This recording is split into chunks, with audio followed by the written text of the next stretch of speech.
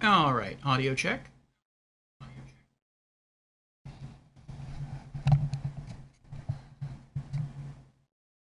Testing, testing, audio check.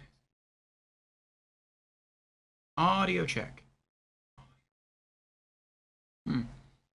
Sounds a little low to me, but it could just be me. I don't know. I don't know what it is. The mic has seemed. Hmm. Mic has seemed a little iffy, but maybe it's just my perception.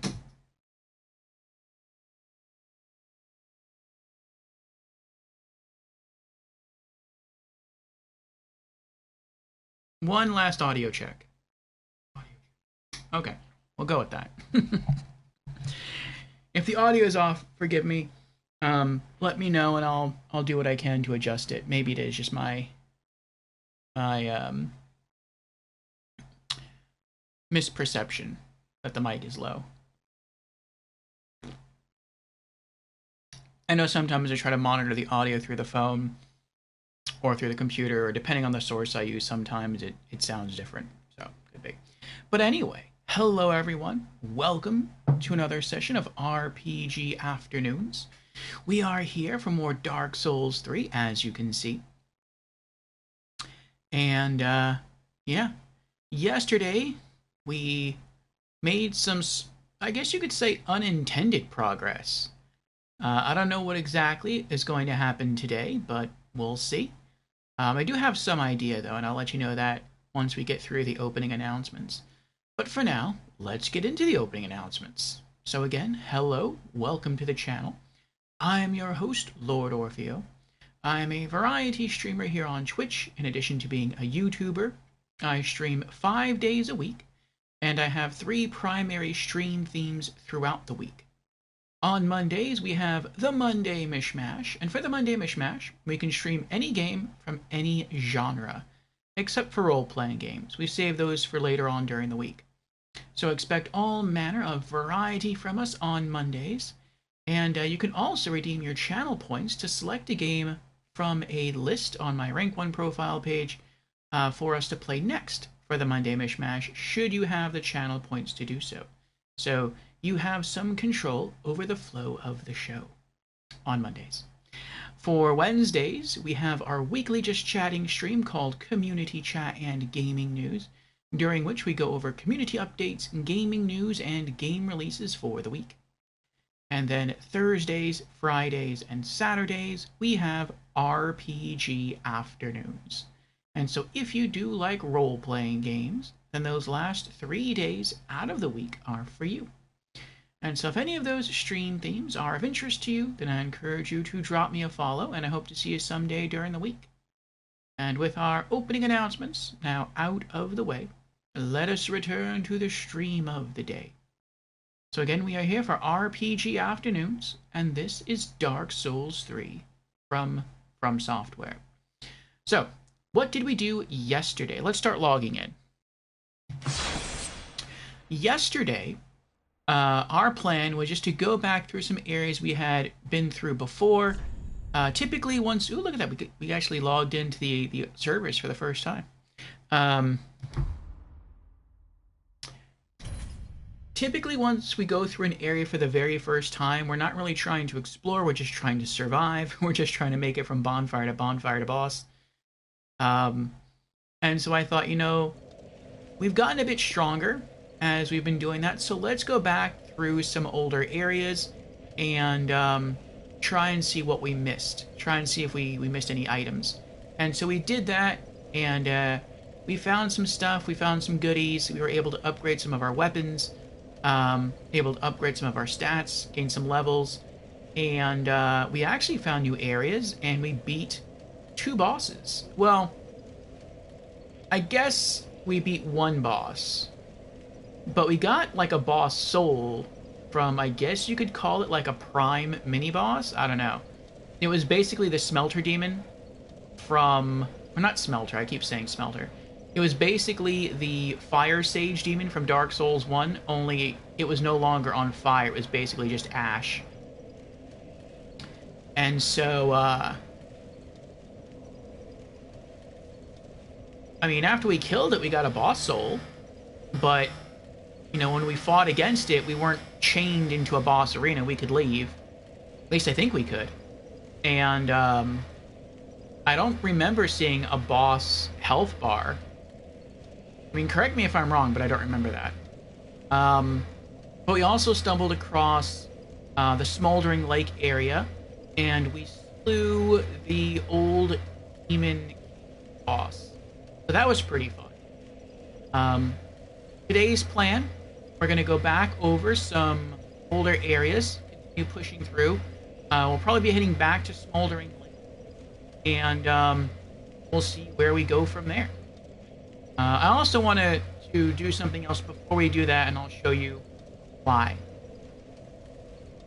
And welcome back, Relix. How are you doing? Good evening, or well, afternoon. Thank you, Relix. How are you doing? Good evening. And Jamera is here as well. Welcome on in, Jamera. Jamera has redeemed. Great, very well. A little bottle here of fruit punch. Sugar-free Gatorade. I'm not sponsored by Gatorade. If you'd like to sponsor me, reach out. Cheers, Jamera.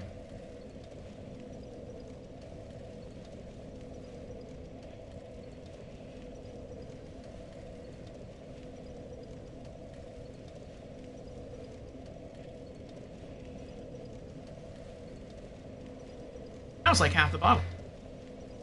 Much thirstier than I thought. Thank you, Jamera. I think that's actually the first hydrating thing I've had all day. Drinking just coffee today. So, off stream earlier this morning, I did some grinding and I gained 5 levels. So, what did I do with those 5 levels? Also, I have a spot on my glasses and it's driving me a little crazy here, so let me wipe that down. But I'll show you my stats. Okay, so of the 5 levels, I put 3 points into intelligence, and I put 2 points into dexterity. So why did I do that? Because those are both non-essential stats for me. My main stats are vigor, attunement, endurance, and faith. I have nothing, at least not that I'm aware, that scales by dex. I do know dex does play some role into speeding up the speed of your spells, so I mean, that's going to eventually help when we get some better miracles. And intelligence plays into sorcery, but we're not going to use any sorceries. So why did I level up those stats in particular? So the reason I put 3 points into intelligence is really for 2 reasons. The first reason is I thought, well, actually the primary reason is so that I can get the full fire benefit from my current fire hammer, which I'm still planning to replace in the future when I somehow obtain the gargoyle great hammer. But until then, I want to be able to use the full damage capacity of the old Demon King great hammer, or whatever it's called. So I needed to have 10 intelligence in order to get the full fire attack from it. The second reason I pump points into intelligence that is so much better is I mean, eventually I'm going to have to probably collect all sorceries in the game anyway for a trophy, and we are going for the platinum. And so I thought I probably need a bare minimum of 10 intelligence to do that. And the first thing I want to do today is go back to the sorcery merchant near the Crystal Sage boss, speak to him again now that we're smarter, now that we have more intelligence, and see if he'll say something to us and relocate to Firelink. As far as why I put points into dexterity, yes, I could say that I did that, so in the future, when we get some better miracles, we can cast miracles faster. But really, the reason I did it was because after I put some points into intelligence, the only stat that's on our attribute sheet that was beneath 10 was dexterity. And it didn't look right to me. I wanted everything to have like 2 numbers in the columns. I know it's weird. It is, I know, but that's just the way I am. So I did it purely for that reason, really. But yeah, the next time we level up, which will be after we get 36,405 souls, we're going to throw a point into endurance to up our stamina. So that is the plan so far. Alright. Also looks like we have an ad starting in about 3/4 of an hour. So thank you for sticking around to support the show. Did I say 3/4 of an hour? I meant 3/4 of a minute. Now about half a minute. Just thank you for sticking around to support the show. And when you get back, we will head on over to the merchant. Actually, I'll probably start making my way to him during the ad, but I won't speak to him for lore purposes until we actually, until the ad's over.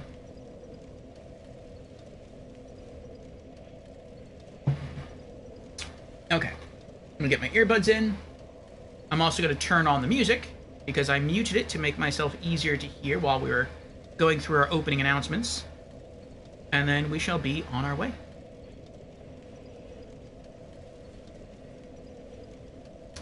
Thanks for the recap. You are welcome, Relix. I know that not everyone can make it to streams or stay for the entire stream, so I do like to recap for people. And some people might be new. They might be coming into the stream for the first time, so they know what's going on. Also, was that other big demon thing a boss that we beat? The Ash Demon? What was it called?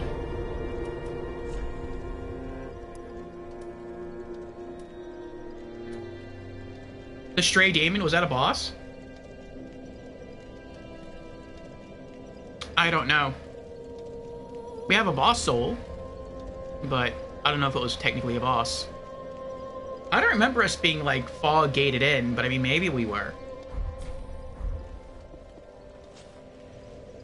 Okay. I think the way we're supposed to get there was to go to...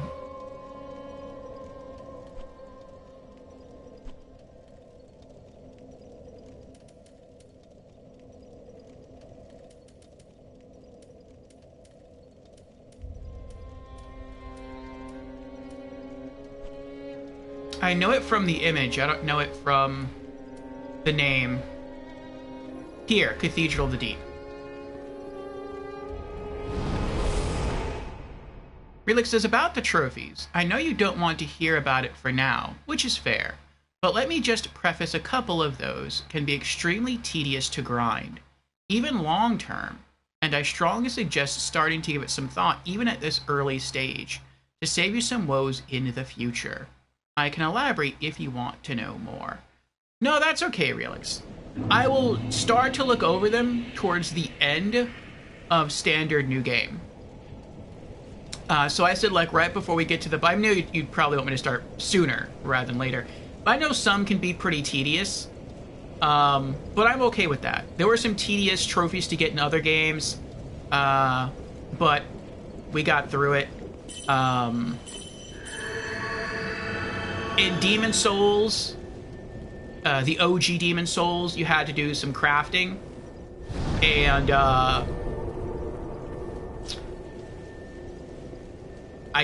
we needed something like I think it was like a perfect sharpstone, something like that, or a blade stone, and I had to farm for I think it was like 3 solid, I think it was either 3 solid days or like 3 weeks, something like that. It was ridiculous, in order to get that stone to drop, because it was so rare in the original version of Demon Souls, but we did it.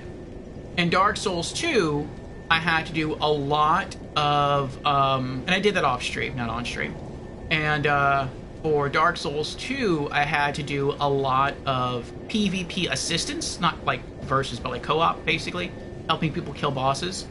In Dark Souls 2, to level up my faction in the Sun Bros Covenant, in order to get some a unique spell scroll. And then I also had to do some offline single-player grinding for the Bell Covenant to receive a rare spell scroll. So I'm fine if there's some tedium involved. If it's like boring tedious, that's fine. I'll just do that off stream.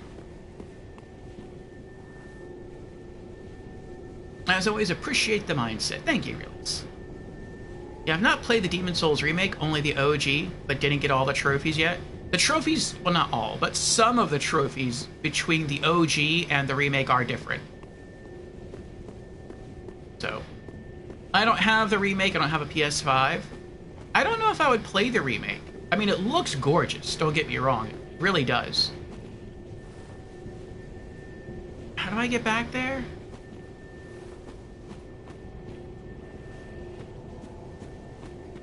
I think it's this way. It looks gorgeous. But after already beating the OG, I don't know if I would, like, want to go through that grind again. I mean, maybe. If I did go back, though, I would choose a different class. I wouldn't choose to be a magician again. I would try to vary it up. And this is not the way I'm supposed to go.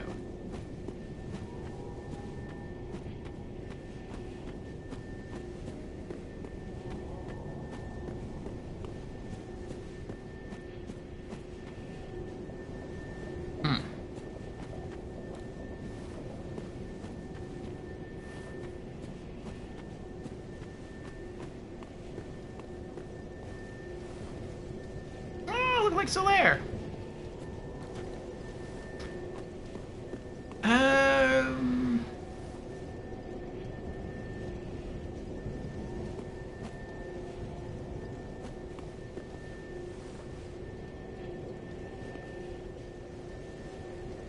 Oh, I knew who that is. She can see me from here? She's casting... Oh, she's coming. Wow, that's some aggro range.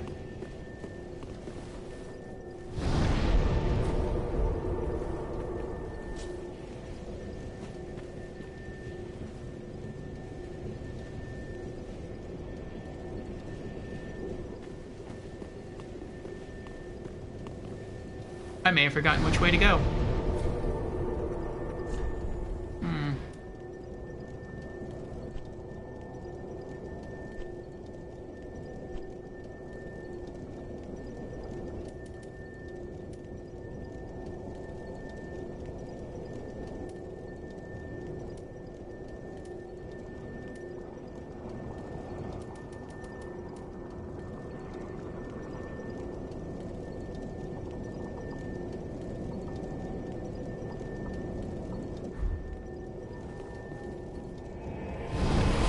I think we have to go past where the Crystal Sage was.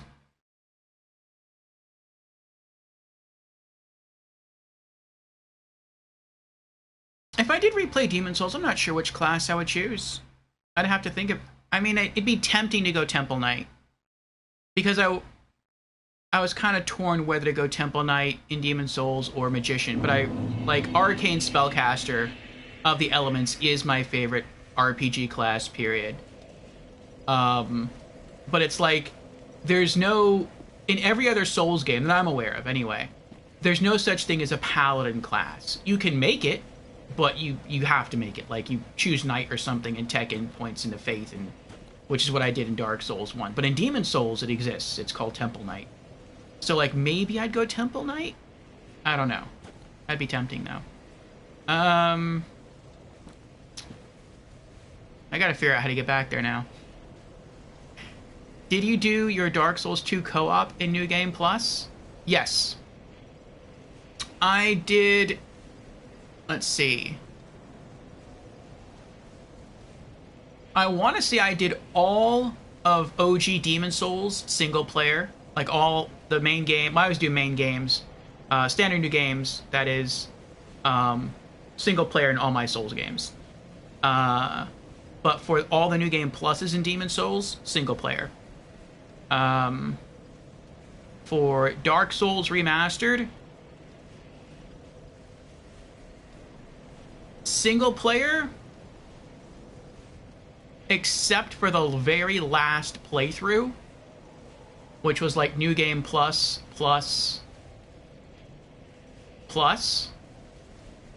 I think a couple of players joined me for the Ornstein and Smaug fight. And then in Dark Souls 2, for New Game Plus and New Game Plus, it was all in co-op. So I'm heavily considering opening up co-op in New Game Plus and beyond in Dark Souls 3 if anyone would be interested in joining me. Yeah, it does, but I think the charm from the original probably cannot be beat. You may be right. I know some of the music pieces are different. That's what I've heard. People say it changes the atmosphere of the game.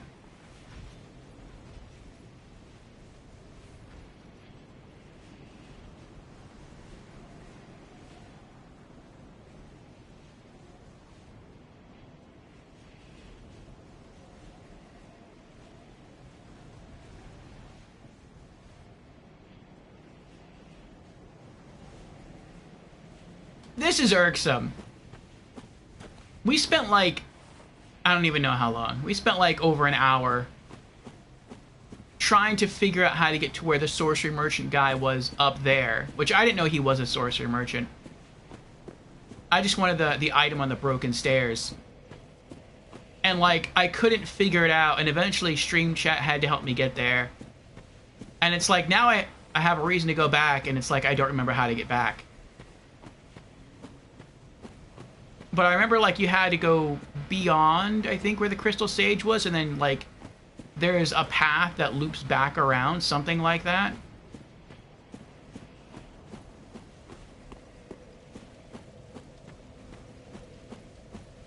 Oh, wait. I forgot to put Tears of Denial on. Welcome in, Gamer Knight, and welcome in, Sicristo. How are you two doing? Where are we going? We are trying to get back to the sorcery guy in this area near the Crystal Sage. So off stream earlier this morning, I did some grinding. I gained 5 levels, and I put 3 of those levels into intelligence. And really the reason I did that was so that I could use, for now, I could use the Old King's Great Hammer. I had the strength to get the full physical attack out of it, but I didn't have 10 intelligence to get the full fire benefit from it. So I wanted to get that. We're not going to use this. This is just for now until we can get the Fire Gargoyle Great Hammer. But I figured since now I have 10 intelligence, maybe the sorcery guy in this area will talk to me. And so I'm trying to figure out how to get back up there, but I don't remember. As far as the other 2 levels I ground, I put those into dexterity because I just wanted to bump it up from 8 to 10 because I wanted a round number. And I wanted it to be a 2-digit placeholder instead of just a single digit. Let's try our fire hammer. I mean, we're in a place that's leafy and green. I think fire would do some good damage here.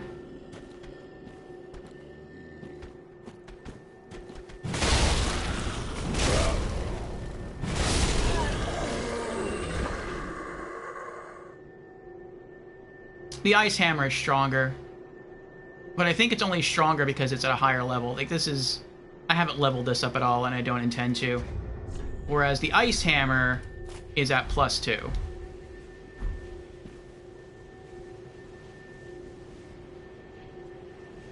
Let me scroll up here.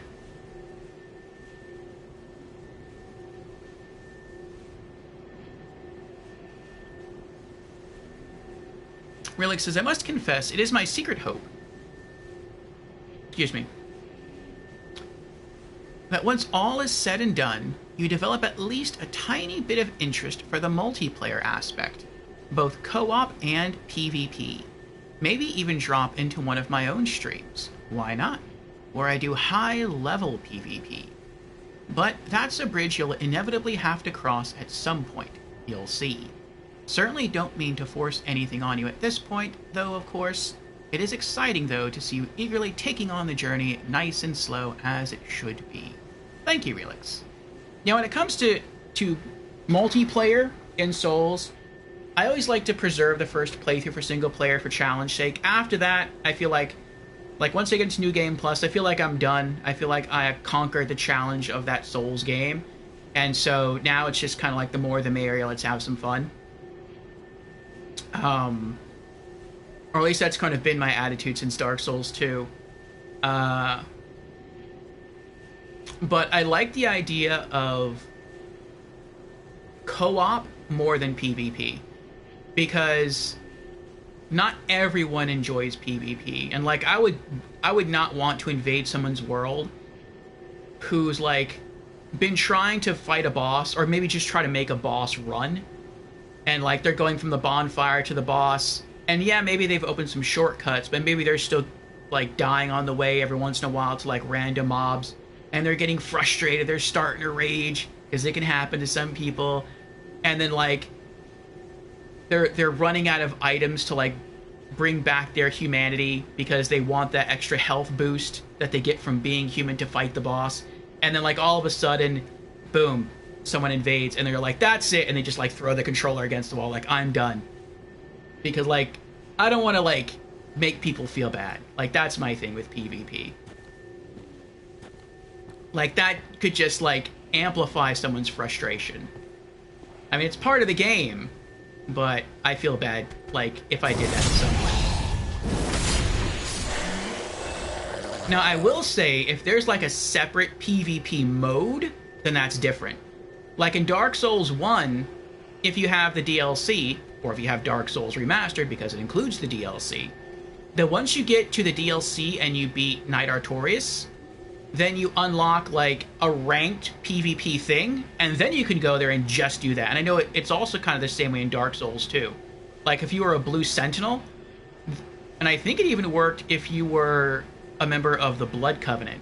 Like there was like separate things you could enter and just fight people within your own covenant for PvP. Like that could be pretty cool. But I just don't like the idea of like invading other people's games. And I don't really enjoy it that much either. Cleric says, I really wish I'd been there when you played the previous games. Well, the full playthroughs for those are up on YouTube. So, every once in a while, I think Stream Elements will pop up a YouTube link, and it's also in my description here on Twitch. And you can go there, and the playthroughs for every RPG, actually for every game we've played on stream, are on there. At least since we've started putting the playthroughs up on YouTube.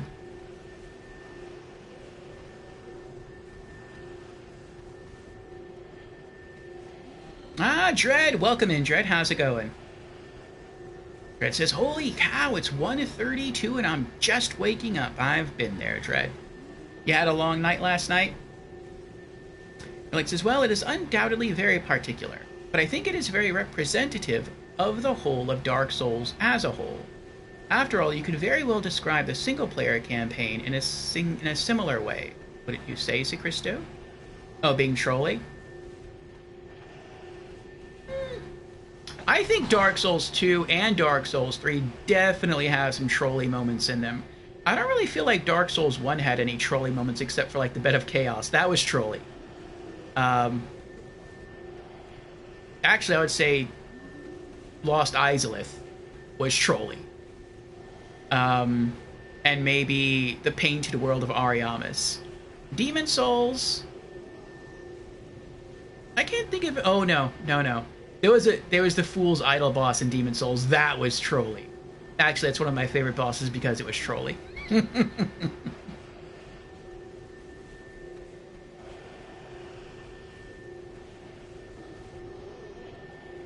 Relix says, yeah, PvP is definitely an acquired taste.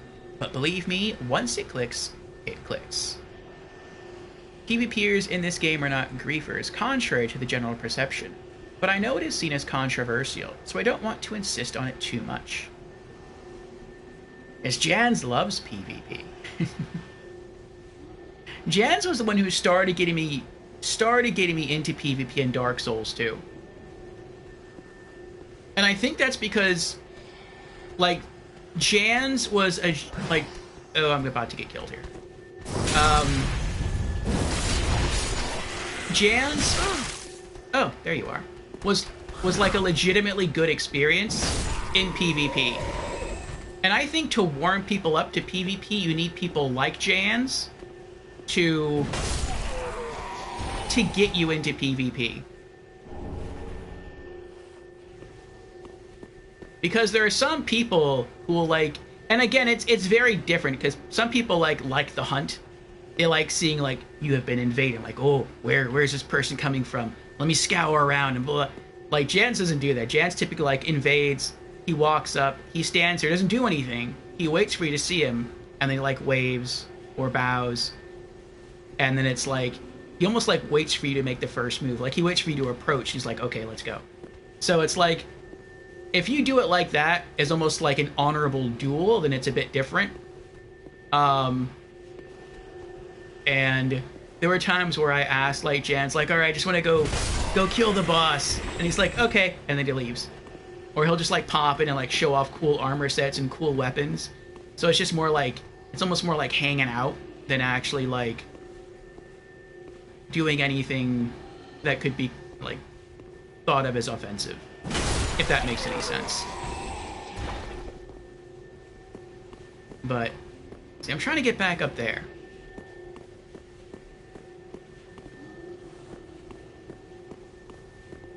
But not everyone has that experience. Some people do just rage because they're just trying to make it from bonfire to boss, and like they keep getting invaded over and over again, and I can easily see how they would rage against that.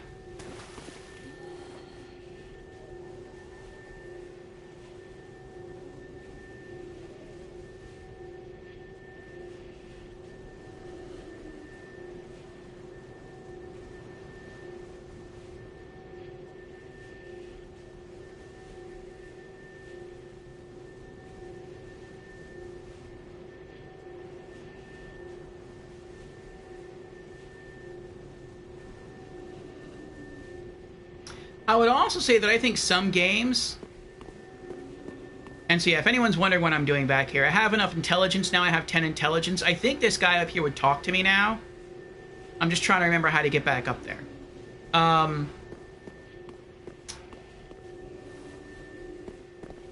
Yeah.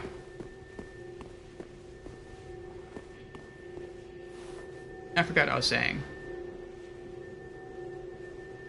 Oh, yeah. I think some Souls games also do a better job. Oh, that's right, that's right. It was the path that I, like, never took for a long time.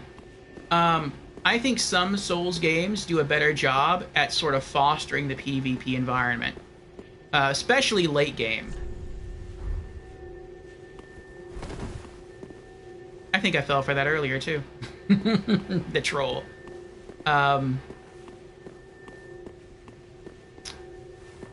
So, like, one thing I really, really love about Dark Souls 2 is that one of the biggest aspects to dying in PvP is that you lose your humanity. And when that happens, you hollow and you lose health capacity.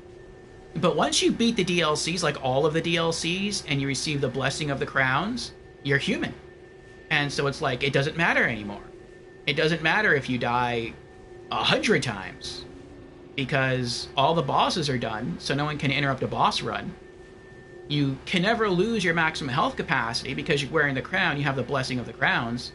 So it's like, it makes you feel immortal. It makes you feel like you've worked really hard, and you've basically sort of earned the gift of not hollowing anymore.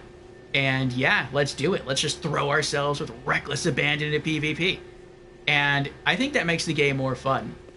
But you can be invaded in Dark Souls 2 at any time. That's sort of the trade-off. But I think the reason that was done, I think it frustrated a lot of people. But I think the reason it was done was to say, like, look, no matter what you do, whether you're hollow or human, you're going to be invaded. So, you may as well be human.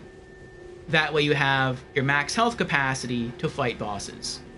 I think that's like why it was done. It was done like to encourage people. And I think it was also done to encourage PvP. So like if you were already at like half health and your health capacity was already really low, but you didn't care, you just wanted to do PvP, then it didn't really matter. If you didn't have the Blessing of the Crowns. If you're okay with half HP, go for it. So I like the way Dark Souls 2 did it. With Demon Souls and Dark Souls, I think Dark Souls 3, where you can't be invaded unless you're human. Though I was told that in Dark Souls 3, certain covenants can invade you, even if you are hollow, if you're in certain areas. I think that makes it more interesting. I think that was the case with Dark Souls 1 as well. Uh, but yeah, I mean, to each their own. To each their own. Relix says, as an invader, I work on a case-per-case basis. I sometimes gesture, drop a couple embers, maybe, point the way to a shortcut. One of the things I enjoy the most actually surprising people who have that sort of expectation, and do my best to give them a good experience and possibly even a little bit of curiosity for it. If I meet people who behave dishonorably, then I'll act accordingly as well. It can be a delicate and complicated topic. Not denying that. So Christo says, well, either way, if I wanted to do PvP stuff, I would play a game actually made for it. Yes, and to that, Sir Christo, I'd say, yeah, there are some people who are like, main experience, main game, I just want to do, I don't want to get invaded. But if it does pique my curiosity, and if the game has like a special PvP mode like Dark Souls 1's DLC did, then I might sample it. I might try it out. And so I think that's pretty cool too. I don't know what the situation's like in Elden Ring or Sekiro. I think the best solution to it, honestly, that would fix everything, would be a setting within settings for the game that just says like, enable invasions, yes or no. And that way, if you select no, then you can play online. You can still see blood puddles to see how people died. You can still read online player messages, so you can still get the benefits of playing online, but you would never have to worry about being invaded by other players. Or you could say, you know what? I want that to be part of the experience. That's part of the design of the game, and it has been throughout the whole series. So yes, I want to enable it. And then people would be invaded, but they would never get angry about being invaded or rage about being invaded because they enabled the option. And so I think that would just totally fix everything in the design, but I don't know if they'd ever do that.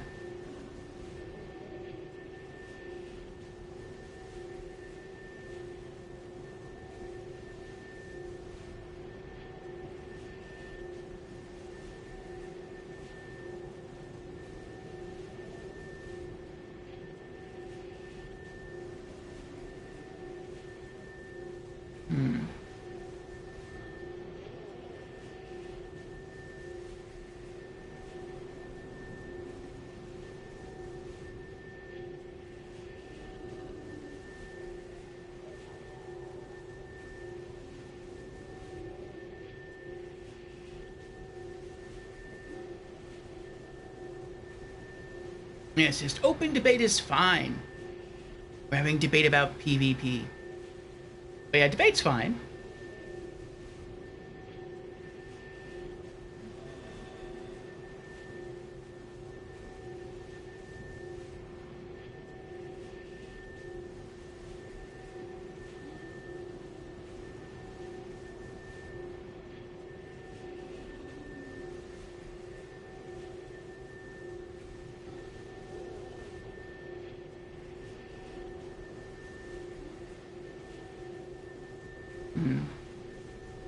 And I think that philosophy that you speak of, Relix, is seen in the item, what is it called? The dried finger? Or dried fingers? The consumable? Where it's like, you can use this, and you can try to make the game even easier. So instead of just summoning one person, you can summon two people to help you. But then there's the risk that you open yourself up to further invasion.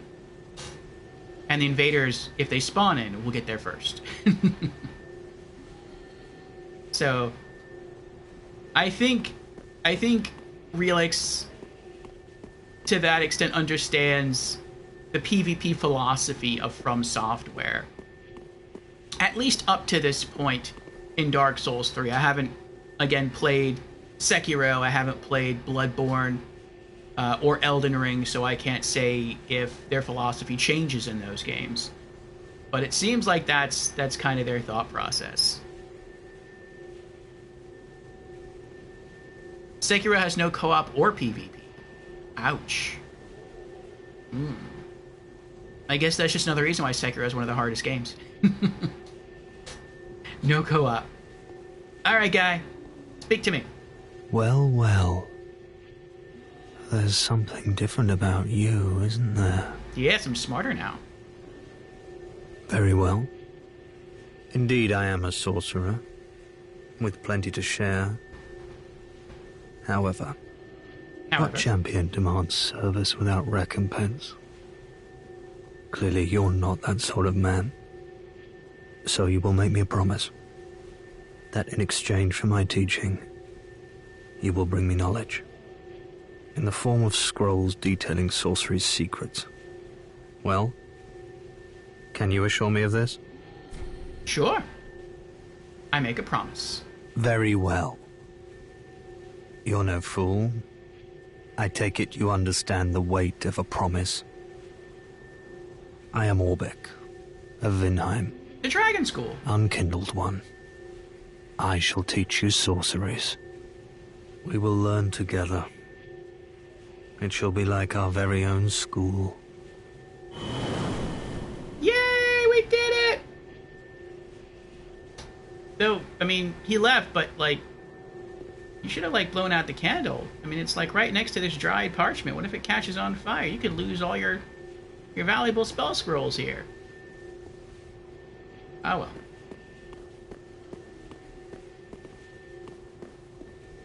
Can I loot anything now that he's gone?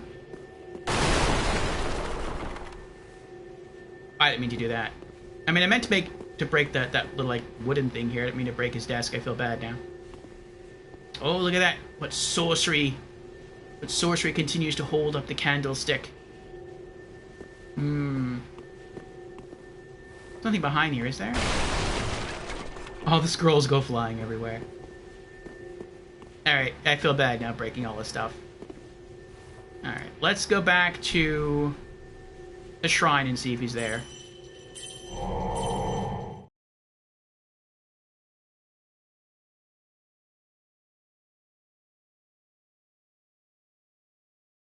Relic says, an Elden Ring kinda shows that indeed FromSoft held on to that philosophy as best they could, but also while trying to please the general audience.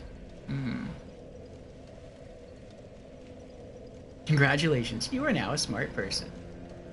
A smart ahead, therefore intelligence.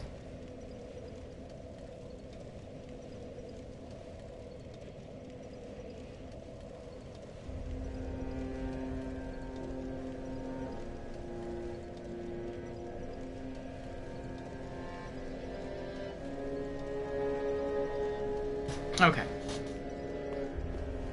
I'm guessing we're gonna find him where we found the... Grey Rat's still gone. Where our other dead sorcery guy is. I wonder if the dead sorcery guy is gonna be gone now. Nope, he's still there. Oh. New sorcery guy isn't here.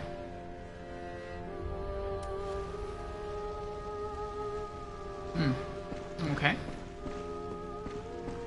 Well, I mean, he disappeared, so he's got to be here somewhere.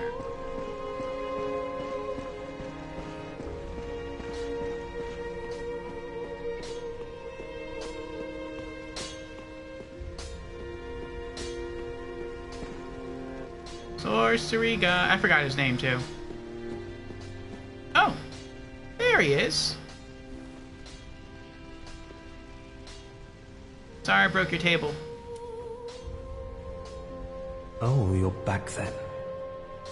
Again, I'm Orbeck of Vinheim. Thank you, I forget your name. Here to teach you sorceries. Let us begin with the basics. The ideal sorcerer bears the twin faces of the dragon. You could at least act as if you're paying attention. What are you selling? Alright, Soul Arrow, Great Soul Arrow, Heavy Soul Arrow, Great Heavy Soul Arrow, Faron Dart, Soul Great Sword, Faron Flash Sword, Magic Weapon, Magic Shield, Spook, Aural Decoy.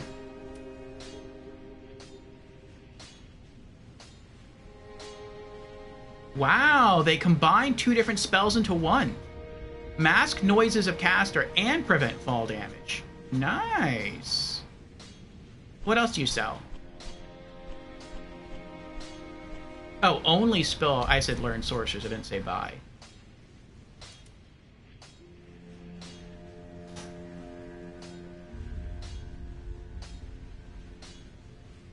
You scroll up a bit here. Ah, Lady Nilafar is here. Hello, Lady Nilafar. Welcome on in. How are you doing? Lady says, howdy, howdy. At work again, but wanted to say hello. Thank you, lady. Welcome on in. Lady is... And anyone else can answer this as well. Is the Stray Demon, was that a boss? We got the Stray Demon boss soul, or I call it a boss soul. But was it actually a boss? I don't remember seeing, like, the Stray Demon large health bar, and I don't remember seeing fog gates anywhere. But, I mean, maybe I was just trying to stay alive. I don't know. Like, if so, I'll add that to the boss's command.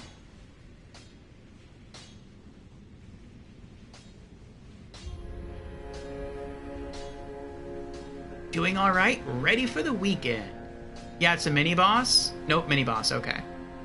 And you'll be streaming later tonight, right, lady?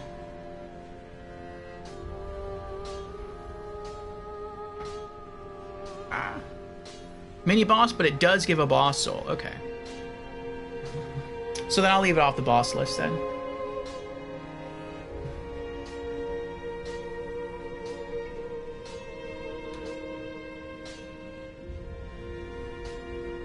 You will around 7 Central Time. So let's see. 7 Central, I'm Eastern, so that'd be about 9 o'clock for me. Okay. Well, I'll see you in about 6 hours then. And what will you be streaming today? More souls? I don't mean to seem overbearing, but have you forgotten? In exchange for my sorceries, you are to bring me knowledge in the form of scrolls detailing the secrets of sorcery. I hope you're not one to break a promise. I don't mean to seem in the form. I hope. All right. Come again. All right. I want to read about the key items before we give them to him. Yo, somewhere we got 3 firebombs. I don't remember where we got those from. Maybe that was in the Smoldering Lake area. Okay, we have... That's sorceries. That's pyromancies. That's also pyromancies. Our pyromancy merchant here won't take this, though. He'll probably take this, so we can give that to him. Alright, Sage's Scroll. Learn sorceries of the Crystal Sages. Scroll containing sorceries of the Crystal Sages. Give to a sorcerer to learn sorceries of the Sages. As any sorcerer knows, sorcery is a talent, and these sorceries are refined to nurture a very special talent. Back again, I see. I suppose this means you're after sorceries. Give Sorcery Scroll. Sage's Scroll. Ah, more Blue Smelter Demon Torture. Nice. DLC 2 of Dark Souls 2. Alright, we'll see you then. We'll probably be streaming till then. And then we'll just get and throw you a raid, lady. Oh my. This is stupendous. And the undead legion of Farron possesses sorceries quite unknown. Thank you for upholding your end of the bargain. I doubt I ever would have made this discovery alone. Now, let us unravel the thing, so you may put these new sorceries to use. Oh, he's happy. Alright, what have we unlocked?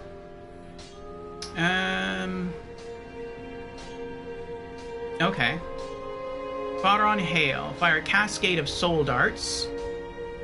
And it looks like... Pestilent Mist. Release a cloud of mist that eats away at HP. A Hex Sorcery. Interesting. I mean, in Demon Souls, this was a sorcery. But I think in Dark Souls 1, this was a pyromancy. I don't remember what this was in Dark Souls 2 because I didn't use magic at all. Well, for the most part.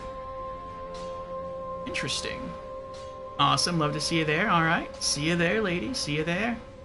As for those who do not know, Lady is herself a streamer going through Dark Souls 2 and has already beaten Dark Souls 3. We shall give her a shout out and we shall raid her channel later on tonight. Alright, well, we're not going to buy any of these right now. We're saving our souls to level up and to learn any new miracles that we come across. I don't mean to seem overbearing in the form I hope. Come again. Alright, let's go talk to our pyromancy pal and give him something. What is the pyromancy scroll say? Karthus Pyromancy Tome. Learn pyromancies of Karthus. A pyromancy tome of Karthus containing pyromancies crafted for battle. Give to the old master pyromancer to learn advanced pyromancies of the Karthus. Karthus pyromancies developed in isolation from other forms, explaining their divergent evolution. Interesting, interesting. There we go. Also have an ad starting in about 20 seconds. We'll let that go. We shall go over Lady's shout out, and then I shall sip my coffee. We'll mumble a bit about Dark Souls, and then we'll get into some lore discussion. Well, not really discussion, but we'll just talk to this guy and give him the scroll, see what he says. And then we'll move on to our next objective. So yes, step right up and behold the enchanting Lady Nilafar, a maestro of mirth and masochism in the realm of From Software. Watch in awe as they brave Broom's Tower's treacherous trials, all while maintaining a cozy corner for chatter and cheer. With each stream, they conjure up more light-hearted banter amidst the struggle, truly a spectacle not to be missed. So yes, tonight, or this evening, or afternoon, morning, depending on your time zone, we shall be headed over to Lady Nilafar's channel to watch her try to make more progress in Dark Souls 2, and she is in my favorite DLC of Dark Souls 2, DLC 2.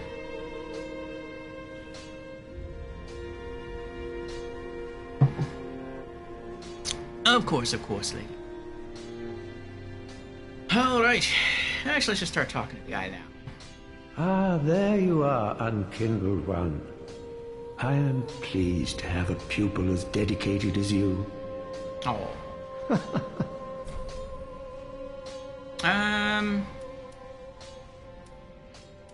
Talk.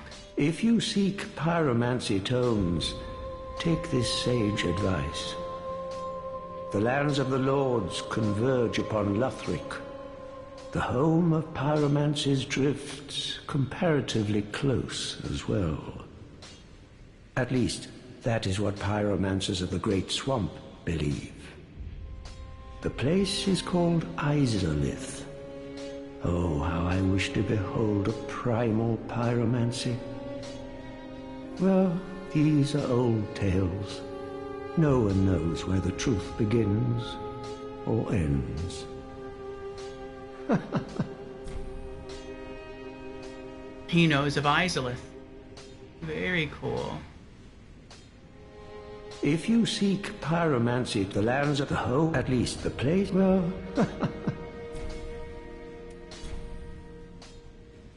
Okay. Gotta get back to work. See you later. Alright, lady. I hope the rest of your work shift goes well. As far as what else we're going to get up to today on stream, for those who can still hear me, after we finish talking to this guy, I guess we're going to return to Smoldering Lake and continue to explore through there. There seems to be two different routes we can take. One route is in the area where we're being shot at with great arrows, and last time we were there, an arrow broke open an area of the floor that looked like we could fall through it, but someone said it was glitched because even though we could see a tunnel through the very large hole that was made by the arrow slamming into the ground. Excuse me. We couldn't fall through. So we were like walking over thin air, basically. So we'll go try that again, see if maybe he'll break open the floor, and this time we will be able to fall through. And we'll also try to go back into the air where all those fire mages were, and see if we can make more progress through there. There's a lot of Gru there, including Gru pyromancers. That looks like a kind of a rough area. I'm also curious where our knight friend went to. When I say our knight friend, I mean the two knights that we met on the Road of Sacrifices. And we killed the quiet one, who I guess was... I don't know, he went crazy somehow. But there was still the nice one that we talked to. And then we went back, and the friend wasn't there. The knight friend wasn't there. Just like a blue glowing stone was there. So I don't know where they went to. But I guess we'll try to find them a little bit. But alright, ads are over. Welcome back, everyone. We're about to give Cornix here the Karthus Pyromancy Tome, and then we're going to return to Smoldering Lake to see if we can make more progress. Well, well. I've never seen anything like this. This inscription. This tome is from the catacombs. Fascinating. On this day, the teacher learns alongside the pupil.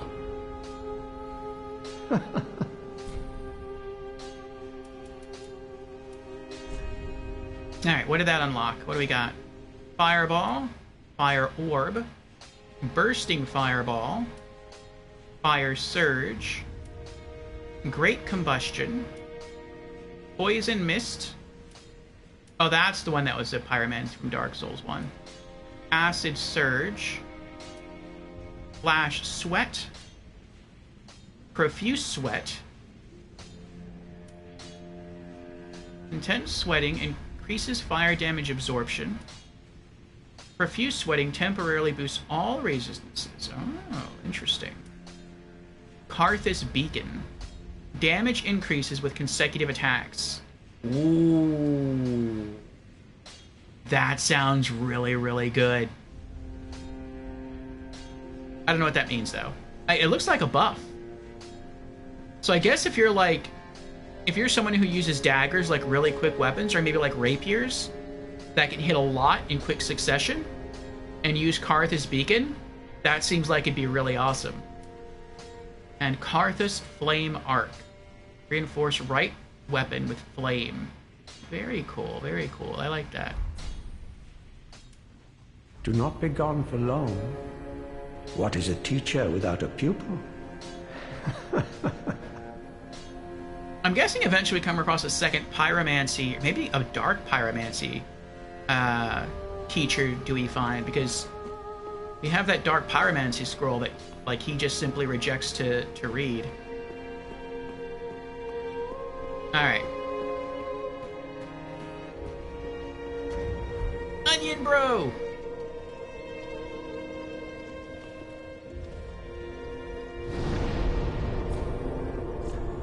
Alright. We are going back to Smoldering Lake.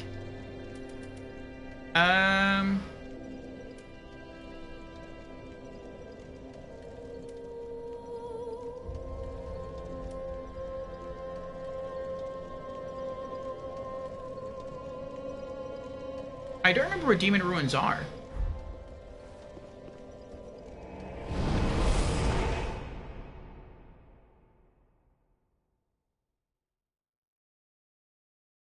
Oh, yes, I do.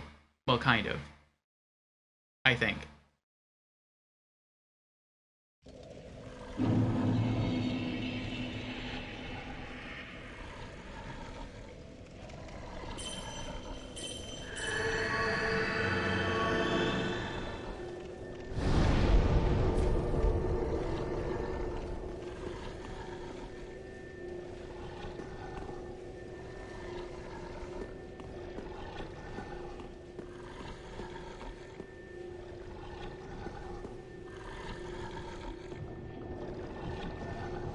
Okay, this is the watery area.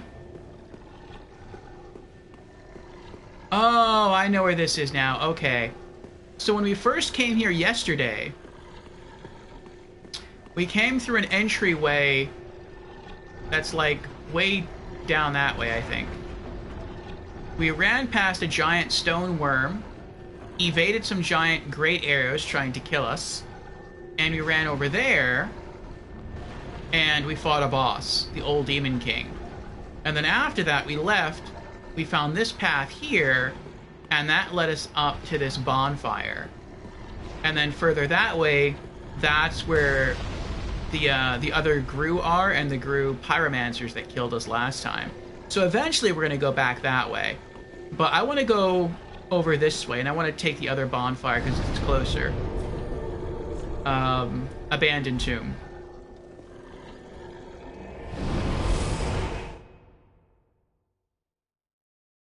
To see if we can fall through the floor.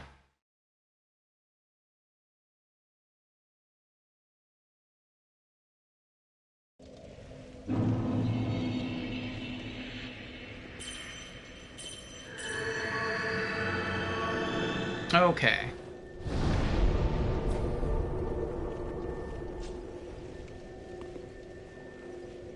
I think we go this way?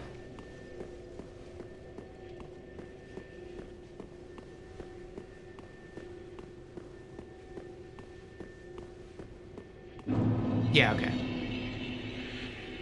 Alright, so we have to run up and to the right. Oh, I should have waited till the third arrow was fired. Oh well. Alright, so where's that area of the floor at? Was it here? No, it wasn't here. It's like a dry area of the floor. There it is. I see it now. It's over here near the tree. Get up, get up.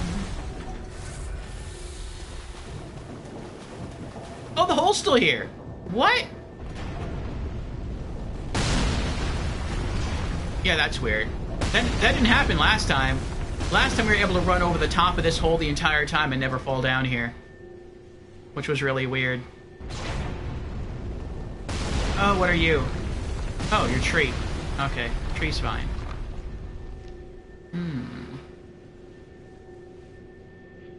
I wonder where this is.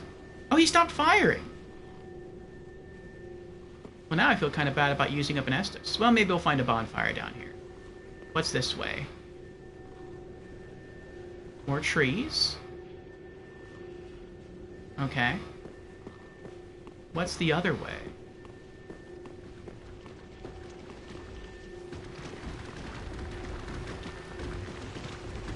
Oh, those are the sounds of crabs walking above me in the water.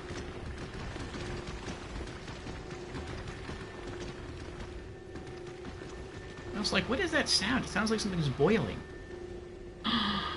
Crystal lizard. Charge! Yes! Chaos gem. Ooh. What does that do? Infused to create Chaos Weapon. A gem of infused Titanite. Relics of lands scorched by the Chaos Flame. Used in infusion to create Chaos Weapons. Chaos Weapons inflict fire damage and scale with intelligence and faith. Interesting, interesting. So like a standard fire weapon strips... Well, I can't say fire weapon. Not like an innate fire weapon. But when you infuse a weapon with fire, with a fire gem, it loses all scaling. And it just scales, I guess... Well, I guess it still scales, but it scales with, like, fire. But not, like, with other stats. Not with, like, strength or dex or whatever. But, I guess with Chaos Gem, you still get that fire damage, but you also get some stat scaling from it.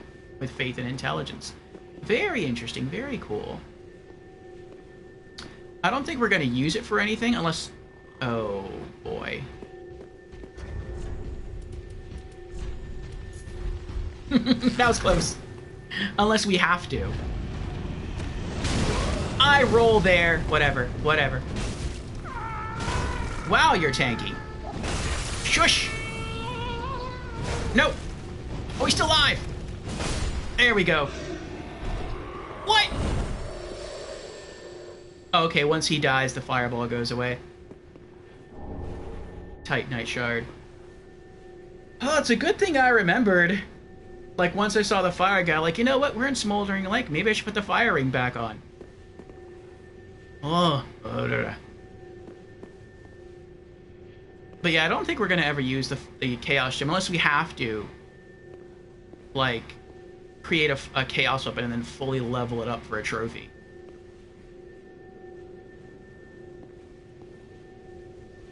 These branches, even though they look really cool, have me worried. Like, I'm afraid that I'm going to walk down, like, a hallway and they're going to come alive and, like, grab my limbs and rip me apart. Alright, I can go to the right.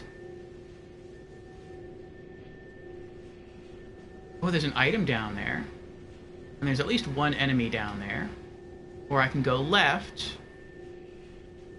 I wonder if going this way is a shortcut.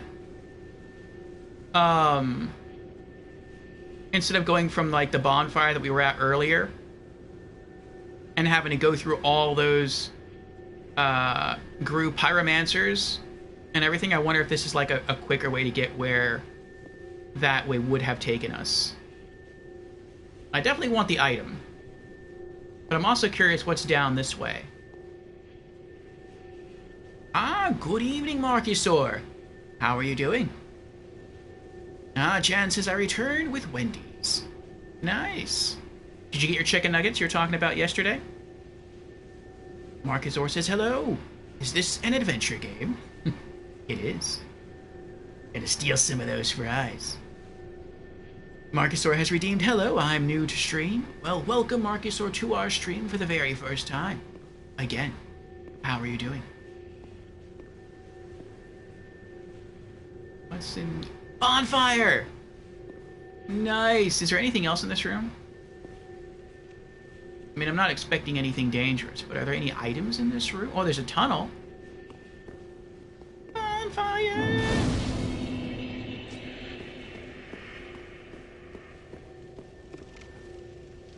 No, nope. Nope. Oh, that was kind of scary. Someone over there. Maybe this is where we would have come up through.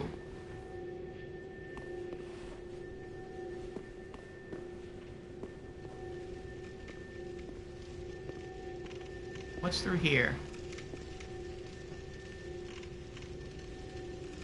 What is that? I see what looks like a spear moving back and forth. But it's a really pretty spear. It looks very ornate. It doesn't look like something made by the Gru. I don't see anything over there. Maybe I can pop out and look down the hall without it killing me.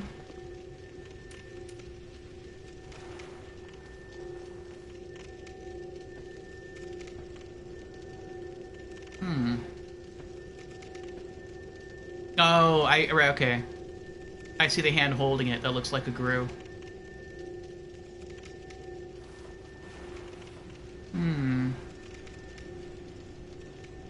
Alright. I'll be back. I want to go and get that item at the end of the other hallway.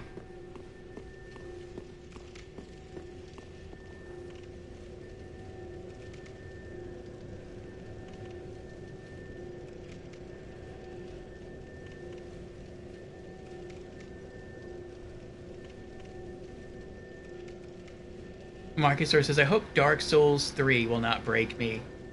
Is it that hard, Marcusor?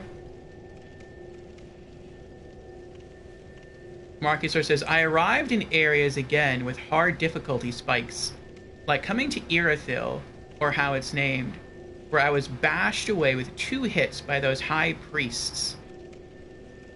Yeah, it feels like Dark Souls 3 is just, it's a lot harder than the other Souls games. I could manage it somehow then after some hours, but again, another hard, brutal area. I wonder if... I don't know. I want to say, like, it feels weird that Dark Souls 3 is so hard, because in Dark Souls, actually I'll say in every other Souls game I've played, so in Demon Souls, in Dark Souls 1 and Dark Souls 2, difficulty, yes, it's there to challenge the player, but it's also used as a tool to direct the player. So like if you walk into an area, because in other Souls games you can go into a lot of different areas. If you walk into an area and you're like, you know what, this feels too hard. Like, I don't feel like I'm supposed to be here. Then typically, you're not. You're not supposed to be there. So then go somewhere else. And that's how difficulty in other Souls games kind of directs you where you're supposed to be. But it doesn't seem to be the case in Dark Souls 3. Dark Souls 3 is kind of... I mean, you can go, like, different places. Like, I totally missed... Oh, boy. I totally missed Smoldering Lake. And now I'm here now. But, like, the first time, I mean, I don't know, it doesn't feel like... Wow, I lost aggro that quick? Okay.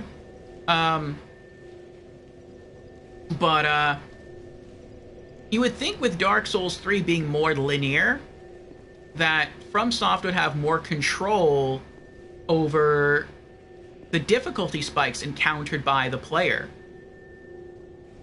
And so you would think that the difficulty of the game as a whole would be much more gradual, because the player can't accidentally wander into an area that they really shouldn't be in. But that doesn't seem to be the case. It seems like the difficulty is actually a lot higher. And that's kind of weird to me. That suggests to me that Souls is supposed to be like this hard. Yes! Goodbye. Oh, there's more of you. I didn't see the third one.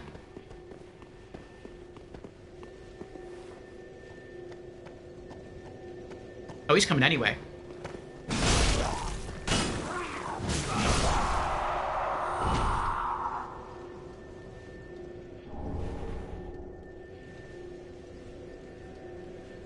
Alright, let's get a tinkle going.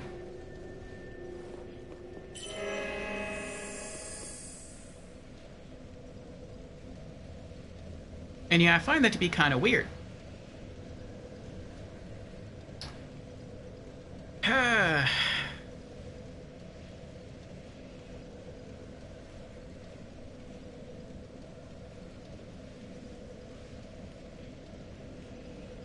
I just came across a new hard area today.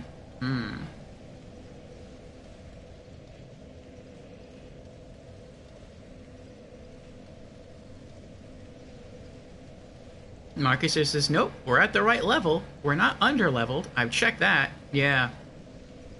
Jen says, mastering Dark Souls 3 will prepare you for Elden Ring. It only gets sort of harder from there.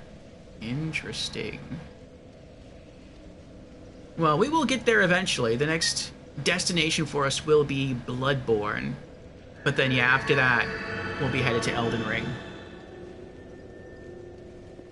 Alright, so we knocked out 2 of these guys. Maybe there's no one else in the room now, and we can sneak up for a backstab.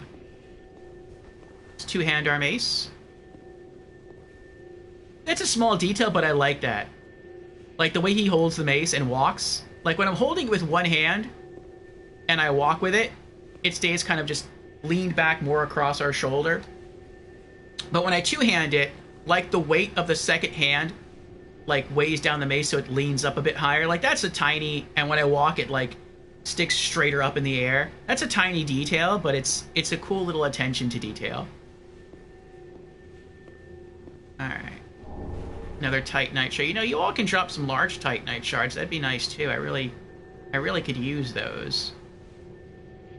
Okay. Look for the backstab. Are we gonna get it? Are we gonna get the backstab? What? How is that not a backstab? Well, I mean, that still worked, but whatever. Titanite shard. This to me is sus. I don't know what these big things are. I've only seen one other one and it didn't move. I didn't hit it, but it didn't move. But I feel like if I take that item, he might come alive, and he looks scary. I feel like maybe there's a boss of this area that I'm going to have to fight. And it's going to be like one of those things that's alive and big. Izalith Pyromancy Tome. Oh, he was just talking about that. The Pyromancy guy. I'm going to leave him alone. I kind of want to hit him to see if he does anything, but I feel like if I hit him and he wakes up, I'm dead. I'm probably going to get like one shot. Wait, what does that say? Be wary of ambush. I should have read that sooner. Okay. So then...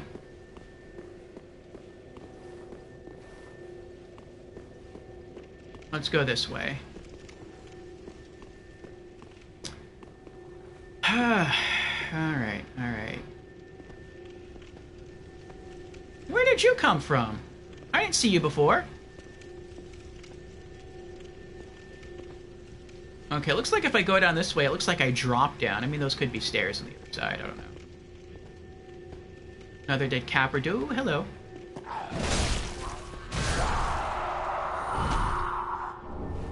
Titanite shard. Okay, we got a large open room here. There's a grue down there.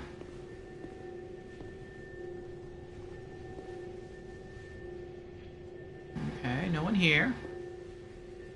Unless they're standing in between the pillars.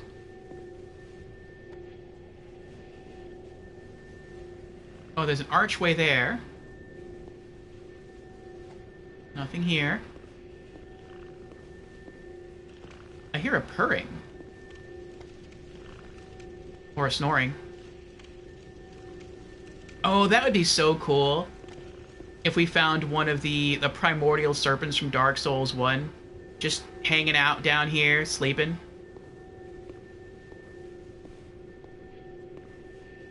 I wonder whatever happened to the primordial serpents, lore-wise. I'm gonna go kill that guy down at the end.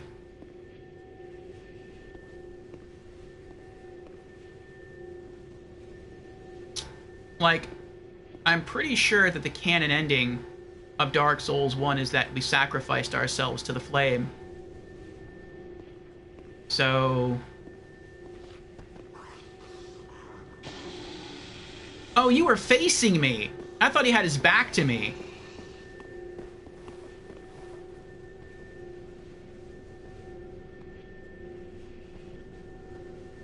He looks embered. What? He just left the area?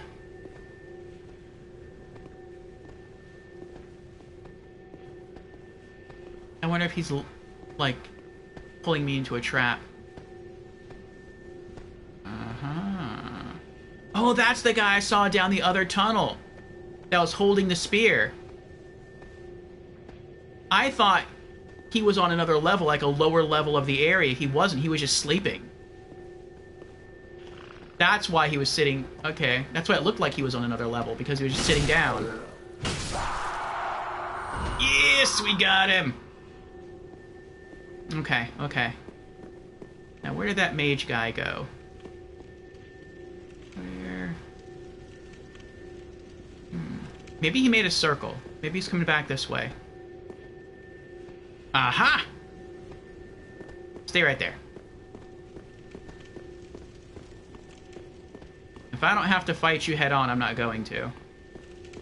I'm going to circle around behind you. You're probably going to hear me running up anyway, but I don't care. I might get in one hit before you can do anything.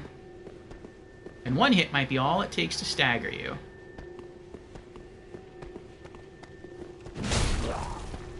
Yes! Titanite shard. Oh, we did it! Oh. The Spear of Destiny, or Wrigley's Spearmint. Alright. Okay, so that just goes in a circle. Wait, does it just go in a circle? Let me go back. This way. Nothing there. This way. There's something... oh. This hallway's kind of sus. I feel like maybe the floor is going to come out from under me. This looks too easy. Nothing on the ceiling. I'm trying to stay to the wall as much as I can. Oh, it's an ember? Is this... No, that's not illusory. Okay. I mean, I guess that makes sense if it was just an ember. If it was something better, like a ring or a unique weapon or a spell scroll, I would have expected something crazy to happen right there. We got stairs. Okay. Those are the stairs I came down. And I came this way, saw the large room. Okay. So that I'm supposed to go this way.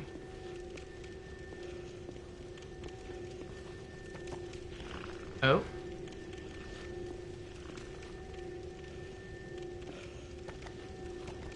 What are you doing over there? Oh, I think those are more... Oh, those are more dead demons. I thought that was like one big boss demon over there. Oh, we have Gru dogs. Uh-oh.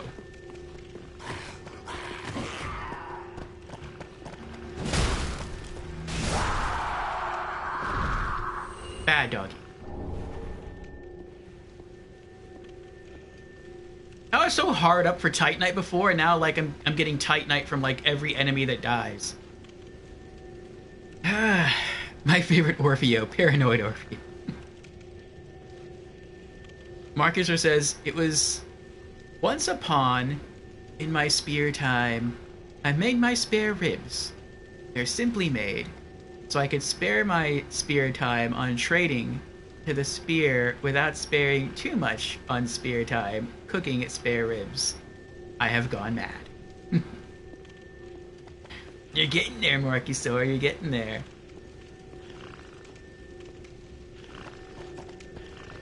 I feel like these dogs could very easily kill me. Like, quickly. Oh, here we go again. Here we go. Like, if they all saw me and attacked me at the same time.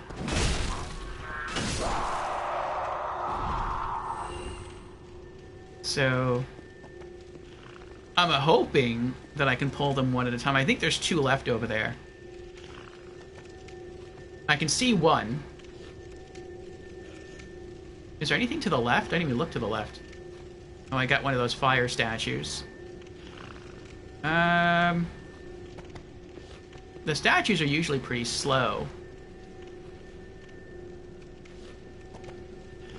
And sometimes they won't even come after you unless you get close.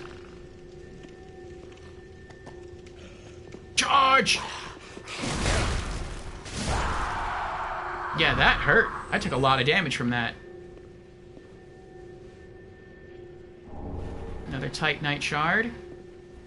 Let's get another tinkle going.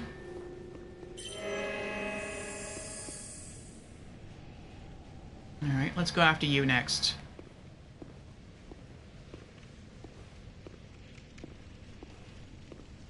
Uh-oh.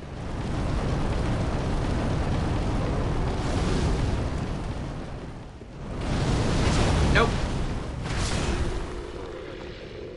Alright, we just learned something new. If I hit him with the hammer, he'll actually stop breathing fire.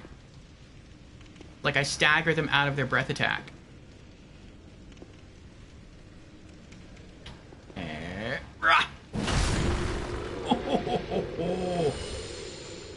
Nice.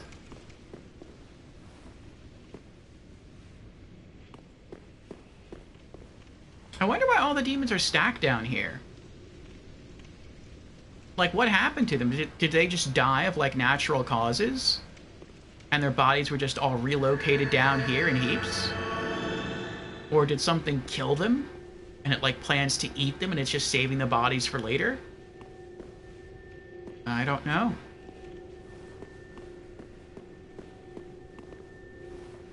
Sure is a lot of them, though.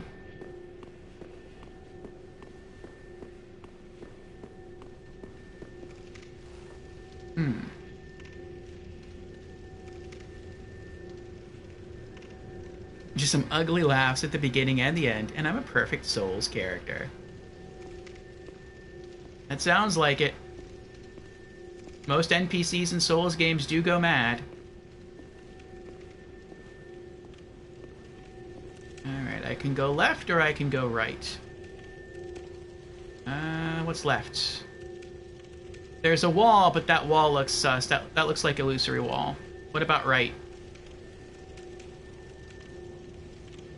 A hovering fireball. Let's check left. Aha! I was right. Alright, we got an item over there.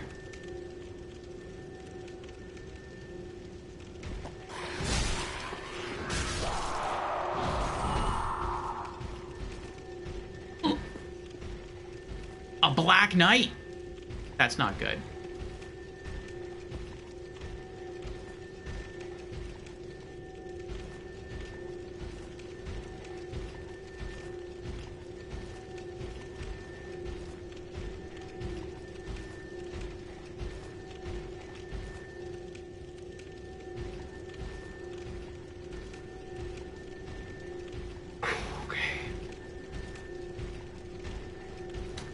Okay. Have I fought a Black Knight before in Dark Souls 3? Only once. I did a plunging attack on a Black Knight. I don't remember what weapon I used. I think I just used my fire mace. And it all... Actually, no, I think I used this. And it almost killed him. And then I swung it one more time, and that ended him. But... you know, plunging attacks deal a lot of damage. And it still didn't kill him in one hit. And he hit me once, and I was at full health, and I died from his attack. He just stabbed me with a sword. Luckily, Tears of Denial kept me alive. If not, he would have one-shot me from full health, which was absolutely crazy. So, this guy has an axe. Axes are slower, but they hit a lot harder. Let's just go for it.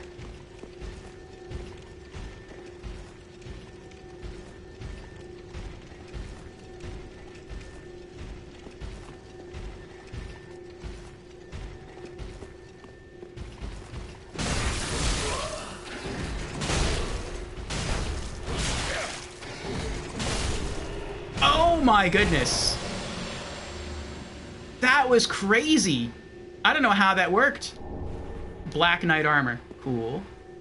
It's like as I was swinging the hammer, because it was so heavy, it, like the weight of the hammer like pulled my character down.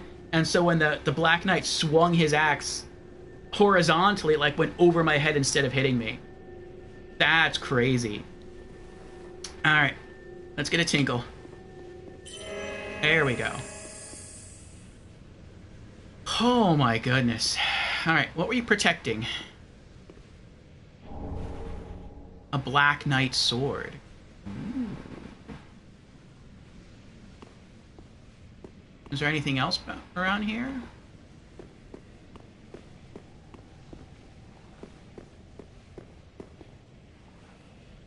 No?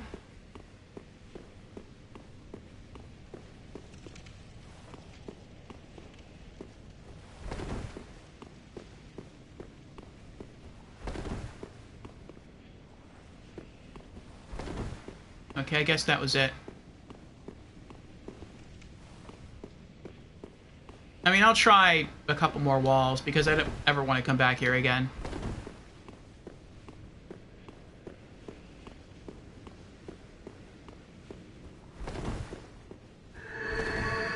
Oh.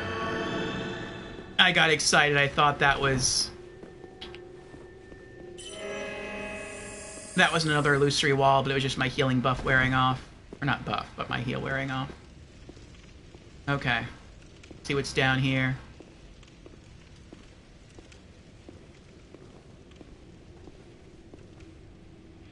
Oh. Oh, it's littered with weapons. It's lined with weapons. Why? Oh, I think I know what this is. This is the downstairs.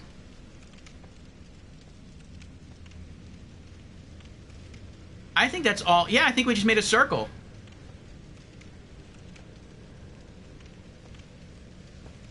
which kind of confuses me.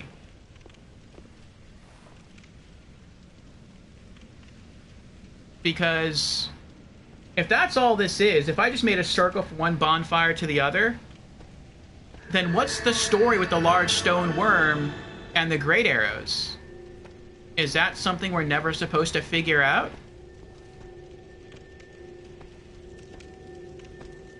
Or maybe we get there some different way. Like, maybe we have to go to a completely different area, and that eventually brings us... Oh, wait. Where does that go?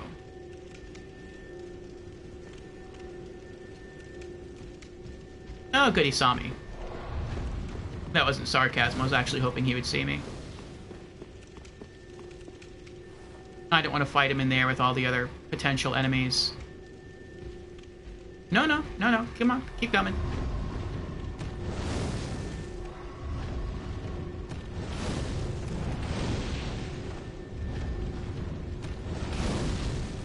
I don't want to play your game. He's like, fine, then I'm going home. Alright, hold on, I'm coming.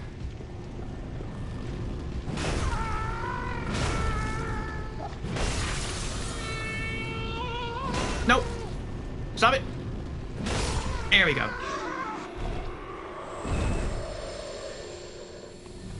No backstab from that. Another Titanite shard. Really? That's all he had, a Titanite shard? As big and scary as he is. I think the fireballs are meant to tell you how many of those guys are down here. So there was a fireball over there. That's gone now, but there's 2 left, so I guess there's 2 more around. Okay, okay.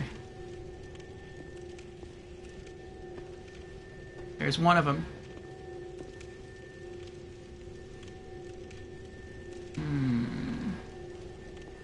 Maybe the last one is standing in between these pillars over here. But yeah, we've been up there. Oh, that's right. There's an item up around here somewhere that we couldn't get before. We tried jumping across Is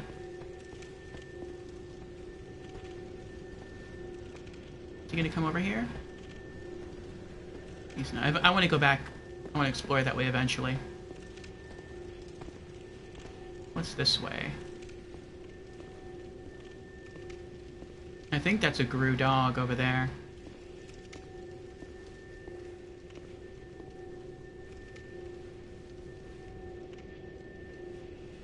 Oh no, it's a rat! And he's facing me. I wonder what that way is. Well, now I want to kill the rat.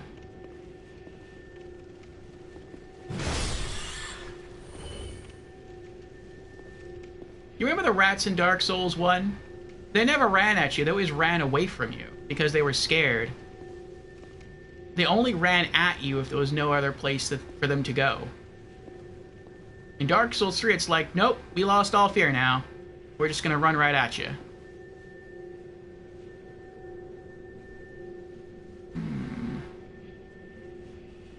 This also looks kinda sus. I only see one.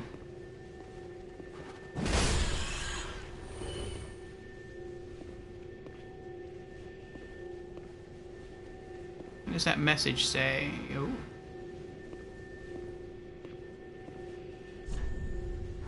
Oh.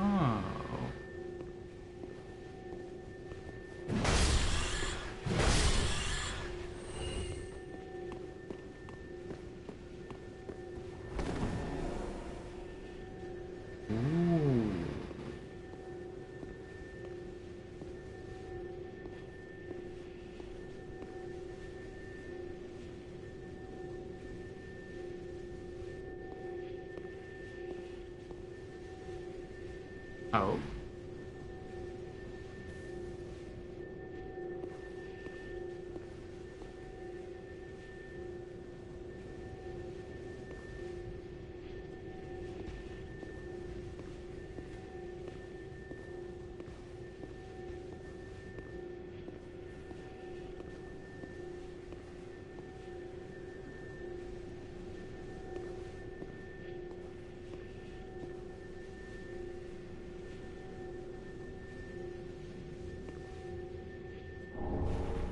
Quilana Pyromancy Tome. Aww.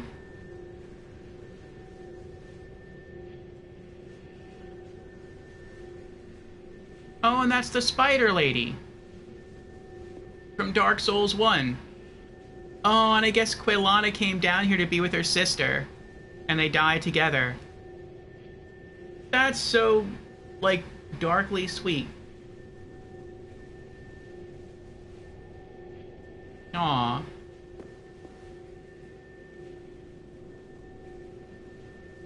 Let me scroll back up through chat. Jan says, with the source of their power, the Chaos Flame, weakened after Dark Souls 2, the tide turned. The demons may have had numbers, but 11,000 plus years can shred those numbers. The Black Knights have the upper hand. And I guess the Black Knights are also undead. So as long as they don't completely hollow, as long as they don't give up and they stay true to their orders, they'll just keep coming back and continuing to fight the demons. And so, like, little by little, I guess, over all the years, they just keep whittling them down. The Black Knight is the only enemy in the whole game that can actively go after invaders. Interesting. To this day, we don't know if it's intended or not, and if so, the reason for it. I guess they just hate everybody. That's what it is. They've also seen Quilana in her. Well, I mean, I looted the Quilana, like, Pyromancy Tome, so... And I can keep going deeper? But I mean, there's more stuff above... Oh, that's mean.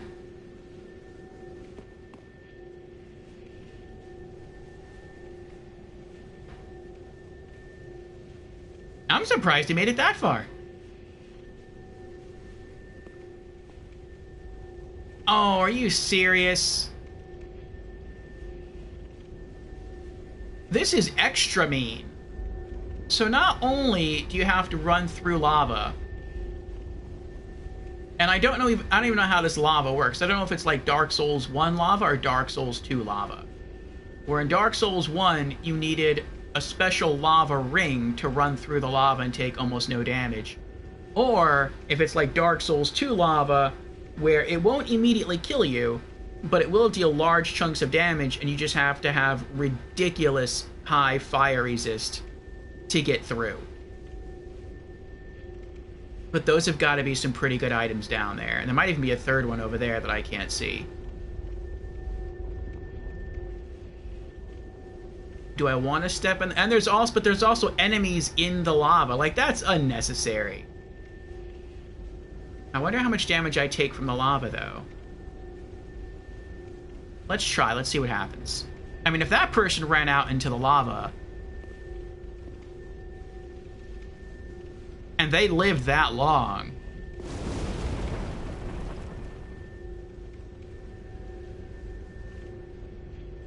that's not too bad. I could probably get to the first item before I die.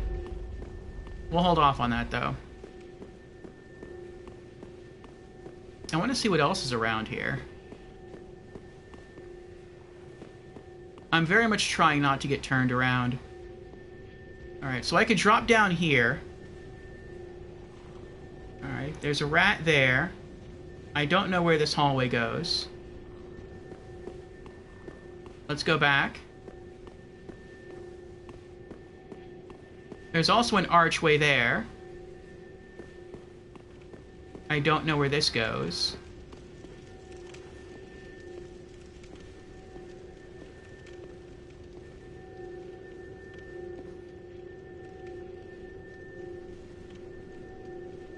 That goes further down. And then we have to go back even more. Oh, someone just died. We can go back further. We can go that way. But this was just like a little side area, I think, wasn't it?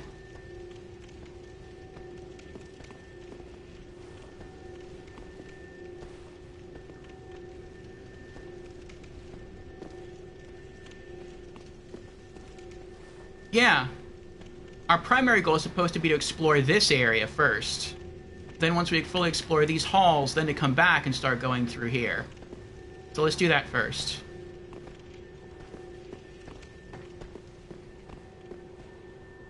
I hope none of those guys wake up and start jumping down.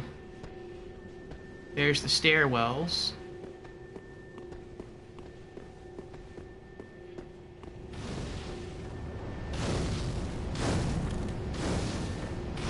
Are you serious? The fireballs can, like, operate independently of the pyromancer? He doesn't even have to see me? Whatever. You know what? Let's let him see me. Can you see me? Oh, there we go. There we go. Okay, he's coming. Good. That wasn't good. Not good. Bad.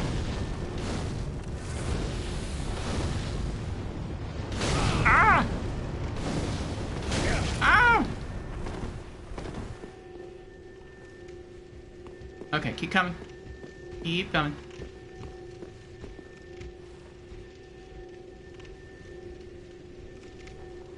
No, no, no. Oh, keep coming. Come here! Come here! Uh-oh.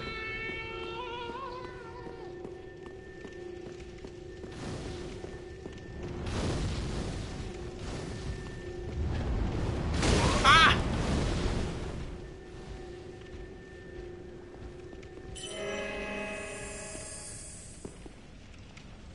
No, come back!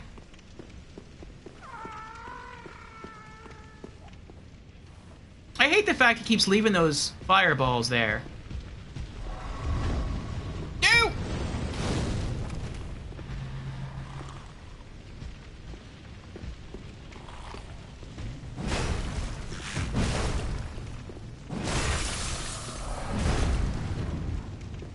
Come on. Too late!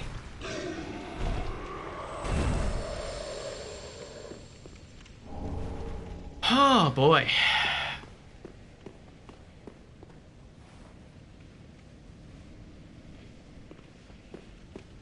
Okay, okay.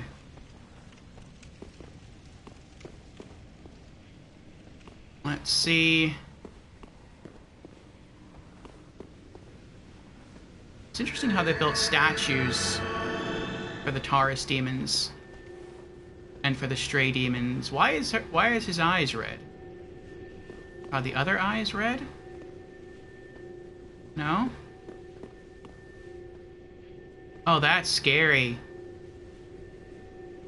The eyes of the Taurus statues are just like a normal stone color, but the eyes of the stray demons are red, as if they're going to come alive and attack you.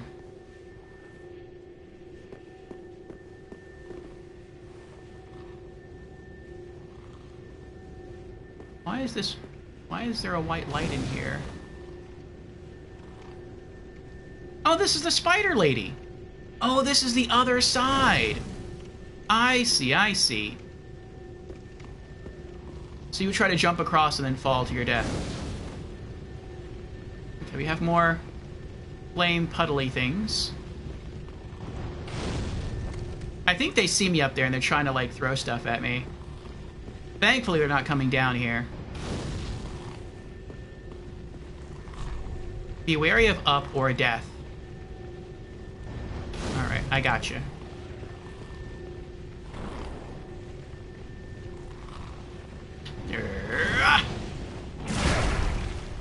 Oh, that stinks.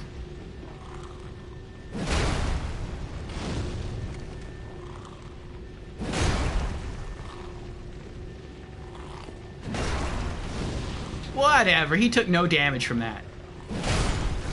I tried finishing with a quick attack.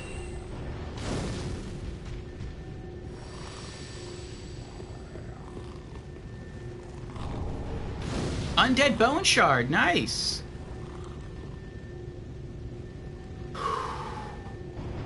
A-Boss is here. What's up, A-Boss? How you doing?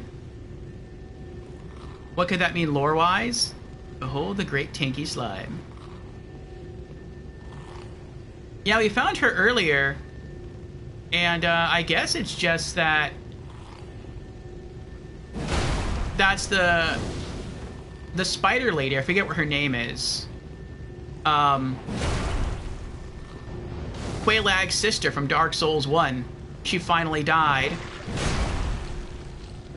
from consuming the blight pus. And it looks like her sister came down, like the human sister that you can help in the side quest in Dark Souls 1. And it looks like she just came down here to spend time with her sister before she completely died. Which is very sad. It's very sweet, but it's very sad.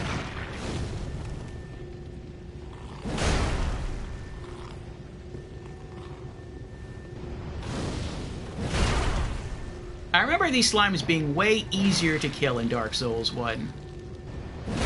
But I mean, in Dark Souls 1 I was fighting with a sword, so I mean, that's a possibility. Someone has suggested before that maybe they're weak to slashing damage, not impact.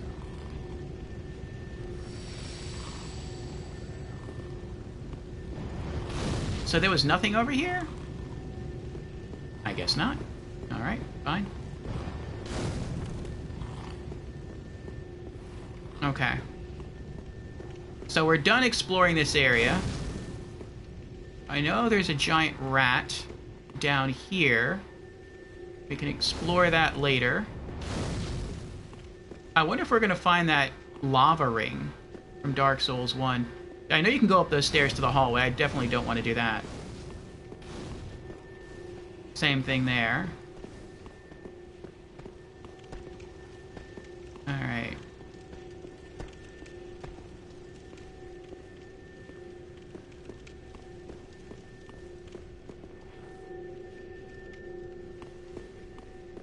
Okay, so this was the way that led into the large rat room.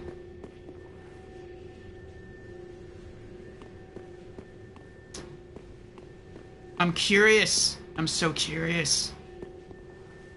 Part of me wants to go and run through the lava to try to get the items, but I know I'm not going to survive. I know if I try, with the Estus I have, I could probably make it to the first item.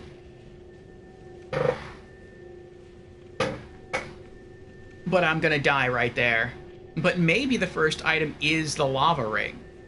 Maybe you're supposed to run over there, loot the lava ring, die, restart the bonfire, put the lava ring on, and then run back out here and go collect the rest of the treasures. That could be it, and like recollect your souls. I don't know. But I think I'm going to leave this area for last, in case I do stumble across a lava ring. I hope it's not just that you need like really high fire resist like Dark Souls 2. That's kind of annoying. And scary. Mostly scary.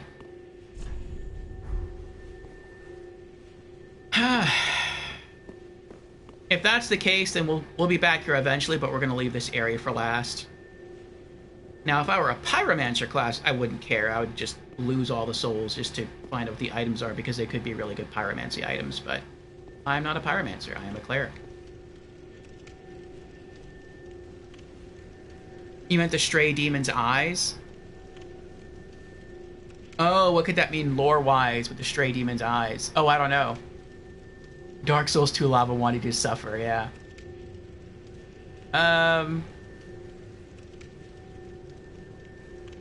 Maybe that they aren't really statues. Maybe the stray demons are... I don't know. Maybe they're alive, but they're somehow incapable of doing anything. Or maybe, and I hope this is not the case, maybe like I'll eventually get to some point in the game where I kill something, and then like they all thaw out, and they come alive. Kind of like in Dark Souls 2 when you get to Hyde's Tower of Flame,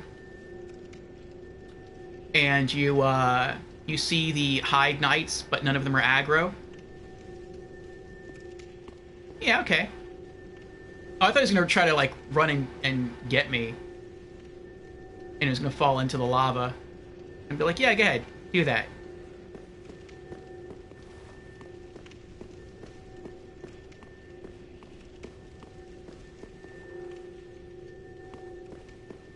Okay, so you can't really go that way, because you'll just fall right into the lava. You have to go this way.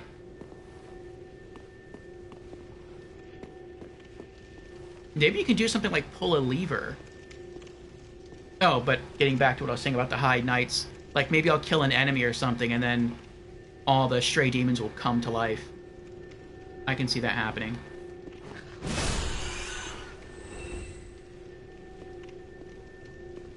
But maybe we'll find like a lever or something that we can pull and it will drain the lava out of the area. Because that's messed up if that's the case. Like, you have to have high fire resist, run through the lava as you're taking damage to loot the items, and you have to watch out for the lava oil creatures, or whatever you want to call them, at the same time.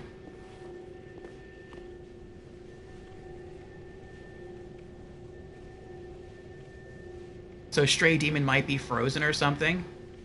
I don't know, maybe.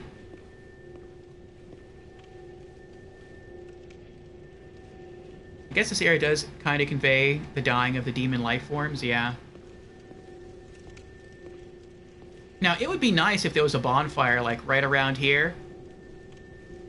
So you could, like, stock up on Estus and maybe give yourself some strong healing buffs and then just run across the lava and die repeatedly. But it wouldn't matter that much because maybe you'd only have to kill, like, one rat. And then you could just die over and over again until you had all the items in the lava. That wouldn't be so bad. Ooh, big rat.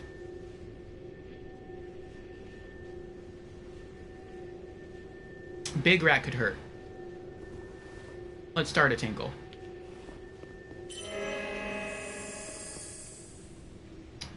Alright. Come get some. Come on. It's over here. Okay. I wonder why he's not aggro. What's down here? Is that because there's a bonfire down here? Maybe. Maybe they want to make sure people running away from a bonfire don't get aggroed. Let's see.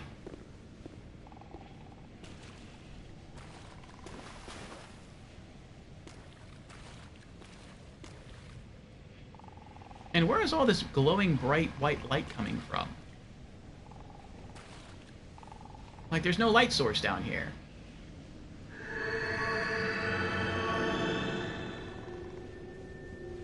Oh, basilisks.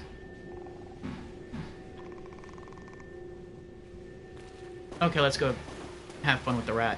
We'll be back for this. Alright, come on, rat.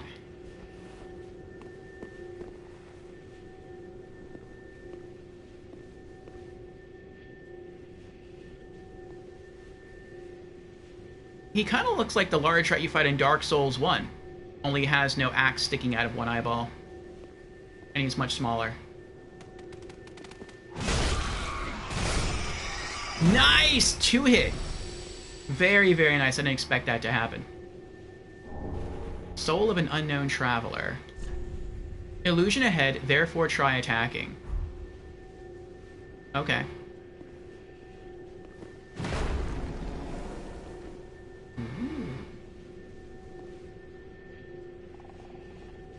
What is this? Oh, it's a chest. Uh-oh. With messages around it. Is it breathing? The chain is curved backwards. And in Dark Souls 1, that meant that it was not a mimic. Huh. It's a chest.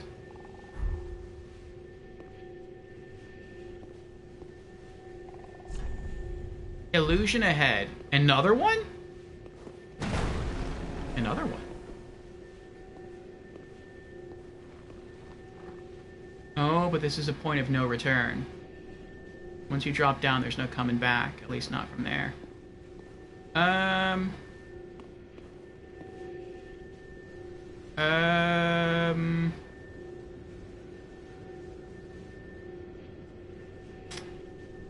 Well, even in Dark Souls 2, you could hit a wooden chest And if it was a mimic, it wouldn't break until you hit it a second time.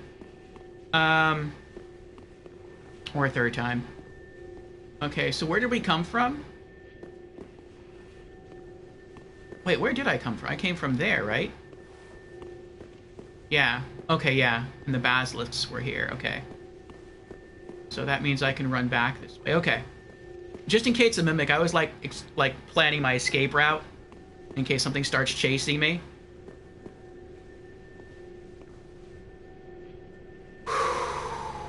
Alright. We're gonna give it a good whack and see what happens. Oh. It's a normal chest. Okay, then. 3 large Titanite shards. Nice! With that, I can upgrade my future Lightning Great Mace. Alright, let's see what these rats are up to here.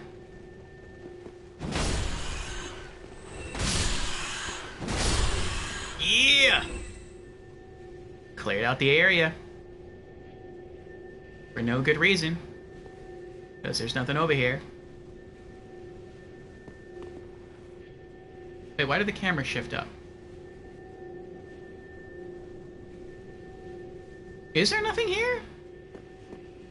They were just hanging out here for no reason? That seems kind of sus.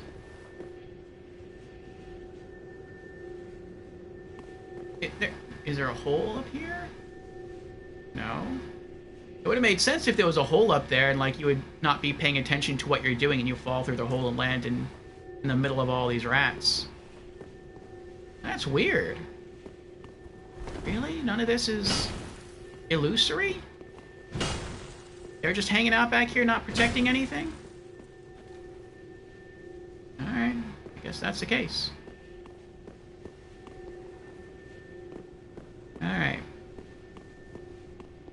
So yeah, it looks like if you go that way, you can explore more stuff. I'm guessing that's just a shortcut, though. As opposed to going down this way.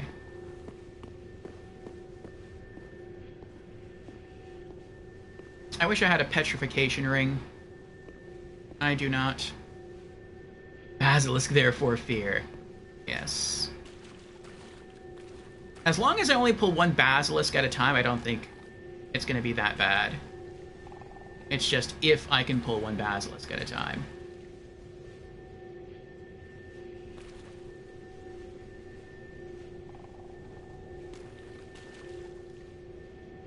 Charge!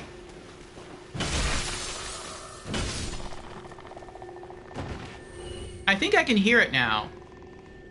It sounds like ice shattering. I think that's the frostbite effect.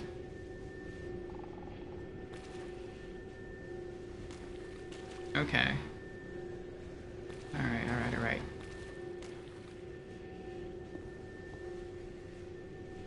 There's an item there.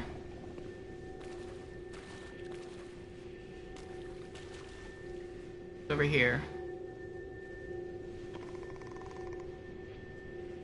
Nothing. Could be items that way.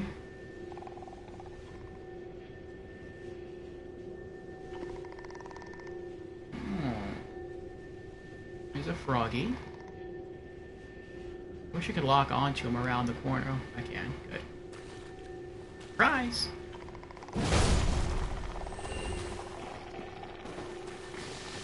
Uh-oh. Now we run. Run away, run away. Oh no.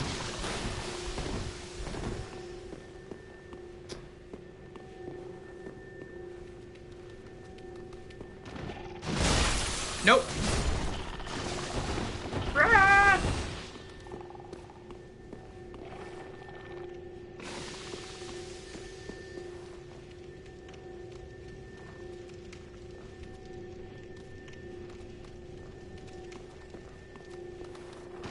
Oh, I thought we zoned him.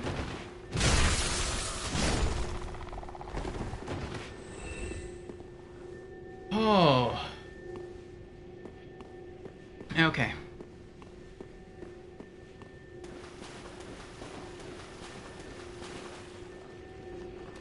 These nests here make me nervous, too.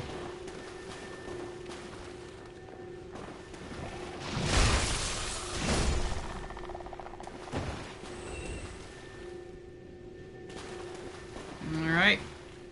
Clearing the place out.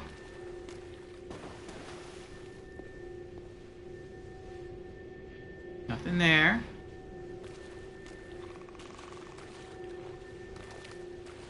Oh, there's an item there. Oh! No! Ah!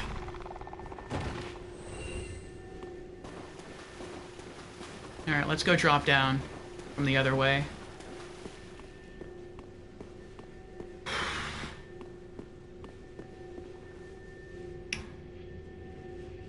Oh, hold on.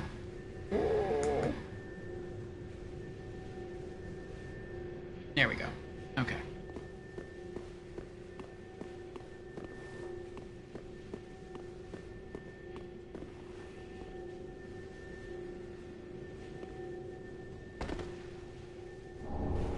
Izalith Staff.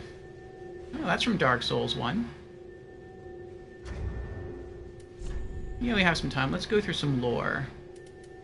We found an undead bone shard, so that's nice.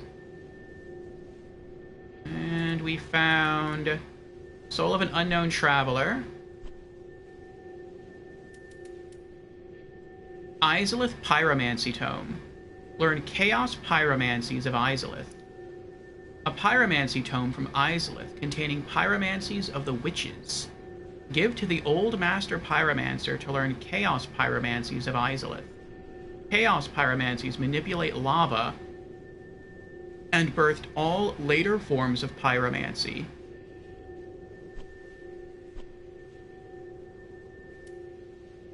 Black Knight Sword. Great sword wielded by the Black Knights who wandered the lands. Designed to face chaos demons. The unique attack of this sword greatly reduces enemy poise, reflecting the tremendous size of the enemies that the knights have fearlessly faced. Skill Perseverance. Raise sword in the name of the First Lord to temporarily boost poise. Damage reduced while activated. I like how the skill definition of Perseverance for the Black Knight sword is different than the Perseverance description for, like, the Great Mace. Raise sword in the name of the First Lord, in the name of Gwyn. How cool. Izalith Staff. Ancient catalyst of the Witch of Izalith and her daughters, used long before the dawn of chaos and of pyromancy. With the birth of the Chaos Flame, the Flame Witches were at once both sorcerers and shamans. Faith adjusts the power of sorceries cast using this catalyst, and the staff also seems to boost the power of dark sorceries. Skill Steady Chant. Boost the strength of sorceries for a very short period. Works while equipped in either hand. Interesting. It's a cool detail, I think so, yeah. Anything else? Oh, the Black Knight armor. Armor of the Black Knights who roam the lands. The knights served the first Lord Gwyn. They even mentioned Gwyn's name here. And followed him into the flame upon its linking. They became ash, but still wander the realms to this day. I wonder once all the demons are dead, or at least most of the demons are dead, I wonder if the Black Knights will actually hollow and then sort of cease to exist, because their task will be done. All the demons will be dead. Also, there's an ad starting soon, so thank you for sticking around to help support the show.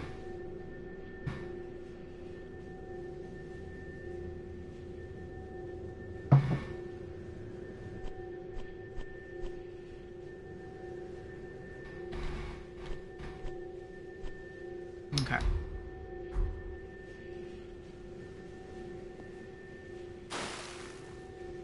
Is this illusory? No. Okay. Yep, that would have no purpose then. Or that would have no purpose then, yeah. That is the tragic truth of NPCs in Dark Souls. Like, they want something. They want to complete some sort of objective. And you can help them sometimes complete that objective. But should they complete the objective, they no longer have anything to keep them from going hollow. And so it's like, if the same is true of the Black Knights,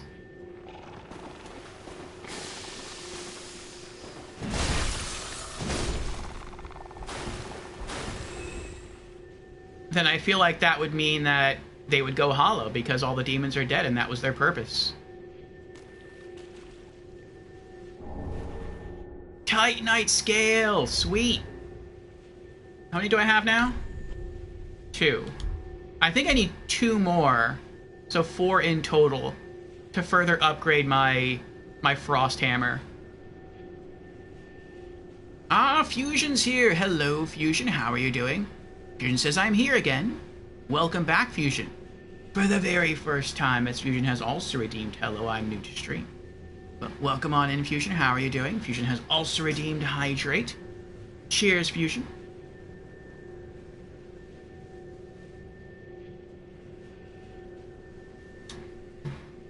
Hope you're well. Let's see. Jen says, your will is what delays your hollowing, and these knights have wills of steel. Once their task is done, they have no reason to live. Yep.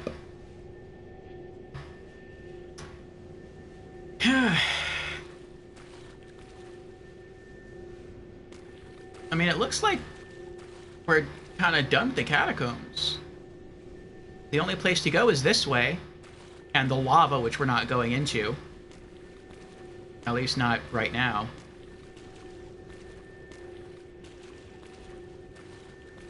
So I guess so much for there being like a close bonfire in the lava area someplace. Where you just die over and over again. I hope we find like a lava ring. Wait, what's this? Like, that would be really nice.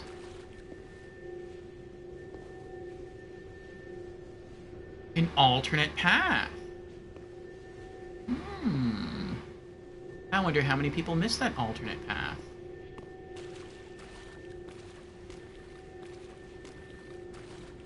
Is this illusory? No.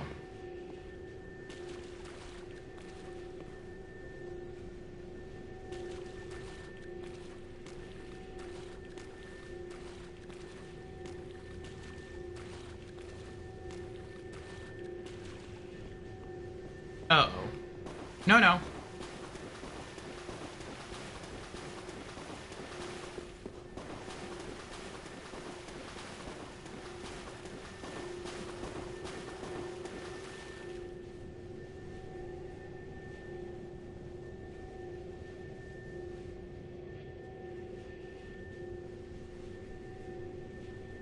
I don't know who that was, but I feel like they can kill me. A great shield, and I don't know what weapon they had. I'm hoping that up the stairs is a bonfire. If it is, then yeah, we'll go back downstairs and we'll try to fight whoever that is. But if I die here, it's going to be hard getting back to this place.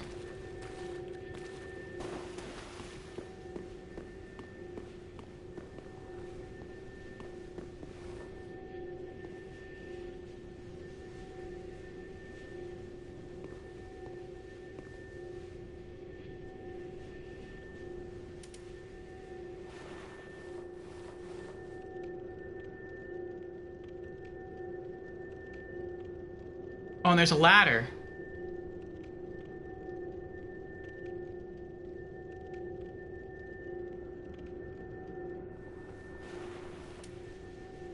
So, do I want to face the Black Knight? Or do I want to go downstairs and fight whoever that is? Great. What lovely options we have.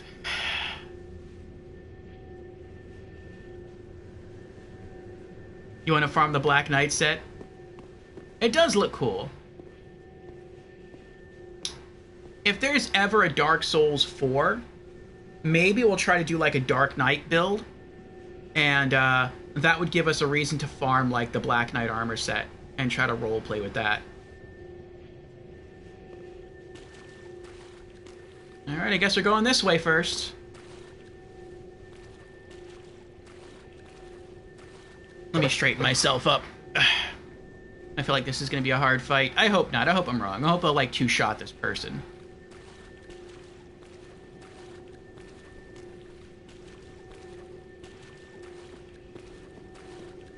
Oh, here we go. Here we go. Wait, what? They stop at the top of the stairs. Where's he going? What?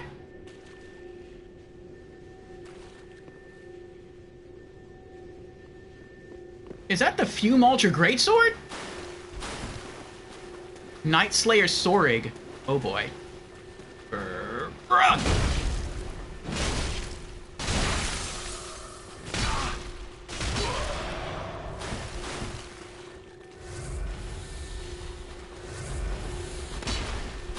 No! Backward! Back away! Back away! Stop it! Stop it! Stop it! I'm trying!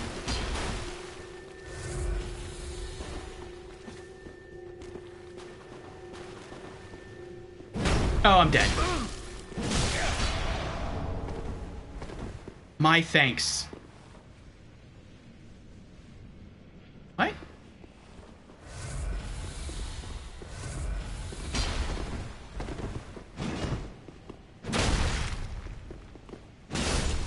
Ugh.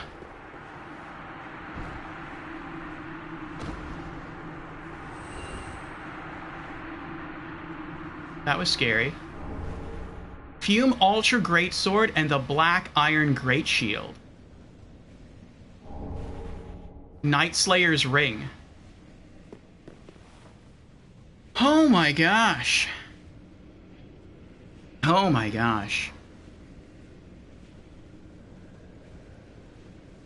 A-Boss says there 100% won't be a Dark Souls 4. That's sad. Fume Ultra Greatsword. Yeah, the panic. The panic was real. Sorig or what?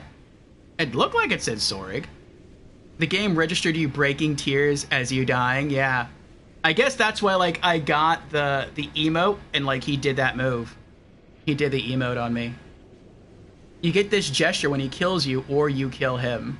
His AI doesn't account for tears of denial, so he gives you Dark Souls 2's Warcry gesture upon gesturing it himself. Cleric says, but I didn't know Tears of Denial could circumvent that. Tell me I learn something new every day.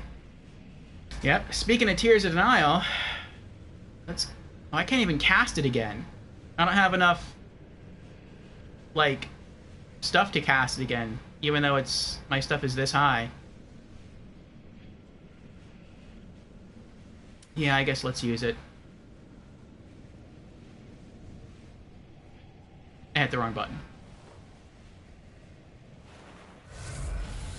Okay.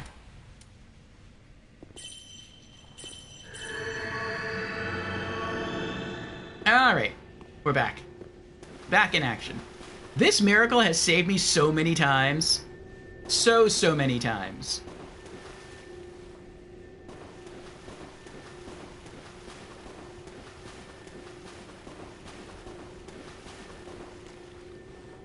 Alright, I don't want to go down there right now. I want to take a look at some of the stuff I picked up.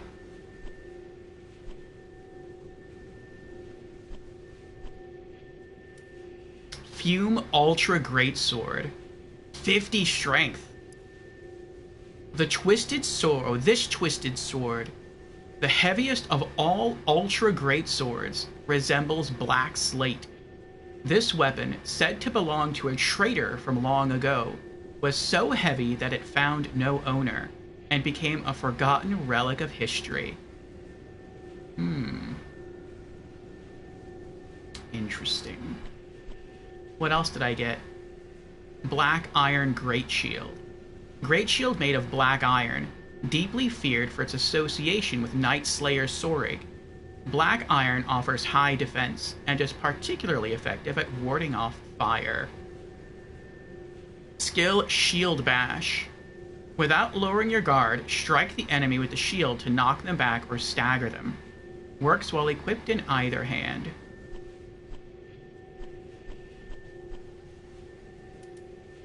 Night Slayer's Ring.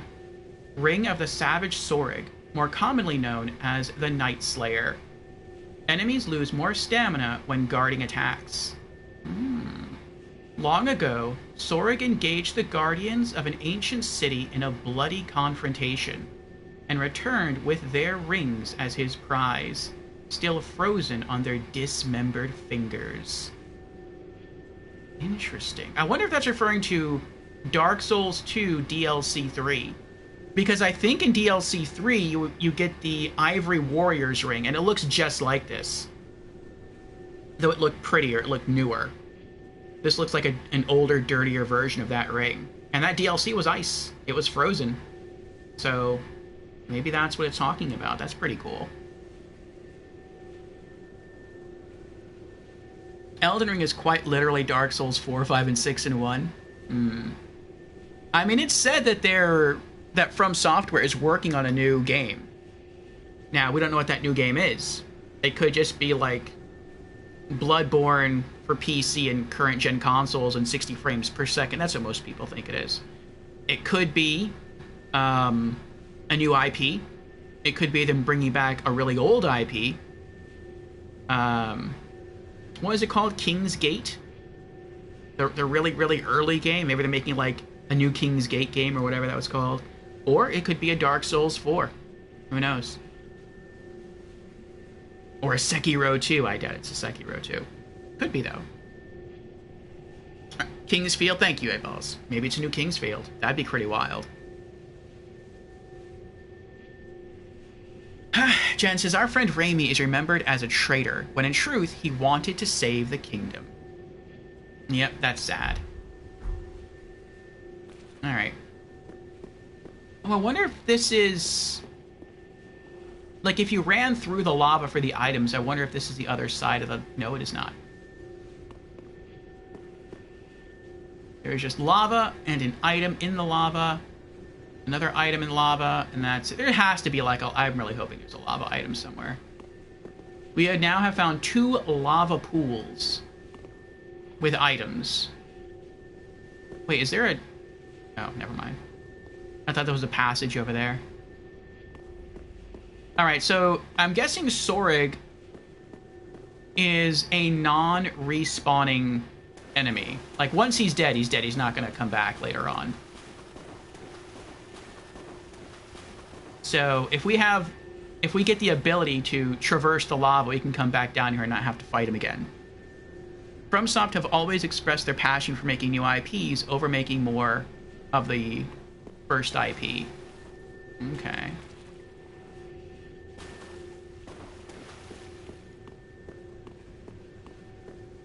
Alright, just one hard... Looks like one hard place left to go.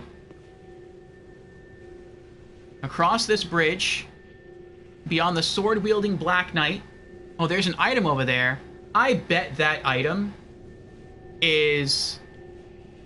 Maybe that's the lava ring. Like, you can't just try to roll past sign and climb the ladder. Maybe once you climb the ladder, there's like a, maybe that's a cool shortcut. Or there's a bonfire up there.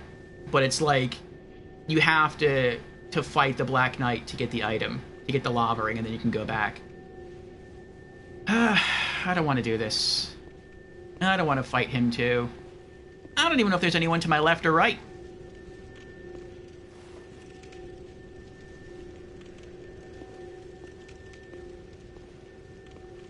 Okay. Oh, boy.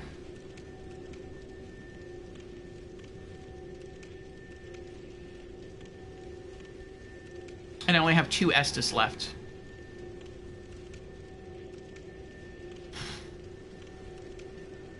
Alright. Let's do it.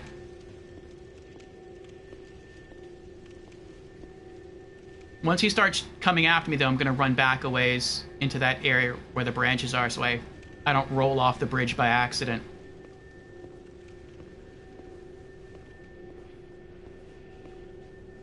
Wow, you have a really small aggro range.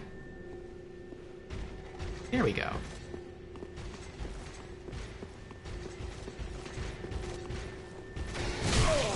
Oh, that didn't work.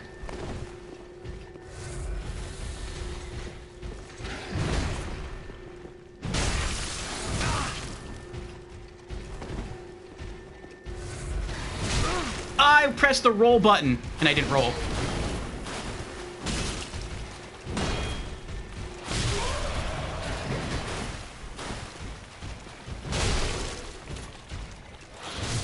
Oh! That hurt. I was so close. Right at the end, I wasn't sure if I should swing again or if I should dodge, and I should have dodged. I should have rolled back. So close indeed.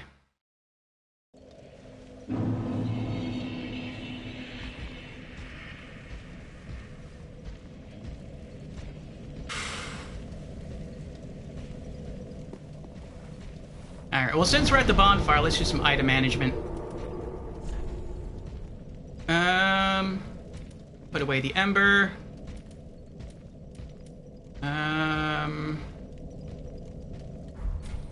Nope. Titanite shards. Chaos gem. Fume Ultra Greatsword, Black Knight Sword, Isola Staff, Black Iron Great Shield, Black Knight Armor,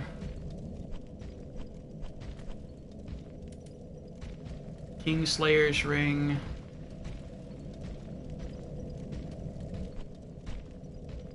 okay.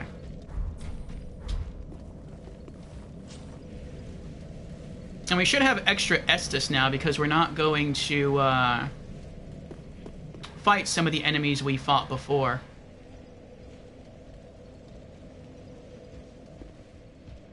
Like, I don't have to go down there again. I can just go down here.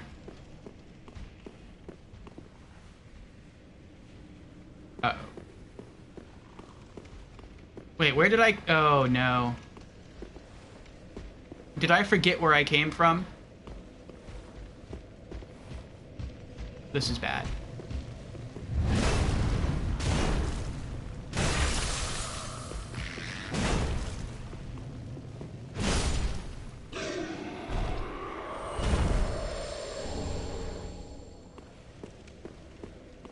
I'm gonna have to reset this. Because I forgot to use Tears of Denial. Alright, now I get my focus points back. Oh boy.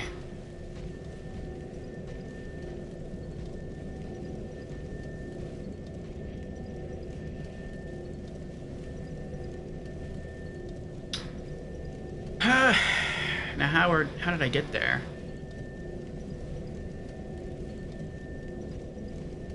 And Bloodborne, Sekiro, Kingsfield, Armored Core, huge range of games, says Abaz.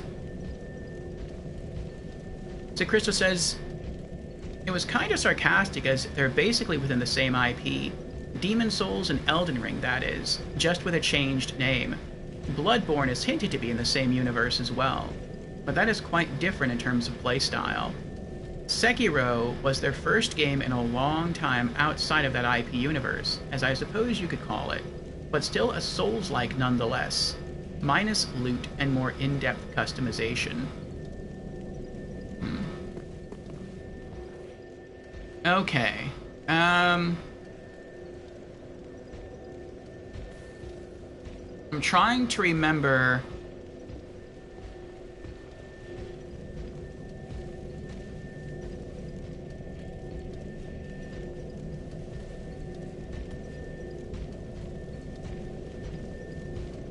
I think we go down. I think originally we came where that large demon was coming from. And you could go right where there's items or go left where the bonfire was. So I think to progress we have to go this way. Let me two-hand the mace. Okay.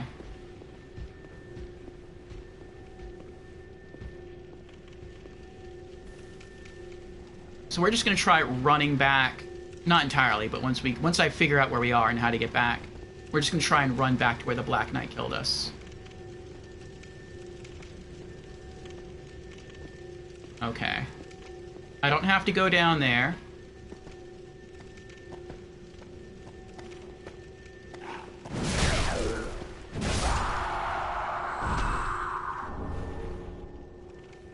Already taking damage.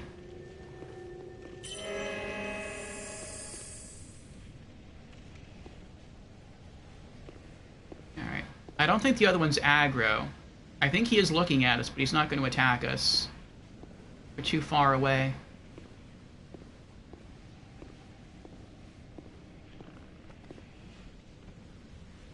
Alright. Continue on through. I think these are where the Gru dogs are. Yep.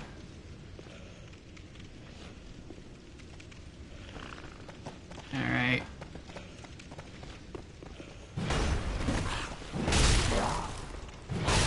Nice. Oh, he's still alive.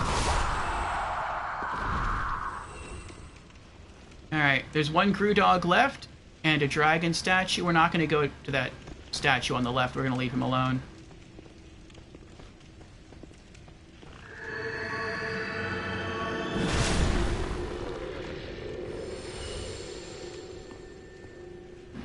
If we don't get close to him, I don't think he'll attack us. We do gotta kill this last doggy, though.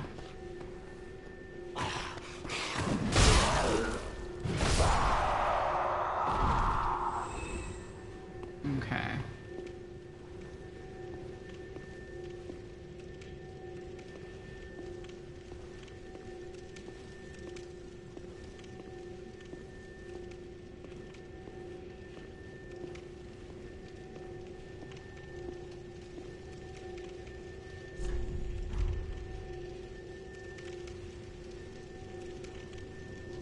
Okay, this is the downstairs hallway. And that leads to a Black Knight battle. We're going to leave the Black Knight alone. That's what made us use up some Estus before.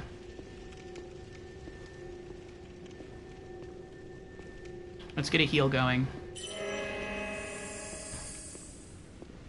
Okay. I'm going to try to avoid fighting the group Pyromancer. I'm going to try to just go left through the tunnel. He saw me. But can I get away?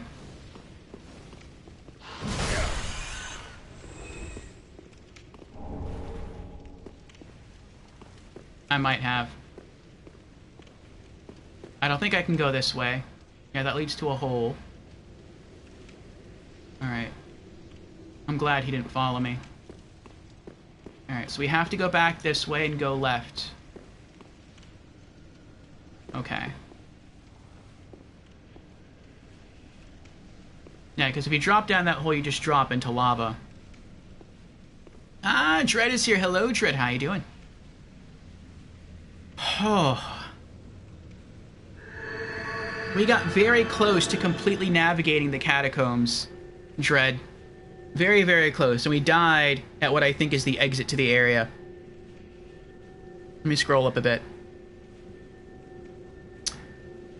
A-Boss says, Sekiro has different mechanics and a fundamentally different playstyle.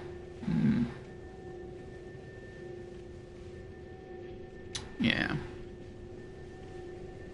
You know what series I want to see from Software? A new Echo Knight. I don't know if anyone even knows what that is. If you were back around this channel, or if you tuned into this channel, we had Spooky Saturdays, you may know. We streamed Echo Knight Beyond for the PlayStation 2.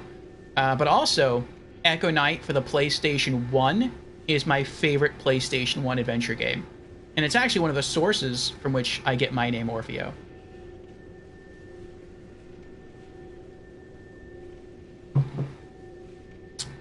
It's very much like a Souls game. Only, I was gonna say there's no souls involved. That's really not true. It has that same sort of melancholy feel to the story, but it's a first-person adventure series. It's not an RPG series.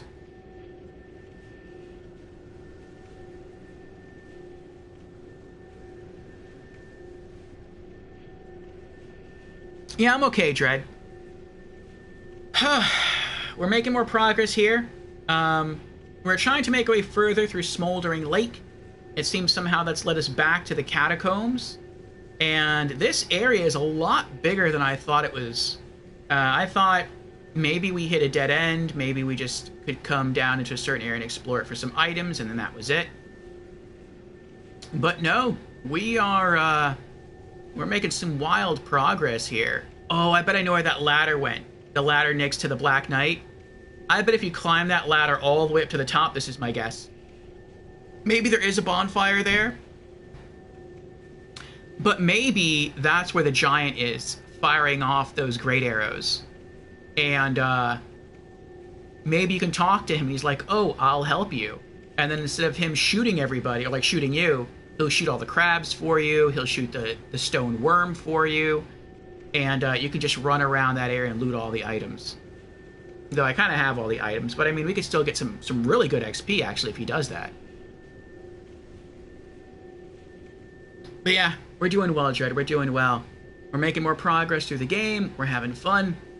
It's nice to have everyone here to talk to, keep me company, do some speculations about what's happening or what's going to be happening in this game and in future FromSoft titles. Alex says, oh, I sure know. Echo Knight is the sister franchise to Kingsfield. Both series are amazing. I've never played Kingsfield. I looked into it, and it's actually on PlayStation 1. There's a port of it on PS1, which I didn't know about. But it sounds hard. It's supposed to be a first-person dungeon crawl action RPG with traps. And it's like, that sounds kind of brutal. So, it sounds like first-person Dark Souls. Like, but you're trapped in a dungeon the entire time. It's like, I don't know about that. I'd watch that, like, streamed, but I'm not sure I'd play it myself. Did I see where the arrows are coming from? Yes, up high. It's pretty much all I know. Up high and to the back, like, in the opposite direction of where the giant worm spawns. It's pretty much exactly first-person Dark Souls. Or, well, the other way around, of course.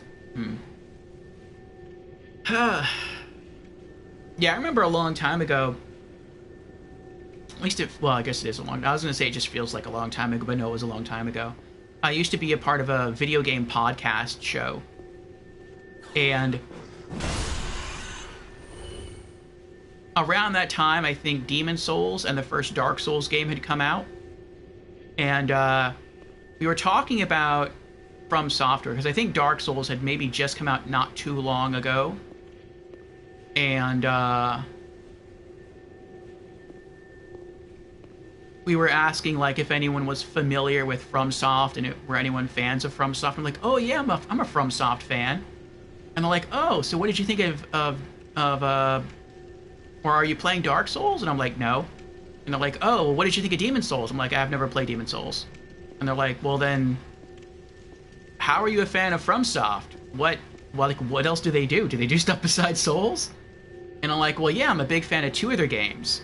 I love Tenchu Stealth Assassins for the PlayStation 1.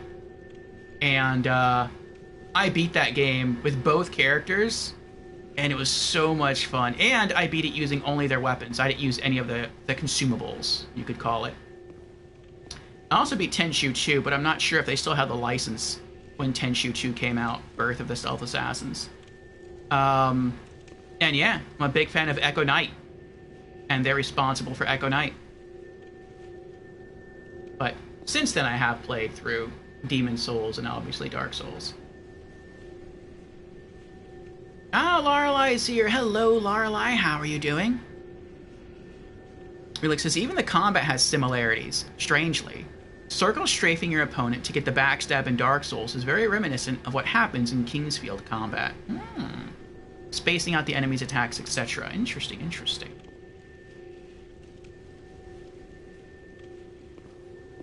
Okay. I'm going to try to ignore that big rat. I think we're going the right way. Yeah, this leads us to the frogs. Okay. So if I just try to run past all the frogs, I wonder if they'll follow me all the way to the Black Knight area. I feel like they will. Like, if the Black Knight wasn't there, they'd probably stop following me once I got to the bridge. But once I get to the bridge, I'm going to pull aggro with the Black Knight. So I feel like I do have to kill all the frogs, which is kind of a bummer. But, well.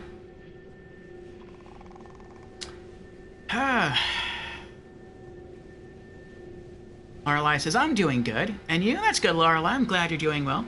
I'm doing well as well. Yeah, we're here with Dark Souls 3. We're about 2.5 hours in. We have thoroughly explored, I think, the Catacomb area and Smoldering Lake. I feel like we're getting close to the end of the area of Smoldering Lake. It's been fun. It's been challenging. We've gotten some cool loot. Once we leave here, we get to eventually do some awesome stuff. We get to upgrade one of our Great Maces. We get to increase the restoration power of our Estus Flasks. We've been adding to our gear collection. And, yeah.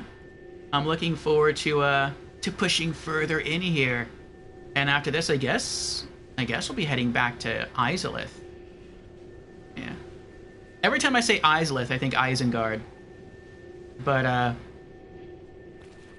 or no, not Izalith, I'm sorry. Irithyll. Irithyll. We'll be headed back to Irithyll to continue our journey through there. You're a FromSoft veteran, says Abaz. Yeah, maybe. Lorelei redeemed Hydrate. Very well. Cheers, Lorelei.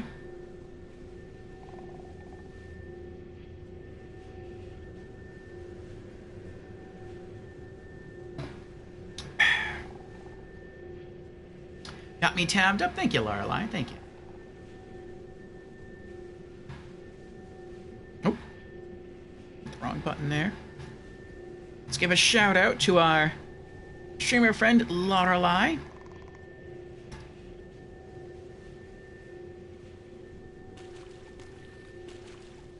Lorelei is another variety streamer friend of ours.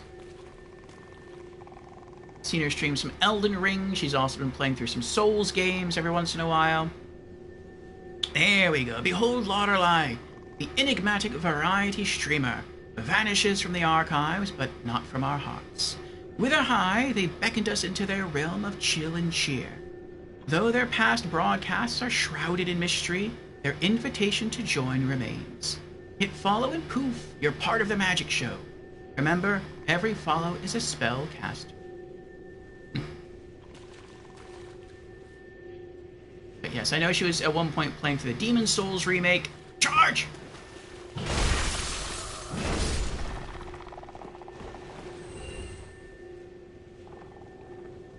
I know I've seen her play through some Elden Ring. I keep saying Elden Ring. I'm thinking of Elder Scrolls, I'm sorry. I think she's played through Elden Ring as well. I've seen her play through some Elder Scrolls.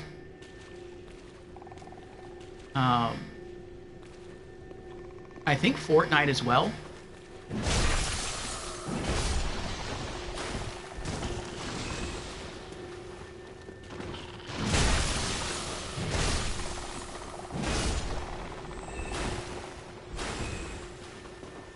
So yes, if you're looking for another variety streamer to check out, you might consider Lorelei. You're welcome, Lorelei.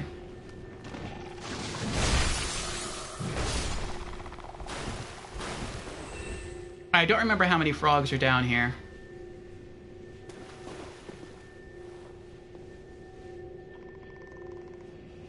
I still hear one somewhere.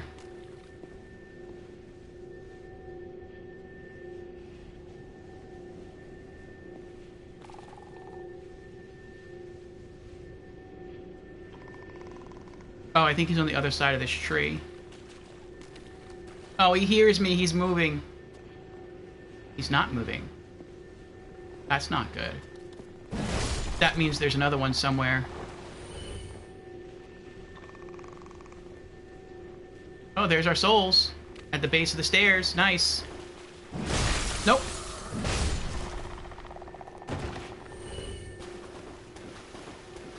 Alright, looks like we have an ad starting soon. What I'm going to do is collect my souls, go use the bathroom, and then come back, and we're going to try to make our way forward.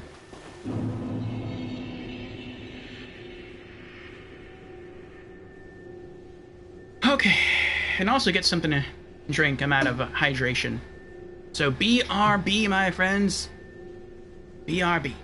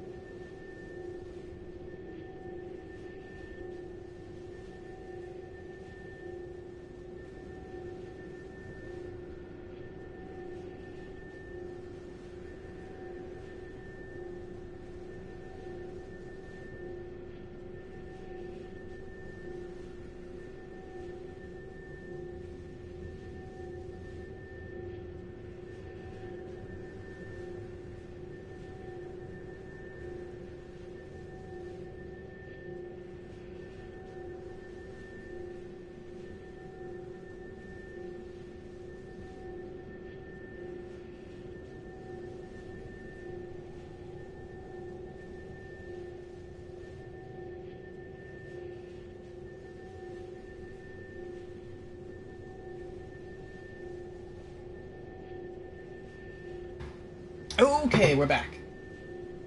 Thank you for your patience. I have a full water bottle now, and an empty bladder.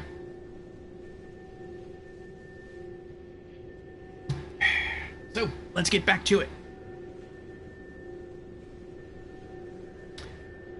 Oh, one moment.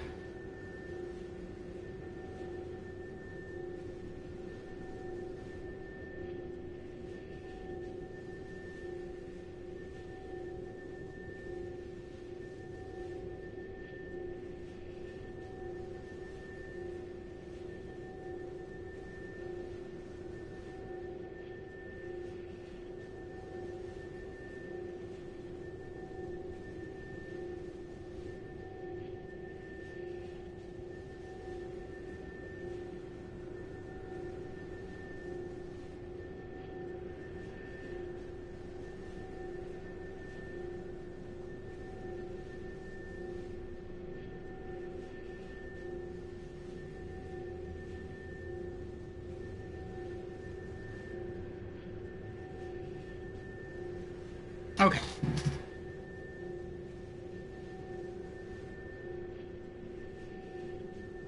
Alrighty, alrighty.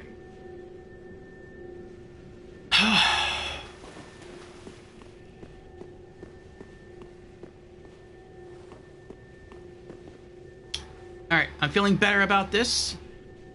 We have our Tears of Denial. We have a nearly full focus point gauge. I think we actually still have enough focus points if we had to cast Tears of Denial again. We can fall back a ways if we need to. That area behind us is completely cleared out. So what I'm going to try to do is I'm going to try to two-hand the mace, run back, go for a charge attack, slam him, and then roll backwards, then let him come to us, and then keep slamming him over and over again, and hopefully that works. If he gets in too close, I could try to dodge roll and then do a quick attack, and then try to roll away again, but we'll see what happens with that.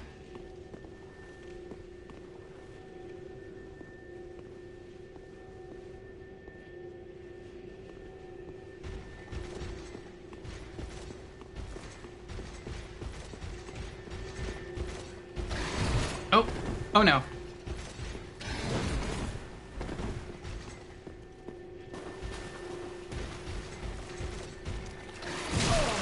Oh my goodness, he had the same idea I did.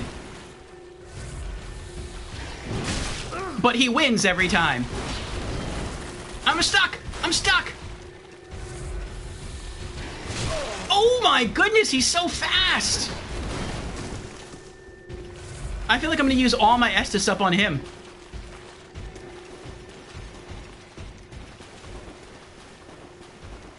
You know what?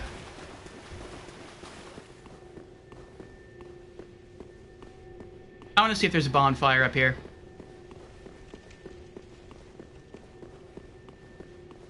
And I'm getting the item. Soul of a Crestfallen Knight. Crestfallen Knight. Interesting.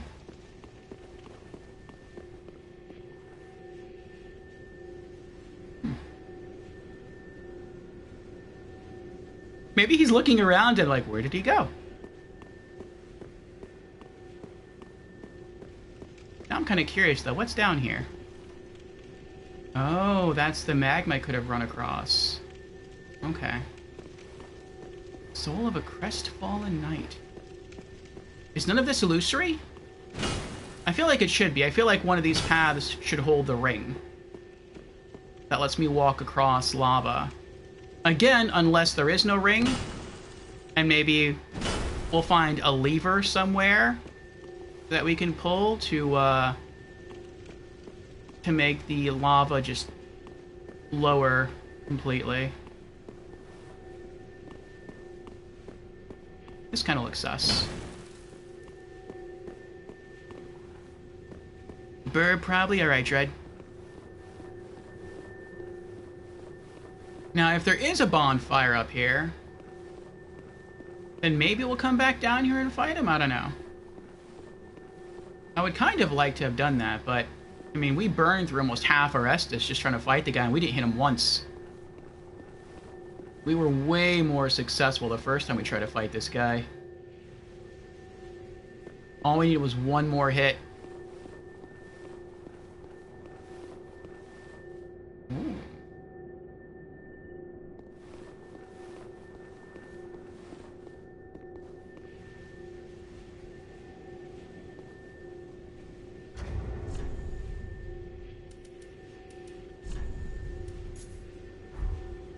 Wrong ring. Silver cat ring.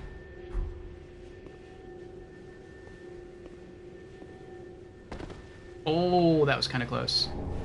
Dragon Rider bow. Cool.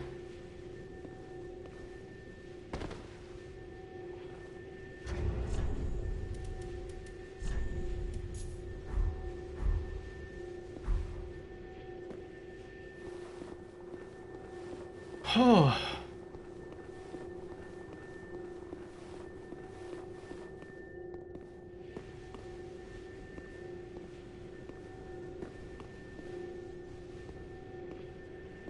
Never mind, you guys. Okay.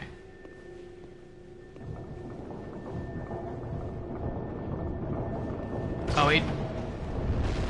We did it. We're up here now. I hope he's not still shooting at us. That would explain the bloodstain right there.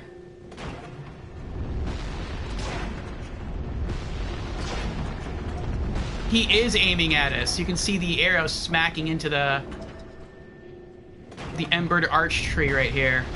That stinks. It seems like he's still above us, too. It looks like he's up there somewhere, firing down. Well, now I'm kind of glad I did run from the Black Knight fight. Oh, you're joking me! Oh, they fell. Okay, that's not too bad.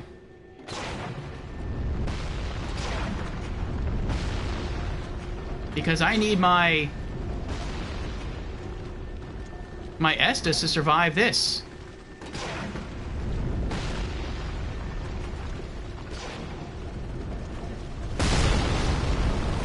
Oh, I didn't know he could destroy those. That's not good.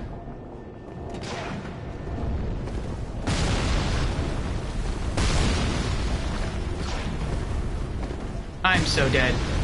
I feel like I'm gonna die here. I'm out of stamina.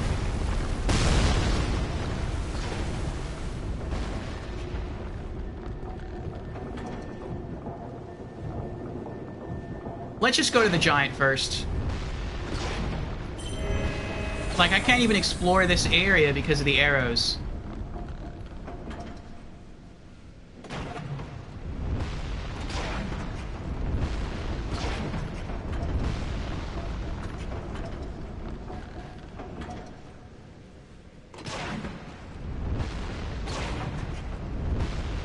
And if we die, we have to come back so far. I mean, it won't take that long, now that I kind of know the route to take. But it's like, there's a lot of enemies that we would have to get through again. Well, not a lot, but it would be uncomfortable, I'll say that. It's not something I would want to do.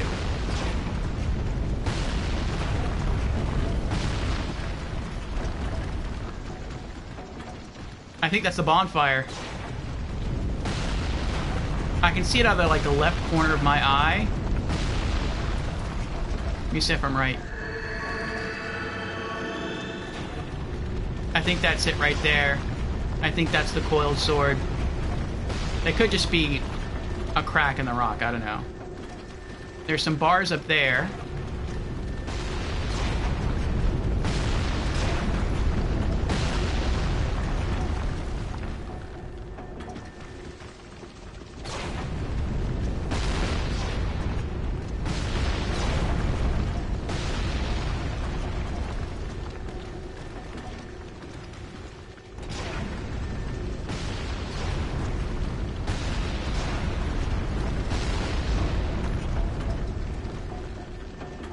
I'll wait for the firing of the third arrow.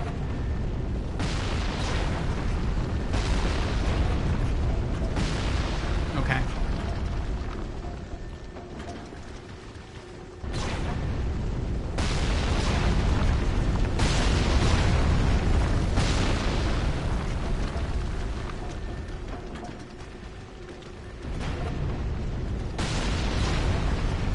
This is so messed up. So I have to run and roll. Oh, there's an item over there.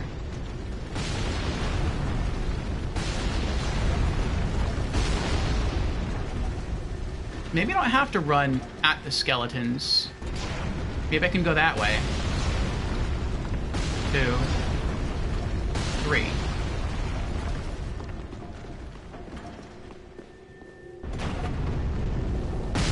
Okay, good.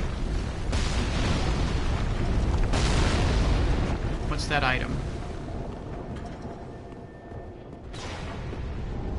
Homeward Bones.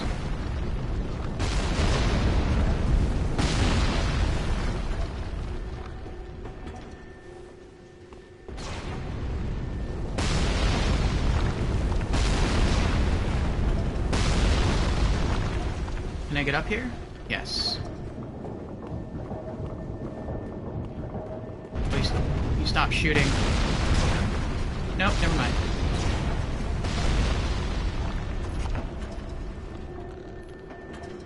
skellies. Actually, hold on, hold on.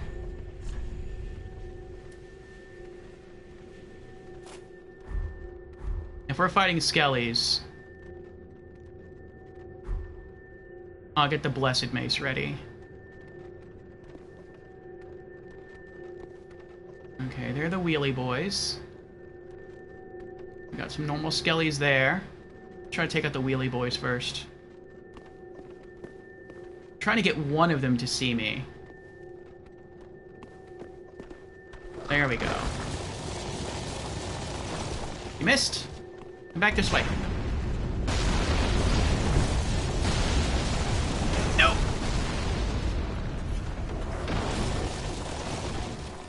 Try it again. Try it again.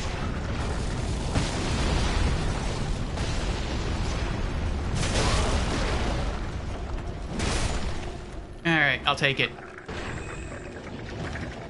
That wasn't perfect, but one down. This is rough. Like, to come this far without a bonfire is rough.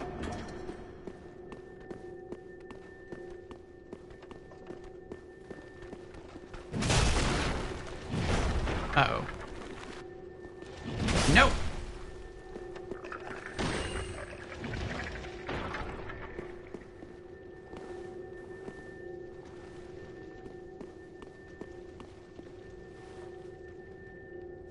It's two-handed.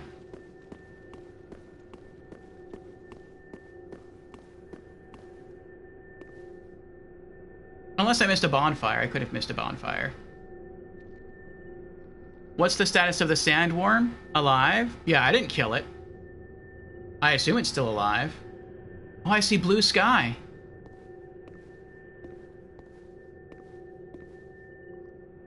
Okay. Maybe if we're really lucky, we'll get a backstab on one of these skellies. Kill it in one hit, and then we'll just have to fight the other one. One-on-one.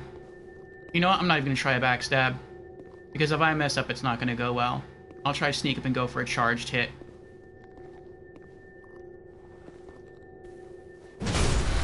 There we go.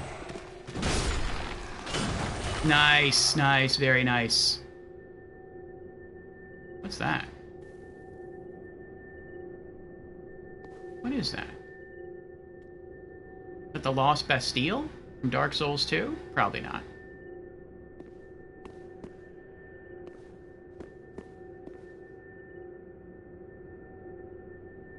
Ballista. It's the Avalon in Ballista form.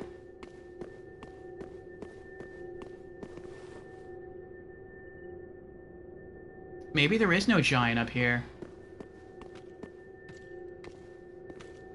Man, these guys are even harder to fight. I don't like to fight you guys. You guys are too tough. There you go. There you go. Come get me. Come get me.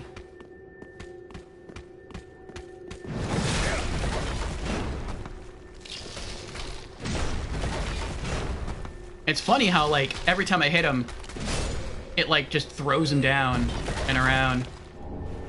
Karthus Shodel, Titanite Shard, Yellow Bug Pellet.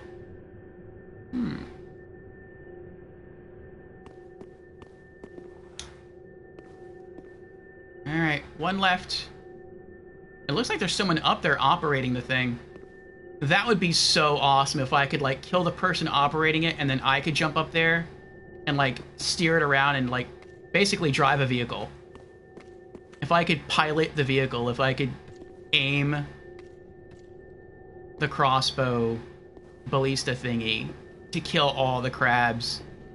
Oh, this would be, like, the perfect XP spot. Just hang out, kill all the crabs, kill the sandworm over and over again. Ah! What in the world? Oh, this is bad. I tried to pull out my binoculars. Oh my goodness! He's like a boss! This is insane!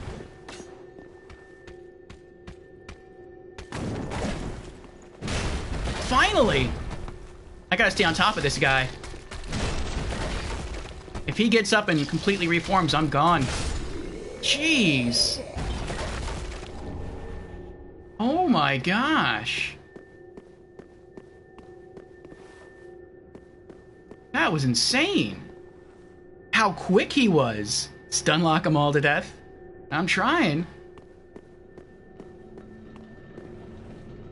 Alright, I hope we're done now. I hope that's it. I hope that's all the enemies. I hope we're done. Right? There's a bonfire. Maybe I can... It'd be awesome if I could operate this. Maybe I can just turn it off. If not, operate it. I don't know. That looks like a dead giant over there. Contraption. Yes, it is a contraption.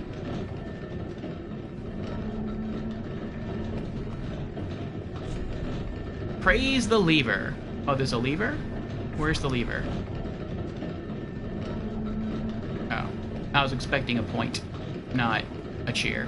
There.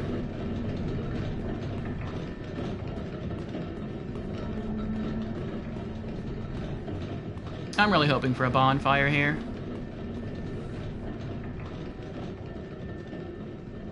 Multiple giants.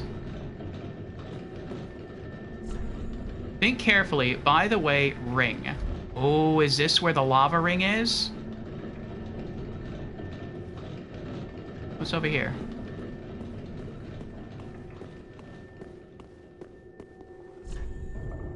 Try ring. Oh, maybe they mean like fall ring. What?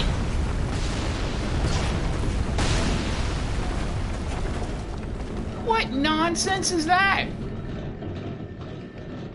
Oh my goodness.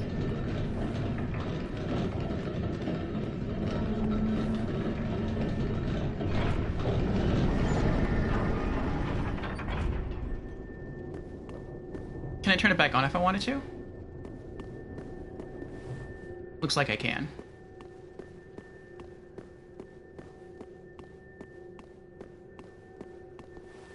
Oh my gosh. Soul of a Great Ballista.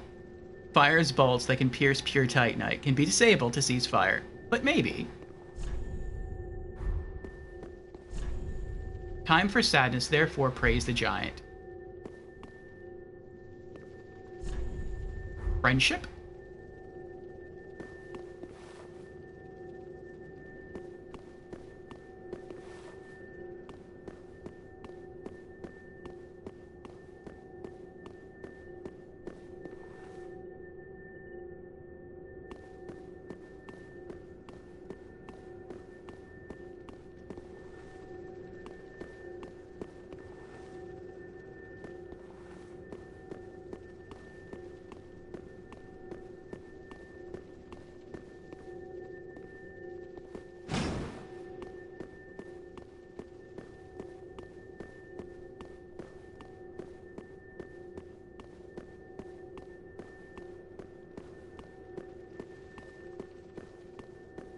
I don't think you can knock this wall down. Because it started shooting at me when I was over here.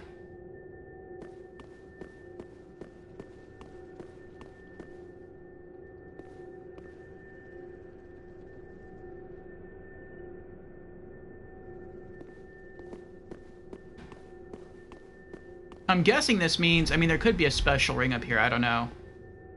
But this could mean just put on the fall ring and drop down here. And then keep dropping down and you'll get back to where you came from.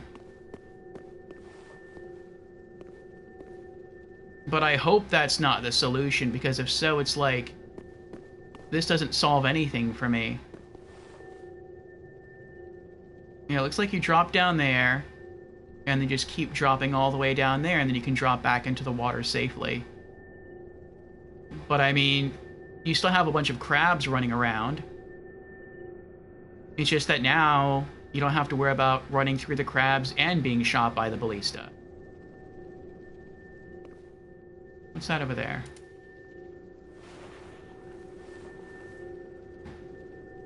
Oh, that's just light shimmering on the water.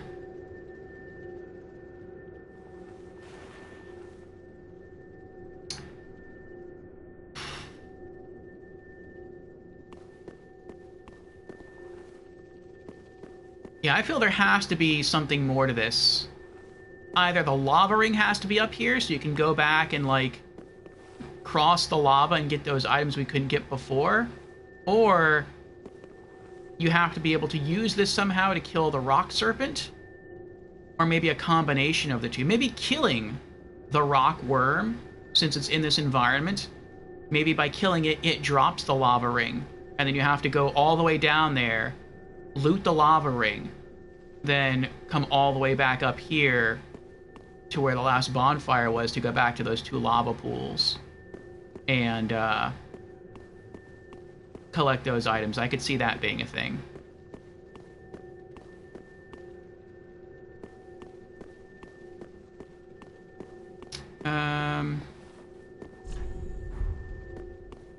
What happens if I turn it back on?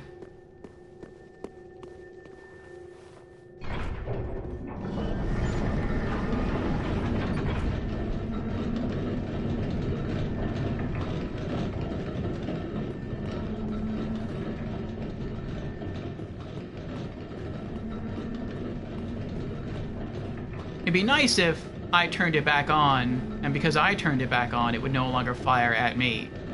But I feel like that's not the case.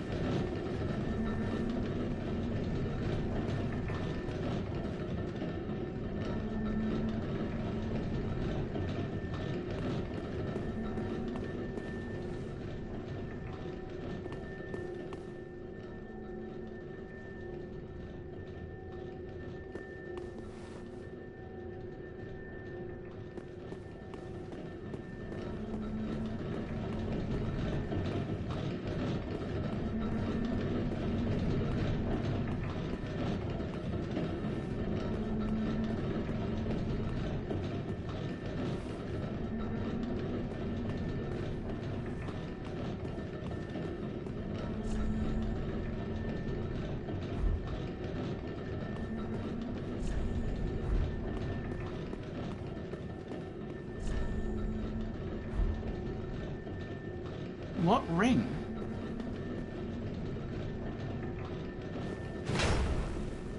Are they illusory?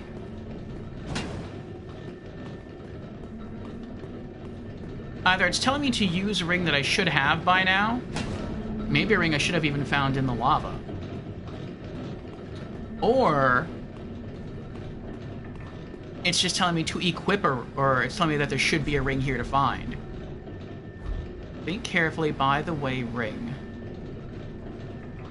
Think carefully. Is there a ring down there that I'm just not seeing because I haven't dropped down there? I don't see any twinkly items down there.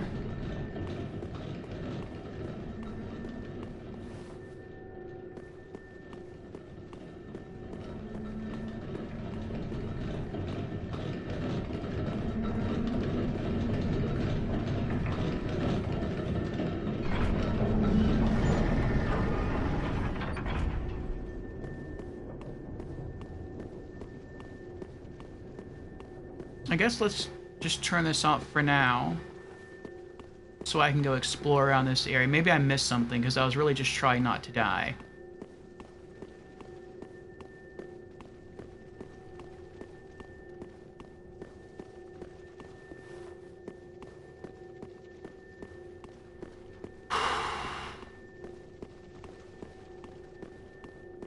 I never knew those skeletons were so tough. The ones that that almost killed me with the throwing knives. These guys, I killed them before in the catacombs, but I was always able to surprise them in the catacombs, like sneak up on them and hit them with a power attack with the hammer. They never got to attack me, I don't think once.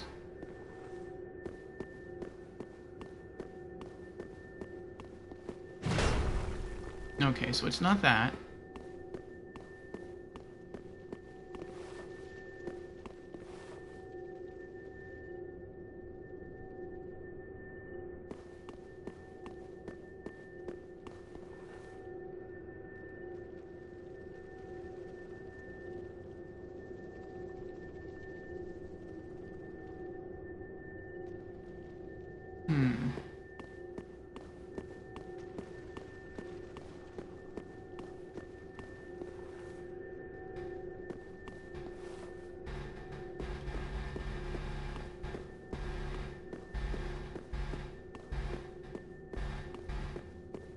What's my Estus looking like? 3 left. 3 left. No bonfire. What's this way?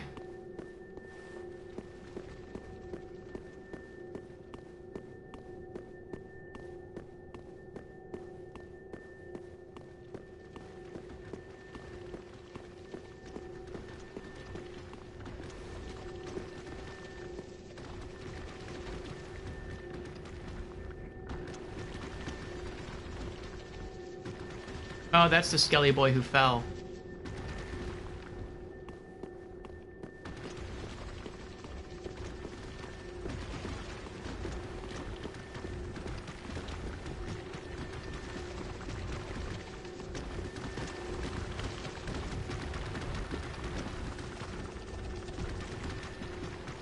But there's an item back there.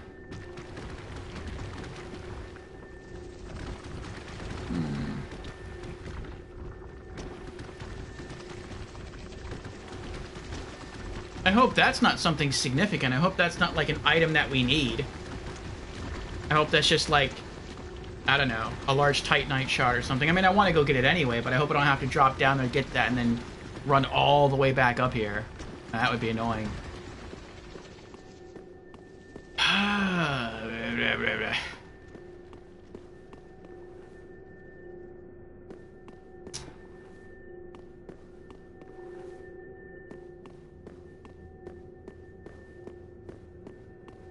I'm getting close to asking for a hint. Not yet, but I'm getting close. If there were a bonfire here, anywhere here, I would experiment with some things. Like maybe I would turn the ballista back on and then try and drop down that path we saw earlier. It looks like you can fall down safely back to the water. Maybe there's something over there. I might drop down and go collect that item we just saw. But with there being no bonfire here, it's like once you leave this place, it's going to be kind of tough getting all the way back. So you better make sure that when you leave here, you've done everything that you're supposed to do here. I feel like there has to be something more to this. The snake's not even up, or the stone worm's not even up, but I'm guessing... I don't know what I'm supposed to do here.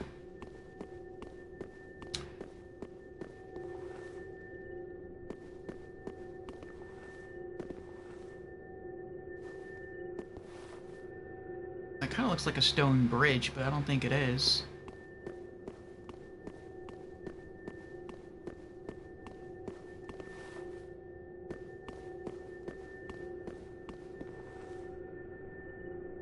I'm kind of curious what those buildings are outside.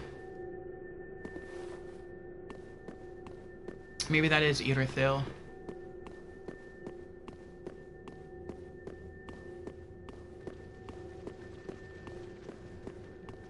Alright, what am I missing? Contraption. This isn't illusory, is it? No, okay.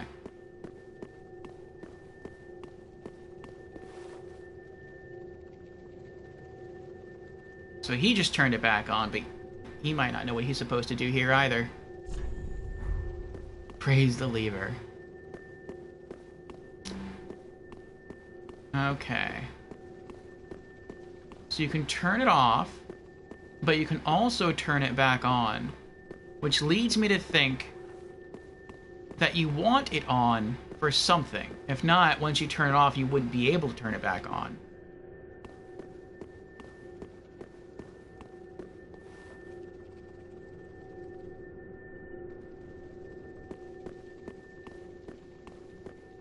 At least I think that's the way devices work in Souls. I'm trying to think back to Demon Souls in the Archstone of the Ivory Queen, when there was like a ballista statue shooting arrows at you and you could turn it off. And I think once you turned it off, I don't think you could turn it back on. I think that's the case. So if that's true, then there must be a reason for turning this off and on. Maybe turn it on, have it do something for you. Then once it's like killing the rockworm, then maybe turn it off so it doesn't shoot you, and then you can go down there, collect the rockworm ring, and then come back up. But, I mean, I feel like that can't be it, because you could have done that just by going over there and keeping that thing on the whole time.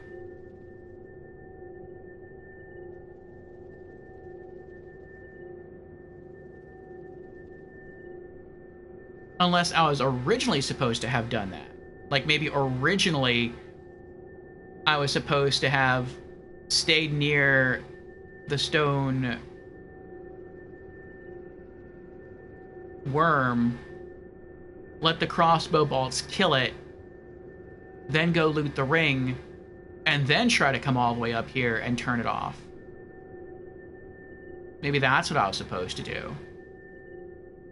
I don't know.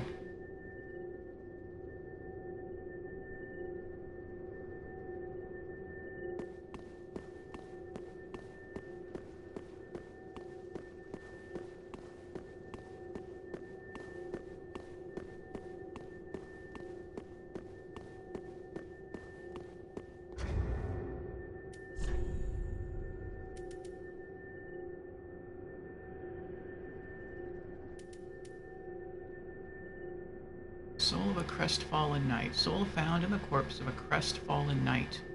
Used to acquire a large amount of souls.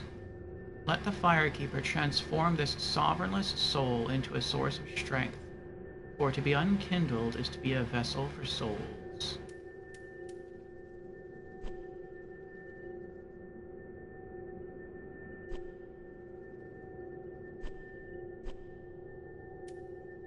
Karthus Shotel. Strangely curved sword crafted to cause bleeding, wielded by Karthus swordsmen. Shaped to sneak around the defenses of shields. This sword requires ample dexterity to wield effectively. I might already have one of these. Dragon Rider Bow. The Dragon Riders from Dark Souls 2. Longbow of the Dragon Riders, who served the old King of Want. They call him the King of Want. That's so cool. The Dragon Riders were the old king's royal guard, and great strength was demanded of them. Merely drawing this bow calls for inhuman strength. The worthy few who can master this bow, however, use it to devastating effect. Skill Puncture. Pull the arrow even further back for a more powerful shot that can also pierce shields. Very cool.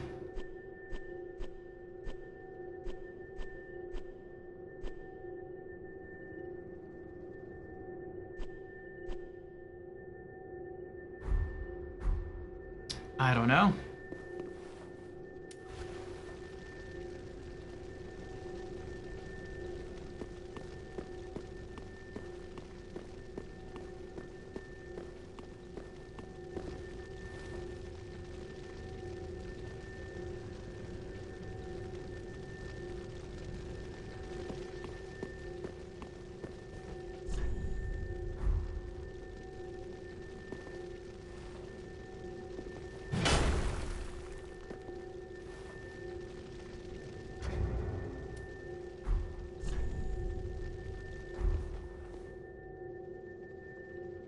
Do I sit down here?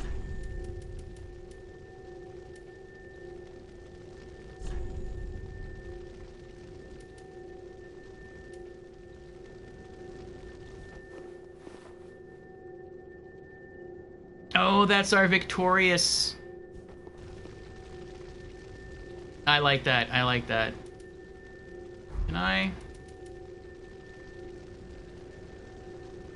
I would keep prayer here. It's more appropriate for a cleric, but it really doesn't look like he's praying. It looks like he's rocking out on an invisible air guitar.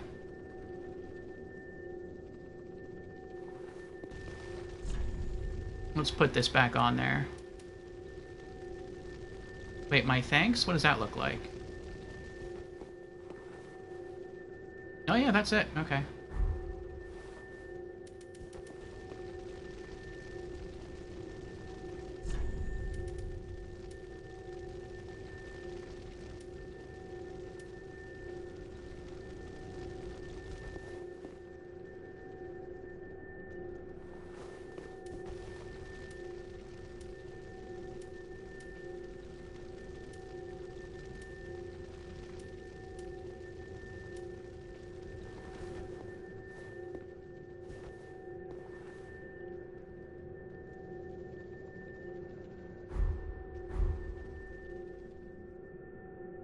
No, so nothing special happens if I sit between them.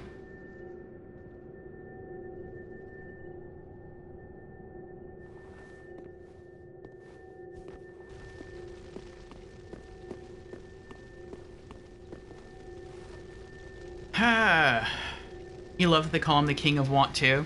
Yeah. What am I trying to do? I'm trying to figure this out. So we finally got all the way up here, Sicristo, and we turned off this ballista here that was firing giant crossbow bolts at us. So now we can go down there, we can explore. There's still giant crabs down there. There's a skeleton wheel enemy down there. And there is a rock worm down there. But it feels like it's pointless to have come up here and turn that off, because I feel like, what was the point? Aside from one item I missed before, which is in that direction over there, we've collected all the items down here already. The only thing that could kind of do would be to maybe use that to kill the stone worm that springs up over there. But we were over there before, and so far as I know, the ballista balls didn't even do anything to the stone worm. I feel like maybe if we could turn it on and somehow have it be friendly with us, then maybe we can run around the area down there and not take damage from the bolts, but they would kill everything else trying to kill us. That seems like maybe what it should do. Or maybe use that to kill the large lava worm down there. Maybe the lava worm drops a ring that we can use to come back over here and explore some lava pools where there's items that we can collect. So, I mean, I don't know. I could just drop down here now, but if I drop down here now, it's going to be annoying to get back up here. And I don't even know if there's any items on these platforms. I tried to look at them from another direction, from another perspective, and it looks like those platforms are free of items. It looks like their only point is to allow you to get down from this area safely. And there's no bonfire nearby this place at all. So if we leave here and we don't do what we're supposed to do here, if there's more stuff to do here, it's going to be tough getting back. There are some fearsome enemies over here. So I'm trying to think of, like, what to do.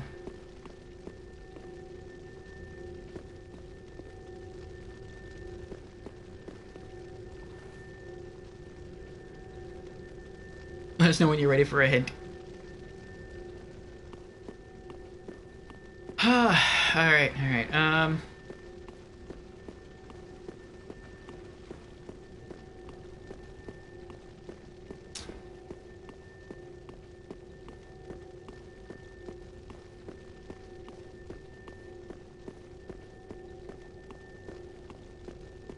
I'm gonna give this like another 3.5 minutes, and if I can't figure this out, I think I will ask for a clue.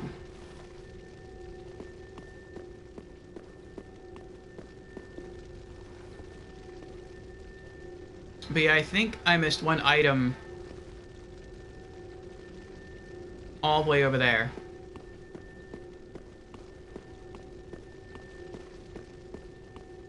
I have to run back to the entrance.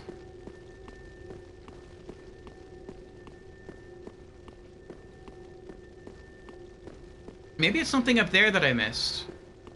I don't think so. That was weird. I just ran right through that. I mean, I don't think so, but... maybe I missed something up here. Let me check.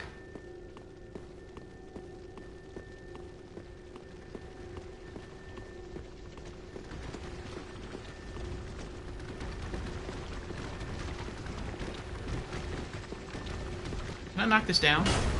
I cannot.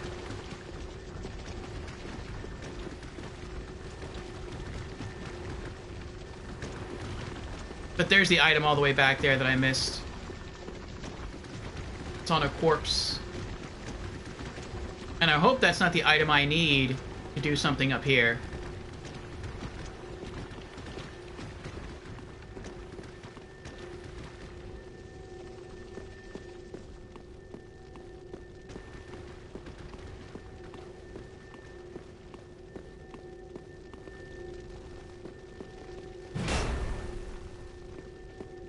No, nothing here. Nothing there.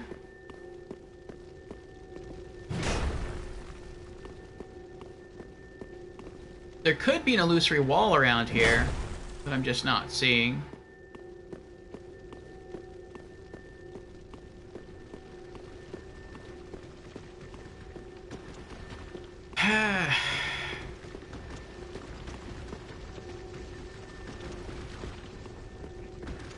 Okay.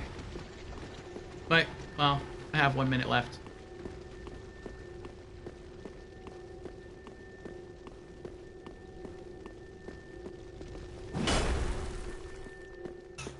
And these rocks have me nervous. I feel like I'm gonna see if there's an illusory wall here and whack them with the mace and cause an avalanche.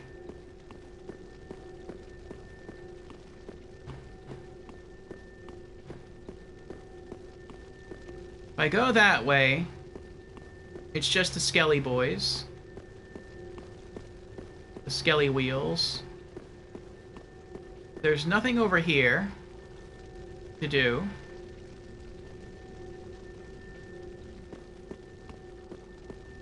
These things don't do anything, they just provide light.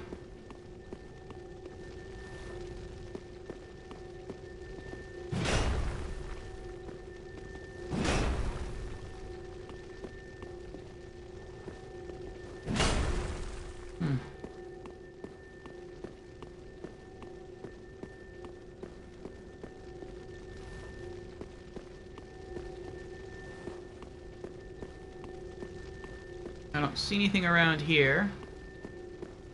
That looks cool over there, but... I mean... that could just be window dressing. I don't know if anything over there has any impact on me being in here.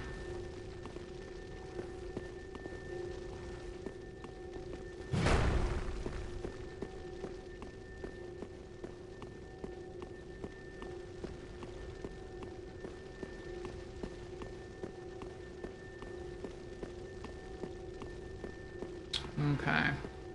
We can come back here, we can turn this on and off.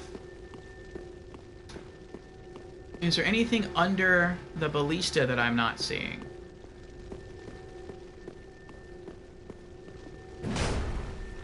Is something in here illusory?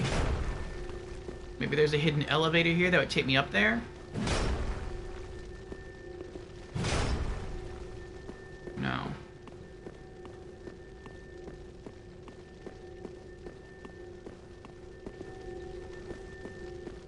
And there's no clues anywhere around here either. I mean, there's some clues, but I can't make out what they mean.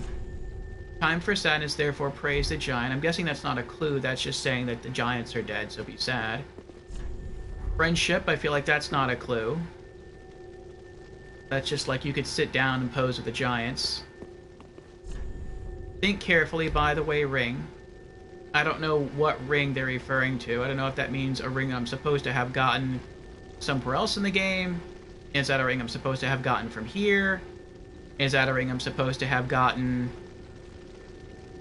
from the stone worm? Maybe I was supposed to have spawned it when I was down there and run around it, and the ballista were to... Maybe the ballista was supposed to kill it, and that would have given me some sort of special ring. Is there a ring hidden here somewhere? Like, I don't get it. And then all the way over here it says, by the way, use ring, but I don't know if it's talking about the ring that clue's talking about, or if it's talking about the fall ring, so that you take no damage when you drop down. So, I don't know.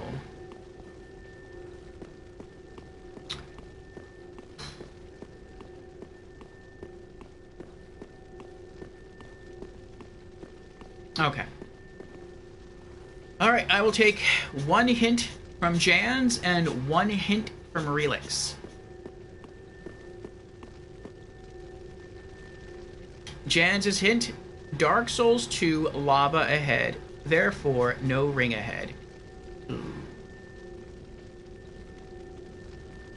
That stinks. So we have to have high fire resist. That really, really stinks. If that's the case, then that means I'm not going to come back here again till, like, this is going to be an activity that I would do, like, right before I kill the final boss of the game. To come all the way back here. I mean, the bonfire is kind of a shortcut, but I might not remember the way. And try to run across all those lava pools to get those items.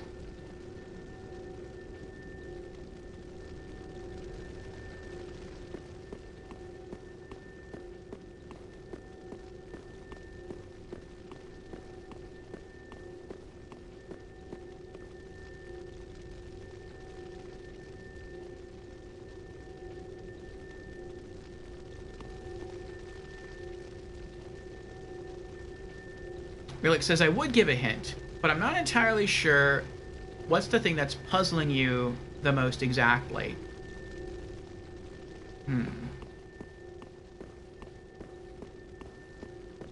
That's true. I have named a few things that puzzle me.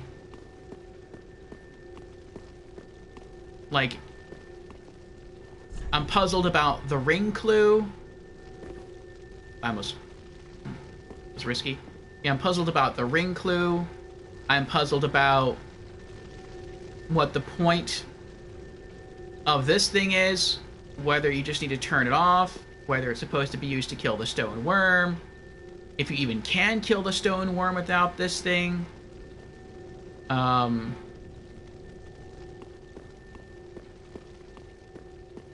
Yeah, I feel like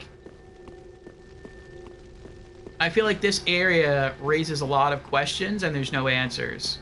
Or the answers are so cleverly hidden that it's just taking me a really long time to figure them out. Jen says, you're overthinking the ring the message is talking about. Relix says, you've turned off the ballista, so you're free to explore down there. That said, as you've figured out, the ballista may very well have its utility. But I will say this. There are no more items for you to pick up down there, however. There are no more items for you to pick up down there. However... Well, there's at least one item for me to pick up, because I missed it. It's all the way back there.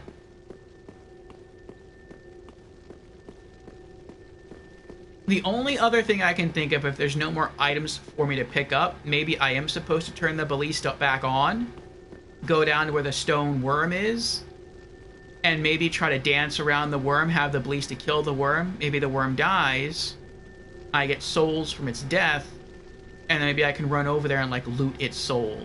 Maybe it drops, like, some sort of, like, boss soul. Even though it's not a boss. Maybe it's like the, the stray demon that we found in the swamp earlier. Like, it gives you a boss soul, but it's not technically a boss. And then I could go try to transpose that.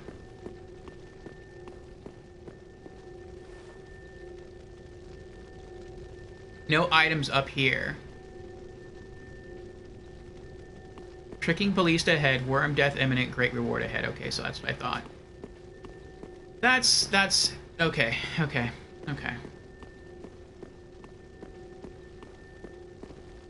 So I think all my questions have been answered now.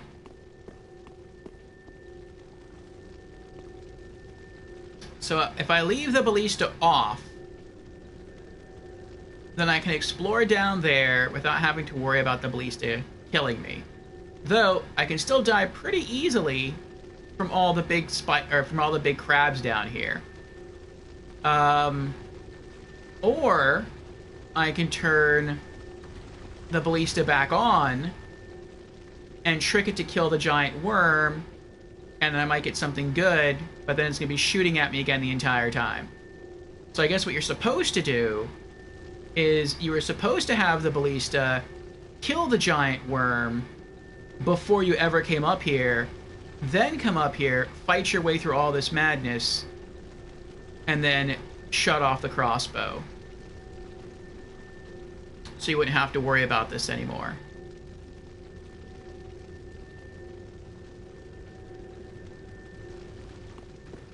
But I didn't do that, so that means I have to turn the crossbow back on, and then I have to start dropping down.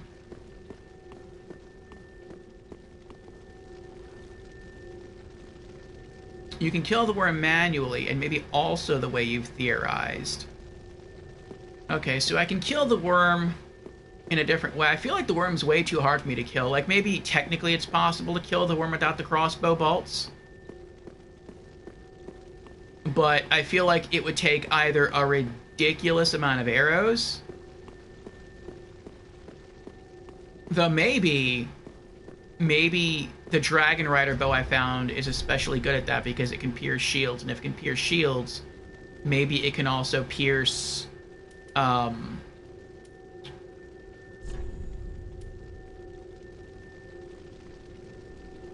the armor of the worm. But I'm like 5 decks shy of being able to use it. Or maybe you can use magic or whatever, but I mean, it's a worm, so I'm guessing it has incredibly high resist. And I feel like if it touches you even once, it's probably gonna, like, one-shot you.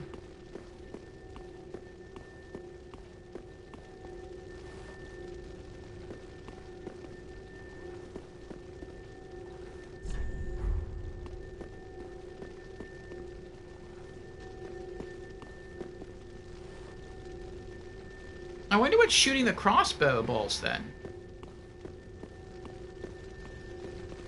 Like, if all the giants are dead, then who's spinning the thing around and firing all the bolts from it? Is it automated? Is there such a thing as automated technology in Souls? I never thought they had that kind of sophistication. That kind of technology.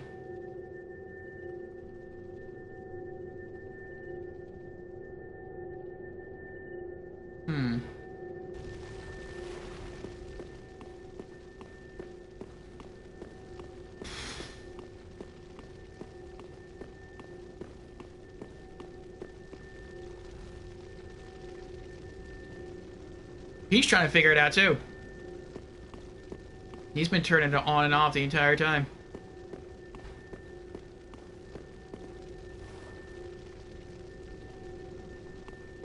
And if I turn it back on, and I run over here, it's going to start shooting me again. And again, I feel like the only point to dropping down here is to be able to drop down safely without just falling to your death.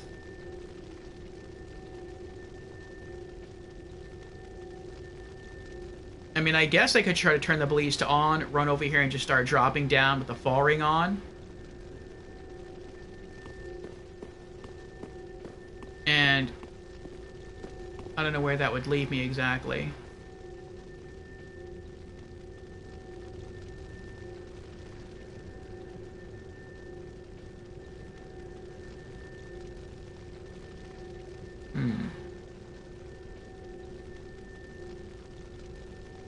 Jan says my best guess it's powered by souls. It's enchanted. I guess I can see that being a thing. Alex says, well, if I were you, I would take the opportunity to explore the lake undisturbed for now. And if you think the ballista can be useful to you, you can always come back up here later to turn it back on. It's not that far, and that's all I'm going to say. All right, Relix. Thank you, Relix. Thank you, Jans. Yeah, it's just... what made me the most nervous wasn't just the Black Knight that guards this place. Especially since now I know that Black Knights can respawn, that's really irksome.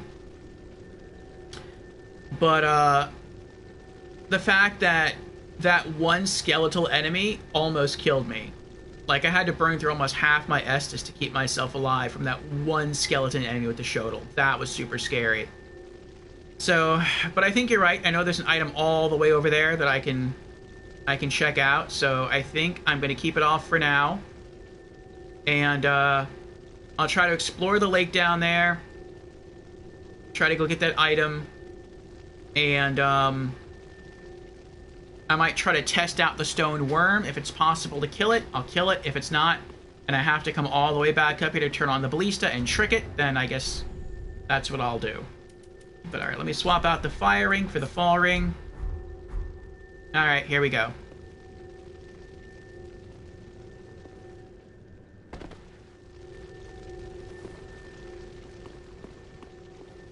This is an illusory, is it? Probably not. No, it's not. Okay. It would be nice if there was an item here somewhere, though. Like on one of these steps.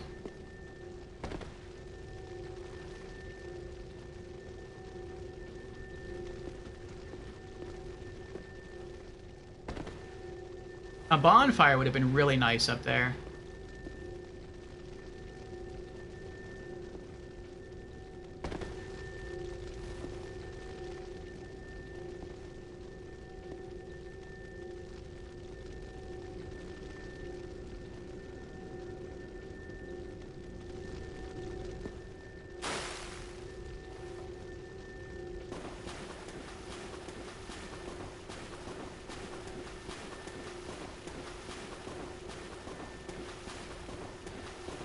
And then I think this is where I enter the area originally.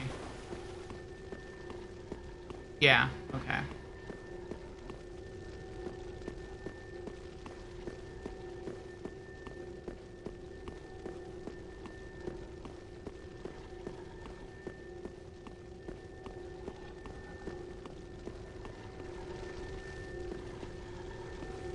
I guess there was an item over here before that I already collected. I don't remember. You hate the shuttle one? Yeah. Little rascal, or big rascal, be accurate, yeah. Now that you used it, I can tell you. The fall ring is what the message talked about, by the way. Okay. That's kind of weird, though. And the reason I say that's kind of weird, I mean, it makes sense, logically, that you need the fall ring to survive the falls. But I say it's weird because it's possible that you would have encountered the smoldering lake before getting to Irithyll. And you have to go to Irithyll, at least so far as I know. You have to go to Irithyll to do that side quest thing in order to even get the cat ring. So I guess there was a lot of people like me who just missed this location the first time through the catacombs, went to Irithyll, stumbled upon the quest, got the ring, and then came back to explore and found this place. I mean, I guess that's a thing. Relic says, this is so enjoyable. I always love watching first playthroughs on stream, but yours is my favorite so far out of all the ones I've seen. Oh, thank you, Relix.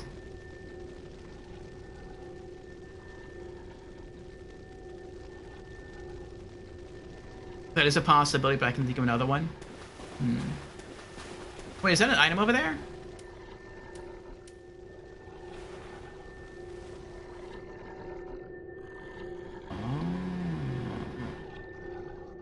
So maybe It isn't the worm that drops an item, it's the worm that protects an item.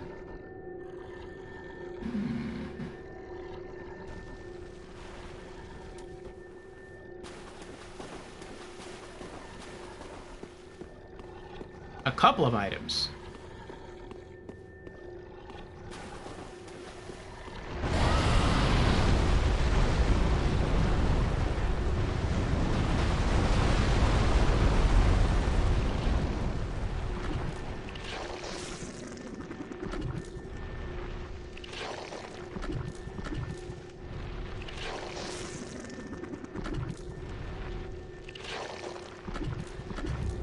What's the strongest hammer I have?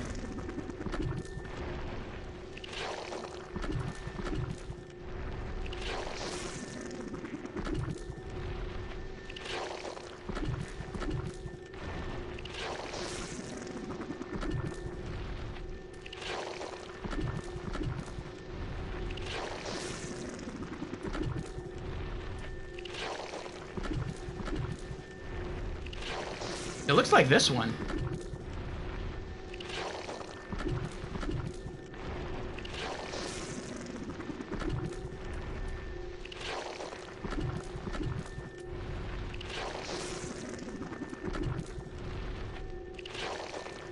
I don't want to use a non-elemental hammer, though. I'm gonna try this one. Okay. Well, I guess I can take the fall ring off now.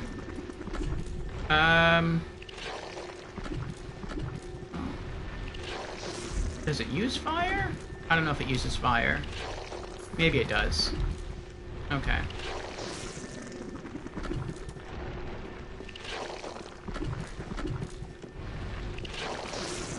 Am I two-handing my... I am. Okay.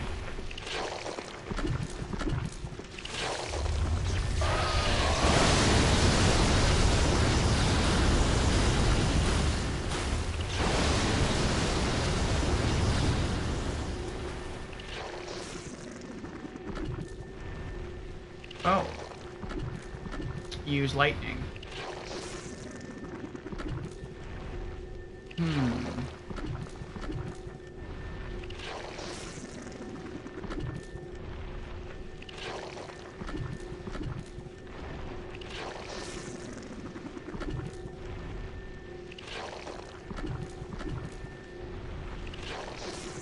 Now the yellow bugs, the yellow bug consumables make more sense. I wonder if I can approach it from the back. From the bonfire in the boss room. Have it spawn. I don't know if it would turn around and attack me, or would it just stay focused in this direction and I could just cheese it.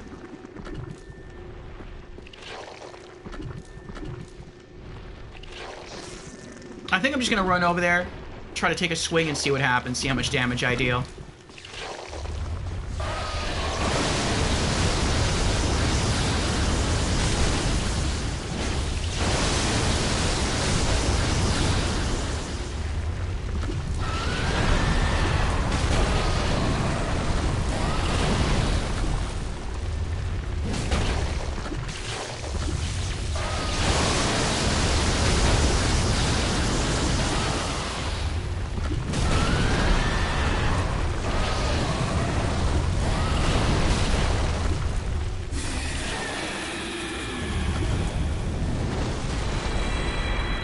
Lightning Stake Miracle Spell Scroll, nice, and an Undead Bone Shard. I really was not expecting it to be that easy. Oh, was it because I'm standing on dry land? Is that why? I didn't realize that. I guess that I've been standing like a little bit more to the right in the water. When it shot out the electricity, I would have been electrocuted. But since I was standing here on dry land, it didn't shock me. That's funny. Oh my goodness. Let me scroll back up.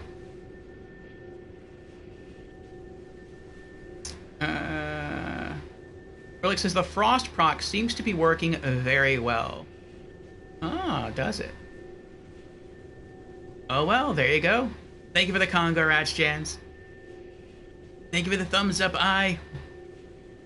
Excuse me, eyeballs. Sometimes just blitzing it is the answer. Nice. Yeah, we got lucky. It worked out. And we took no damage. Large Titanite shard. Nice. We're up to 8 now. Shield of Want. Very cool.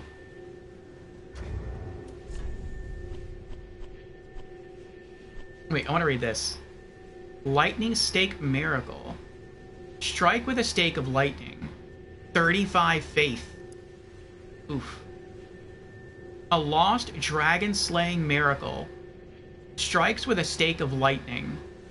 This tale describes the lost practices of ancient dragon slayers, who found that in order to pierce dragon scale, lightning should not be hurled as a bolt, but rather be thrust as a stake directly into the dragon's hide to be truly effective.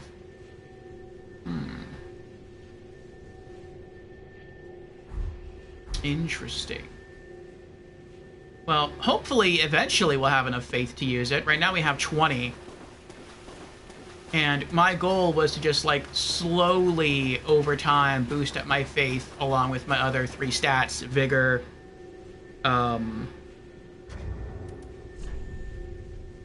Vigor, Attunement, Endurance. And so I wouldn't be able to hit 35 faith for a very long time. That's like 15 times 4. That's like another... What is that? 60 levels? Though I already... Well, 58 levels, because I already have 2 stats, 1 point up. So in 58 levels, I would be able to use that miracle. That's a lot of levels. I don't know if I'm going to reach that during this playthrough.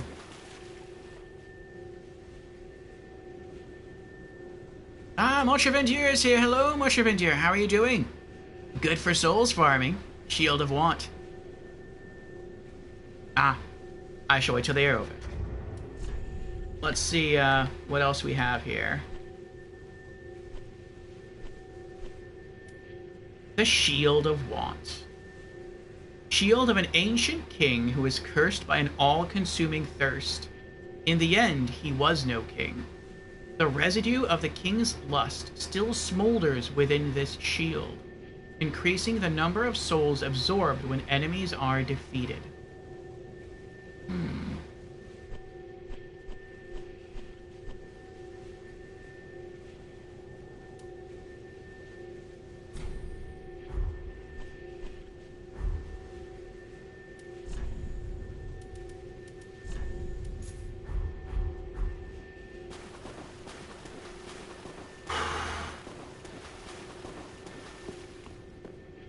Alright, I'm gonna try to make my way over here and get that last item that I couldn't get before that's on the corpse.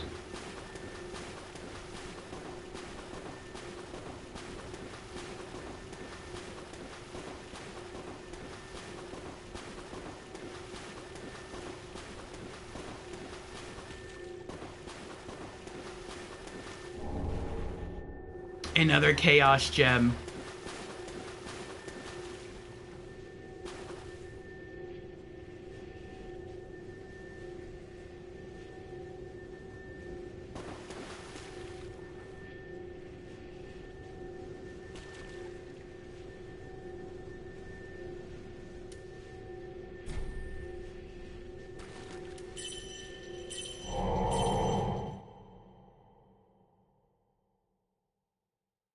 Oh.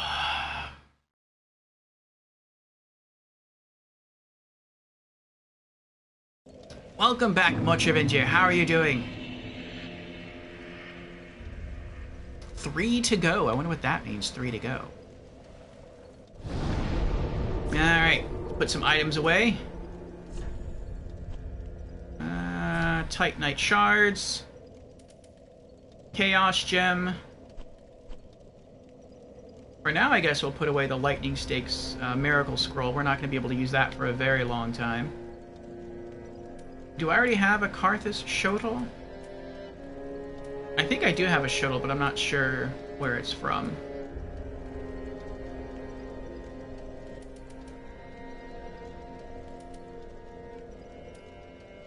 Oh, maybe I don't.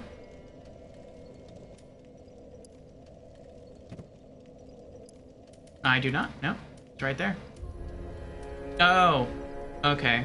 I have a Karthus curved sword and a Karthus shoulder. Gotcha. Oh. Dragon Rider bow. But yes, welcome on in, Mochavengia. How are you doing? Welcome on in. Hurrah for more souls, says Jans.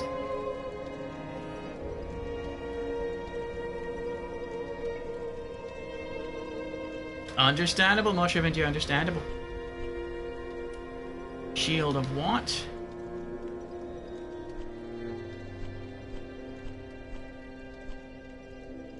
And put away the yellow bug pellets. And I guess that's it for now. Burn undead bone shard. Yes. Can I do it again? I can.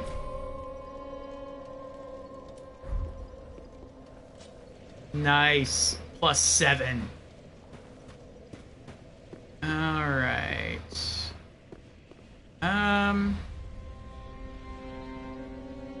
What was I gonna do next?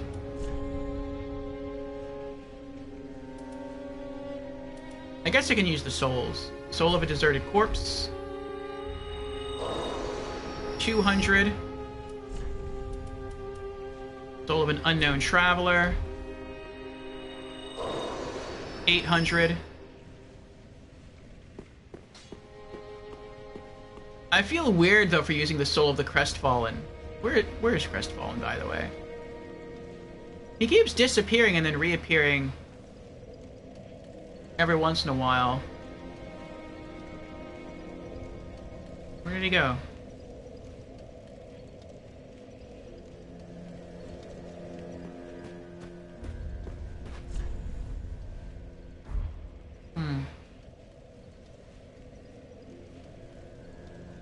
I wonder if that was his soul that we found, but you couldn't even recognize the body, though.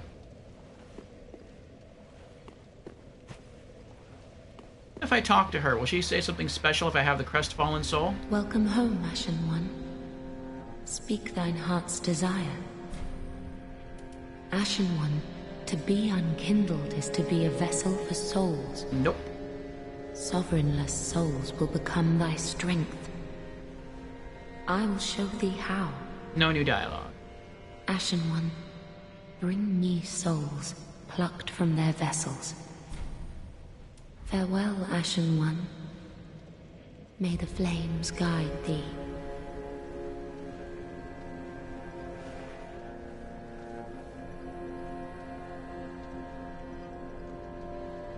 I thought so.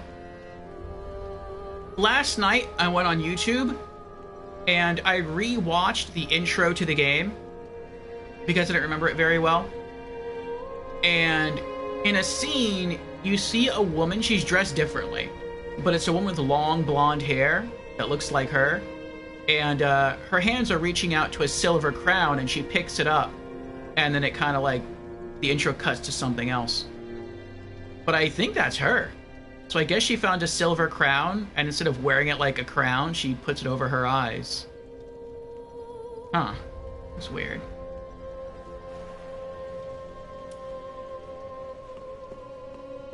Alright, what else was I gonna do?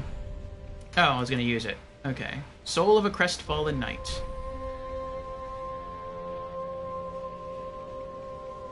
No, wait. It's not a boss soul, but can it be transposed into something cool? I'll talk to the little king guy.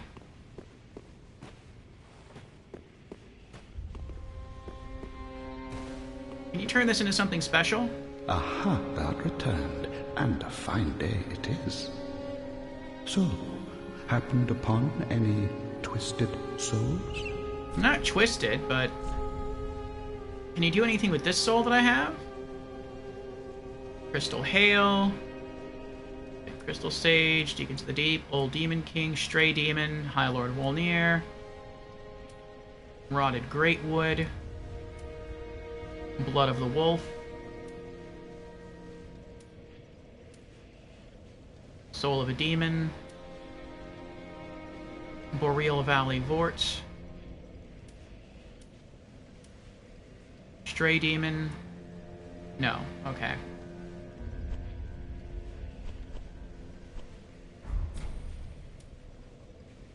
Ah, most illustrious Lord Seeker, or should I say, Lord Slayer? Fine kindling for the thrones, is it not? Each soul truly worthy of lordship. And all slain by thy hand, to bind them to their thrones, even in death. Oh, I have no qualms, for as we are to our thrones, thou art to thy duty.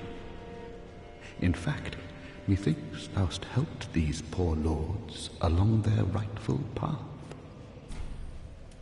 Now, do not be away over long. Okay. I guess I can't do anything with the soul then. I'll use it.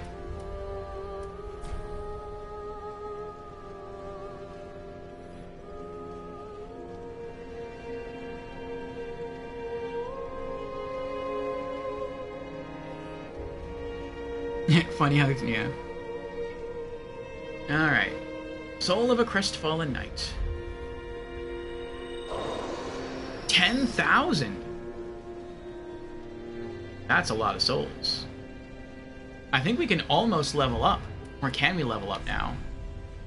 No, but we're really, really close. Okay. Oh, that's right. We can go to... Where is he? We can go level up our other Great Mace. That's what I was thinking of. We have enough large Titanite shards to do that now. Is Grey Rat back? Not yet. Ah, well met. 'Tis good to see ye in good health. What needs smithing this day? Reinforced weapon.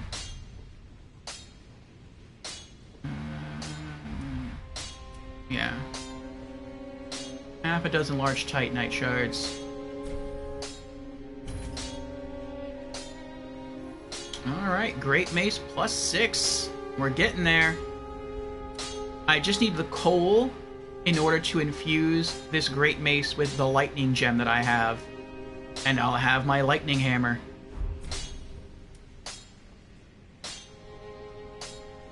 Prithee, be careful. I don't want to see my work squandered. A really strong lightning hammer.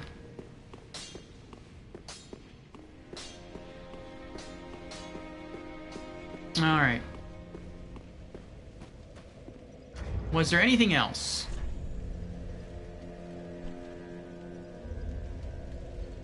I can put those away now, the large Titanite shards.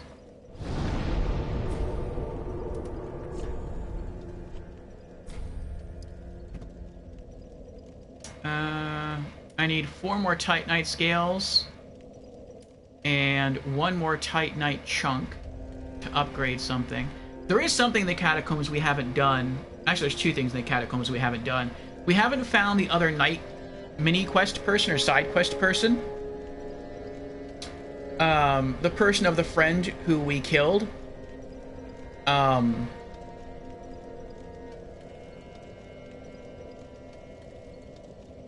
I want to call him Silent Bob.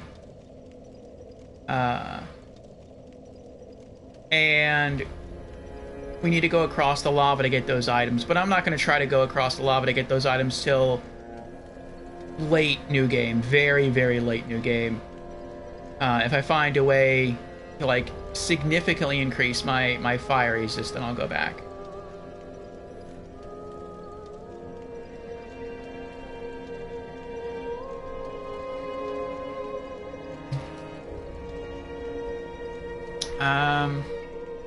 Was there anything else that I wanted to do while I was here?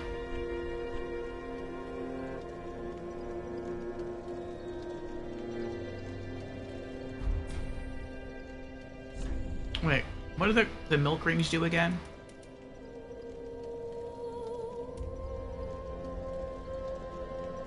That's a pretty good combo right there.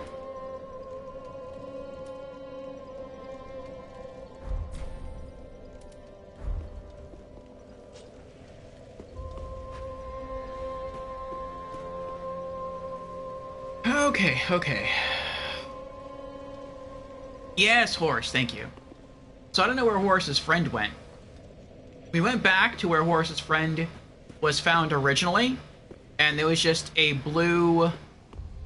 What is it called?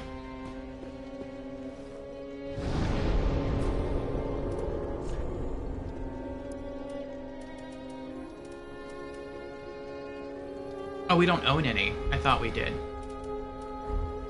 I don't remember their names. They just look like Easter eggs to me. Ah, how... These things. There was just a blue prism stone where the knight was. Ashen One, be sure to bring more souls.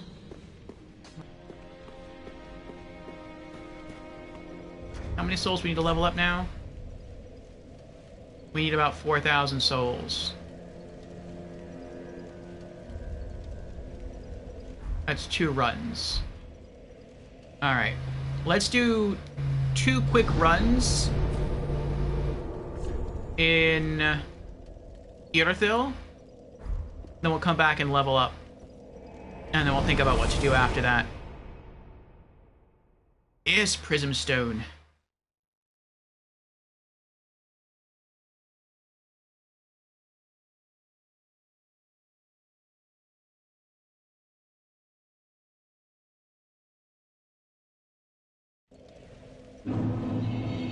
Alright. Buff with Tears of Denial. Alright. So we're just gonna kill 1 mob twice, and we should be able to level up after that. This is the run I've been doing when I want to grind off stream, grind souls. Just run from the bonfire, peek over the side, lock on. Plunging attack almost kills him. Wait till he gets up, hit him one more time, he's dead. Sometimes you get lucky and get some cool loot. I actually have that full armor set now. You can also kill some enemies through that gated door, but it can be a little tricky sometimes. To save time, I don't even bother with it anymore. And then just run back to the bonfire, and then rinse and repeat. So, it's pretty quick, it's pretty easy. If I mess up on timing, though, it is quite easy for me to die. But I kind of got the timing down, so it's not that big a deal.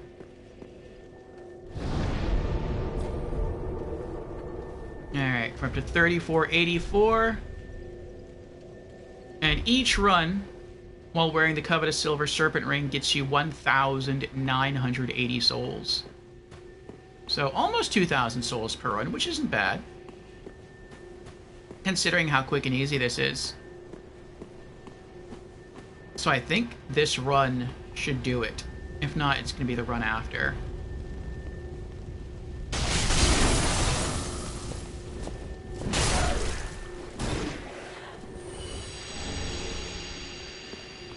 Alright, 36.7. Yep, that's it. We got it. We can level up.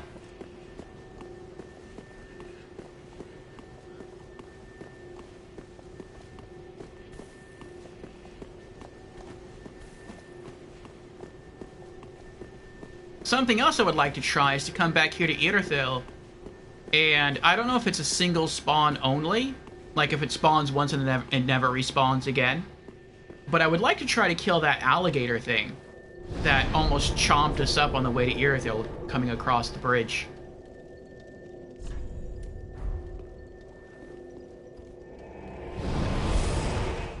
Oh.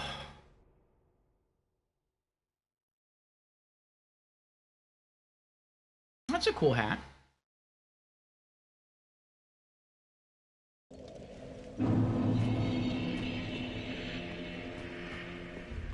Alright, let's get some more stamina. Welcome home, Ashen One.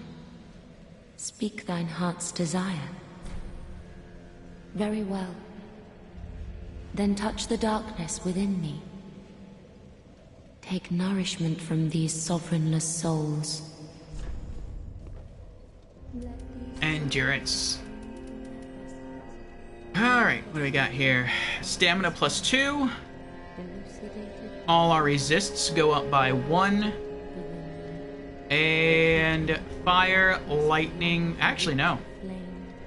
Fire and dark defense go up by 1. Lightning defense goes up by 2. Nice. Okay. Confirmed. Next point is going to be focused into faith. 37,000 souls to level up. Farewell, Ashen One. May the flames guide thee.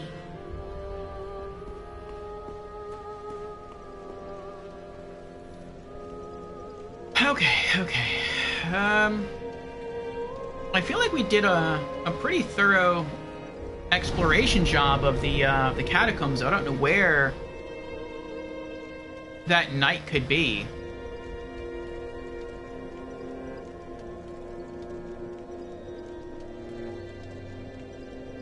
The side quest knight. What should we try first? You know what, since we have almost no souls, let's try the alligator first. Let's travel to... where is it?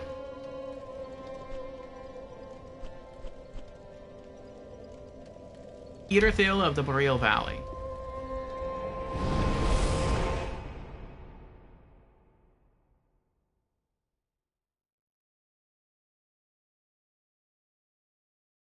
I also wonder what turned Veliger into an evil spirit.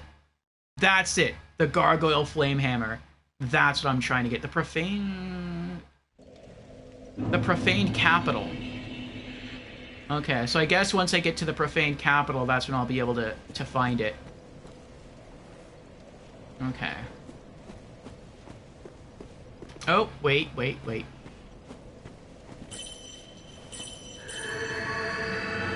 Almost forgot Tears of Denial. Alright, now I'm expecting to die here, but I might not. We'll see.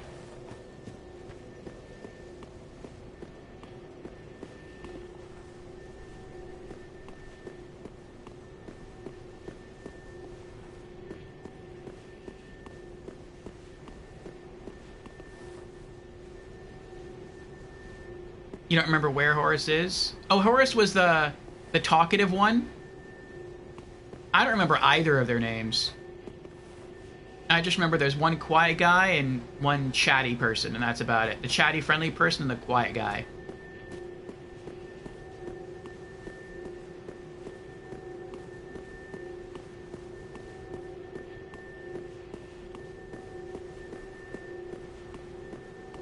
Oh, does it not respawn? Maybe it doesn't respawn.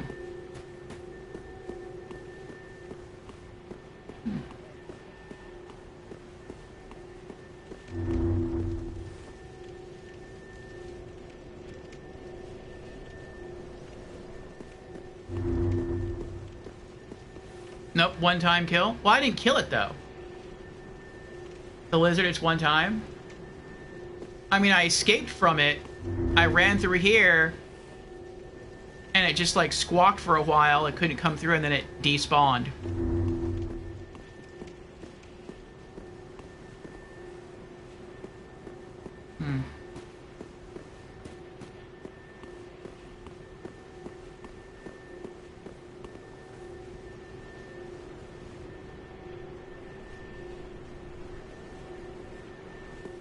Ah, well.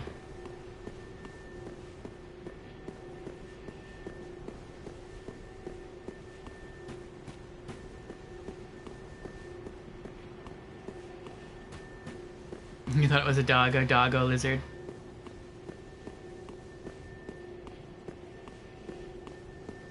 I've seen people trying to jump over this, too. I don't think you can get down there without dying. Alright.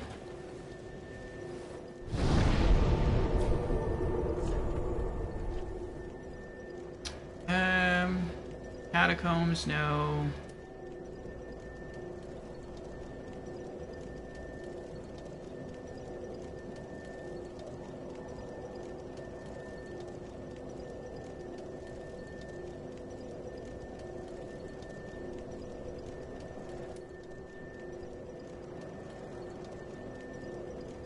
Oh, it's called Old King's Antechamber. Hmm.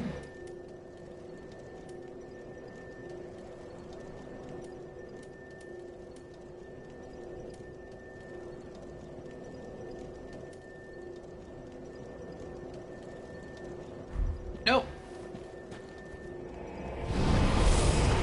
I didn't mean to go there.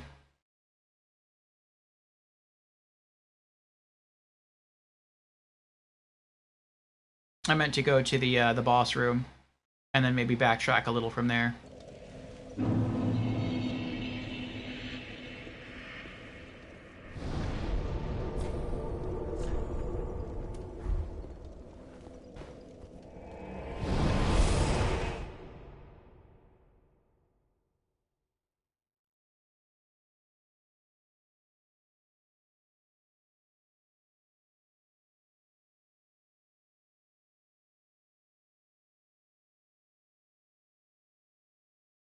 Relix is nice. I just invaded this guy.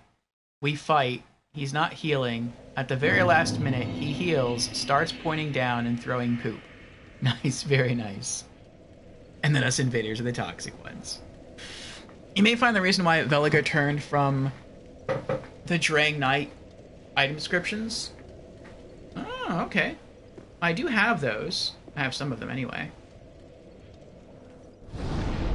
I mean, if I were to guess, maybe it's due to bitterness, because the king he served, King Vendrick, was slain. And I'm sure over time, Castle Drang Lake fell completely. And so it's like maybe his spirit was just... It was free of the castle, because it fell, like it was destroyed. But maybe he just wandered the earth with no king to serve, no castle to care for. And maybe he became angry at the hero of Dark Souls 2 that they killed Vendrick, and so he became a vengeful spirit, and that's why he is the way he is. That's my guess.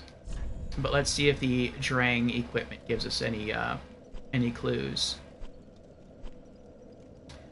Alright, we have the Drang hammers.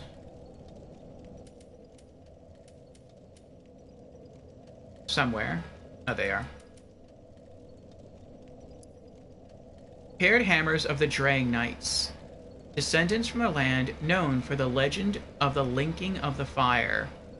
When the Drang Knights disbanded, they scattered across the land as sellswords. They quickly became known for shieldless, aggressive tactics that struck fear in the hearts of men. Okay. I think some people use this item description to say that Dark Souls 2, like the canon ending, was linking the fire. I feel like it's not. I feel like the canon ending to Dark Souls 2 is going through the DLC, wearing the crowns to have basically immortality, unhallowed immortality, and then trying to find a way to break the cycle.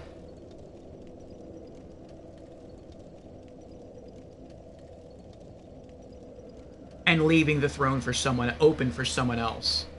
And then I would guess eventually someone else comes along and they take the throne. Either theirs or elsewhere.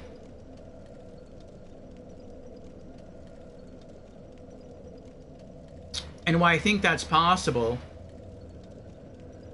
because some people would say, well, if that's the case and if they didn't take the throne, then that means someone would have to track down the hero of Dark Souls 2 and kill them for their power and then take the throne.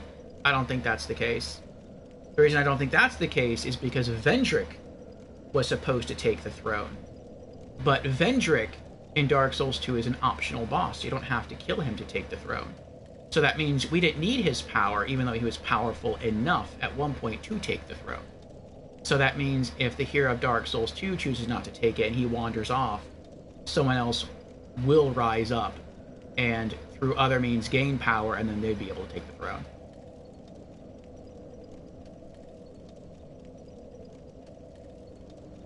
Interesting theory. Thank you, Eyeballs.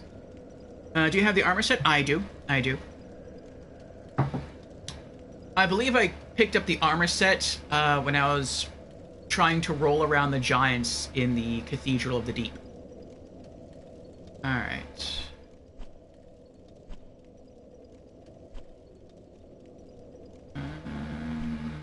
Is there a Drang helmet? Oh, that's dark. I don't remember there being a Drang helmet. There is not.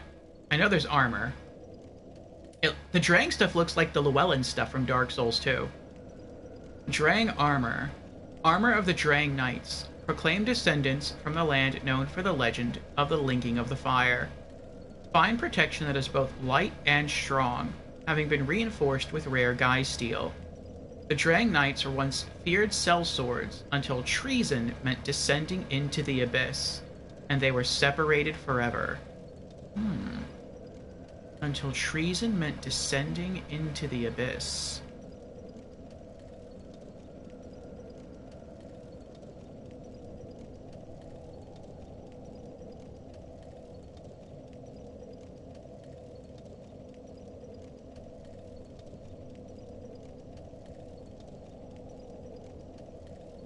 I don't know what that means.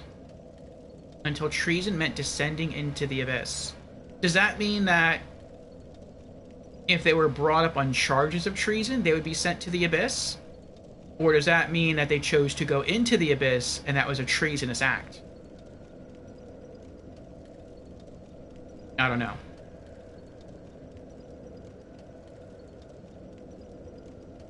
Or did the Drang Knights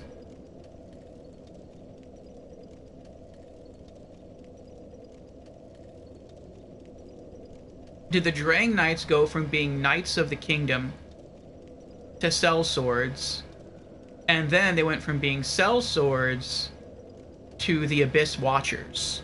Because the Abyss Watchers don't use sword. I mean, they don't use shields. They just use a sword and a dagger. Ooh. If that were the case, that would explain how the fire was linked. Vendrick didn't do it. The hero of Dark Souls 2 didn't do it. But there were still some loyal knights out there who were sellswords, and they chose to do it as a collective, as a group. That would be pretty cool. Jan says, Llewellyn is the name of the blacksmith that made the armor with guise steel. Oh, okay. There was nothing to do, no lore to follow, since the bearer of the curse chose Algia's path of refusing to link the fire. So they turned to mercenary work. Some took a darker path. Others chose the one that paid the most. I see. Alright, I think there's more to it. I think there's gloves as well. Drang gauntlets.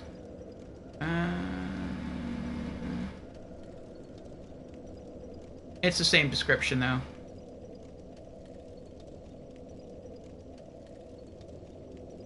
What about the leggings? Do they have the same description?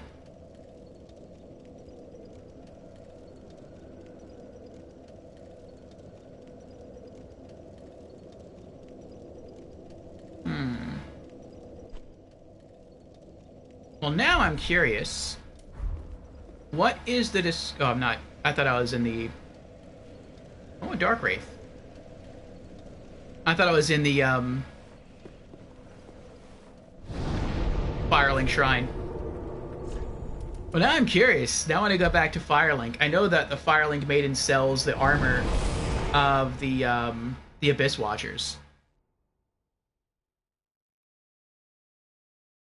But I don't think I read the description of it. And then I could also get an Abyss Watcher weapon if I transpose their soul, which I haven't done.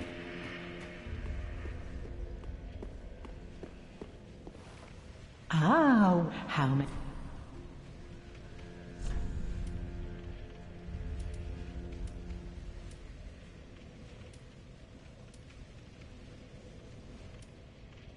Undead Legion Helm.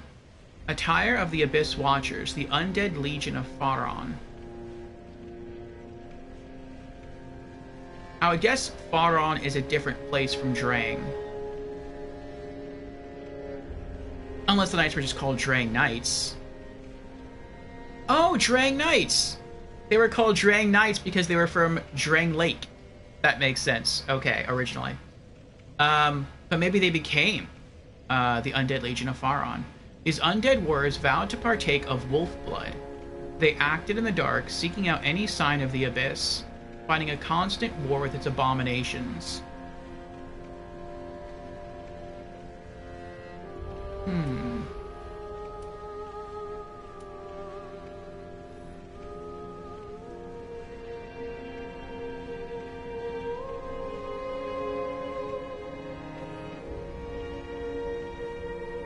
Not enough clues. Ashen One, be sure. Maybe if I read the description of the weapon from the Little King.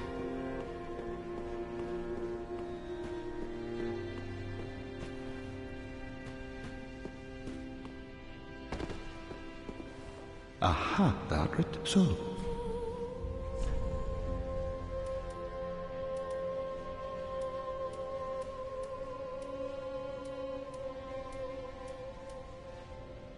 Wolf Knight's Greatsword. Greatsword of a knight tainted by the dark of the abyss, and master of the wolf's blood of Faron. The Wolf Knight was the first Abyss Watcher, and his sword is more punishing against creations of the abyss. Wolf Sword. Okay. Faron Greatsword. Greatsword of the Abyss Watchers, which is atypically paired with an unusual dagger. The dagger is utilized as a wedge in the left hand, while the greatsword is held in the right, a unique technique that was synonymous with the Undead Legion. Confounds foes in the manner of wolves hunting prey.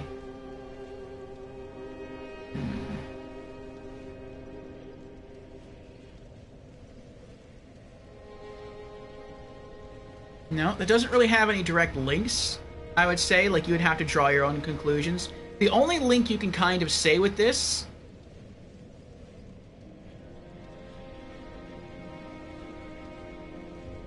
is that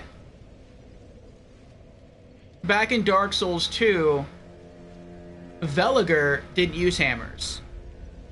Or at least he didn't have hammers on him. He gives you his gear at one point, but he never gives you hammers. He gives you a sword, the Espada Ropera, and he gives you a dagger, the Royal Dirk.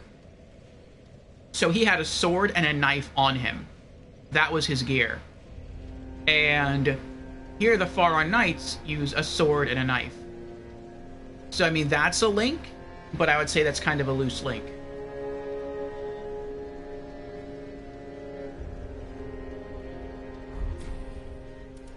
Now, do not be away.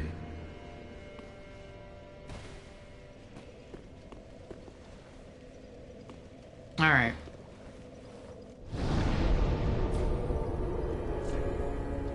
Let's head back to High Lord Volnir. Jen says their connection is actually with honoring the legendary Artorias, knowing that it was the chosen undead that fulfilled Artorias' legend. Oh, unknowing that it was the chosen undead that fulfilled Artorias' legend. Well, that makes sense with the greatsword. It doesn't make sense with the sword and knife combo, because Artorias didn't use a sword and knife. He just used his greatsword. But yes, I do agree that they were trying to keep the memory or honor the memory of Artorias. But maybe some of them went to the Abyss, like a portion of the Drang Knights went to the Abyss to try to stop it. Maybe they heard of the legends of Artorias, and they're like, well, we have no king to serve, so let's go do something else. Let's go try to stop the Abyss. Because Artorias is a knight, or was a knight, like them, who no longer had a king to serve, because Gwyn went off in Dark Souls 1 and did his own thing. And so with no king to serve, Artorias chose to go fight the Abyss. Unless the king, like... Well, no, that's not true. I mean, I don't know the status of Gwyn during Artorias going in there. I know that's in the past of Dark Souls 1. But I'm guessing Gwyn, at that point, during the DLC of Dark Souls 1, has already sacrificed himself to the first flame. It just hasn't gone out yet because it's still burning. He's still burning. So maybe they thought to do the same.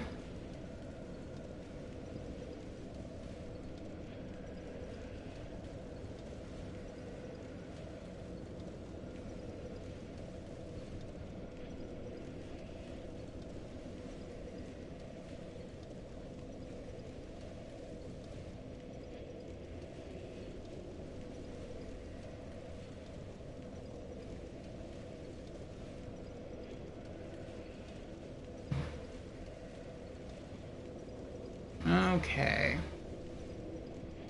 And welcome back, everyone, from the ads. Very cool theory. Could be. So yes, we were just talking about a theory of maybe the Faron Knights, the Abyss Watchers. Maybe they were...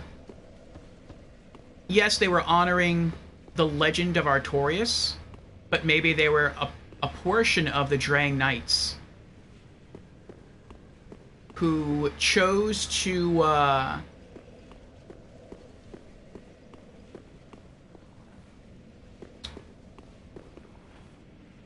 go to Faron, or maybe they were sellswords of Faron, and then they chose to go to the Abyss to become the Abyss Watchers. Because they had no king to serve. Vendrick was gone, and the hero of Dark Souls 2 chose not to relight the flame, and so I guess with no king to serve, they wandered off. They became sellswords. The Cursed One, the hero of Dark Souls 2, chose not to light the flame, so they returned to Drang Lake as a group, and they sacrificed themselves. But up until that point, they were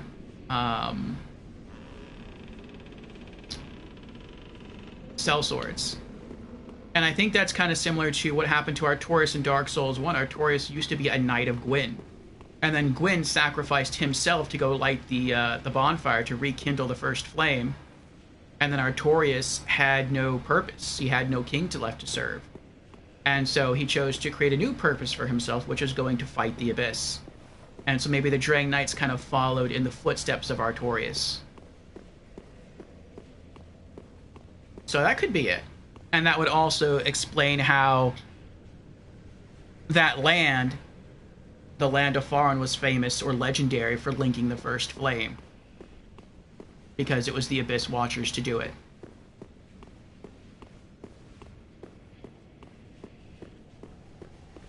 And you could also say, well, that's also why the Abyss Watchers are the easiest bosses to beat.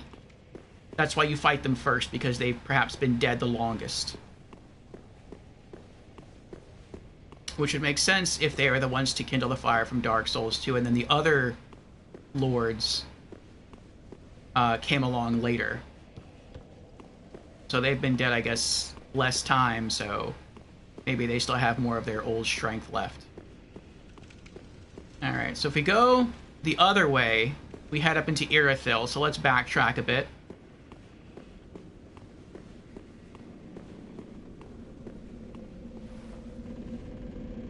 Let's switch back to the Blessed Great Mace.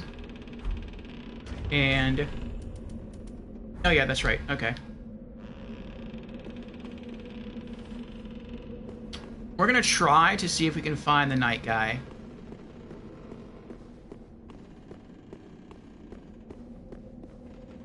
Oh, I can't go this way.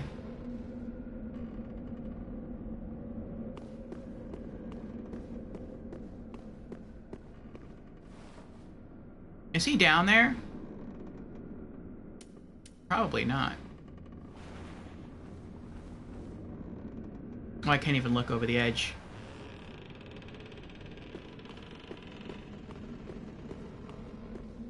Oh, I have to go back to the bonfire. I forgot to... Tears of Denial.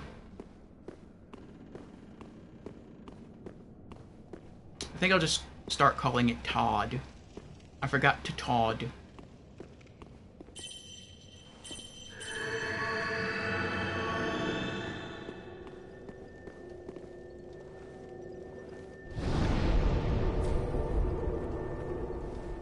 Okay. May I see your strongest weapon? I'm not sure what my strongest weapon is. I have 4 of them, though. Blessed Great Mace plus 6. Physical 192 plus scale of 104. I think my strongest one is probably this one. Great Mace plus 6, just non-elemental. 296 physical, 112 scaling. And then I have Vort's Great Hammer plus 2. Physical 233 with a scaling of 99 plus 110 frost. And then I have the Old King's Great Hammer, 180 physical plus 45 scaling, and then 69 fire plus 10 scaling. But I refuse to use a non-elemental weapon. It has to either be frost, fire, lightning, or blessed. So I will never be using that. That's just... I'm just holding on to that for now until I can find the coal so that I can infuse it with lightning. But yeah, since we're in the catacombs, I'm switching back to the Blessed Mace for now. I'd say you're ready for Irithyll once you're done exploring everywhere else. I don't want to go to Irithyll. Irithyll's scary. Irithyll is a beautiful scary. Because it's so brutal. I'm probably going to do in Irithyll what I do everywhere else. I'm just going to make a beeline from bonfire to boss, beat it, move on to the next area, hit the first bonfire, and be like, okay, cool, we did it. We beat Irithyll. Now let's go back to Irithyll and more carefully explore the area.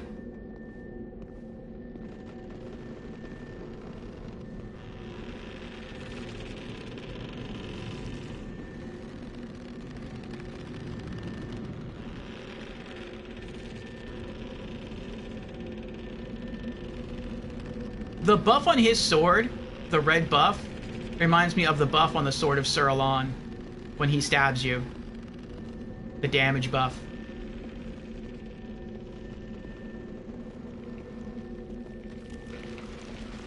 So many skellies.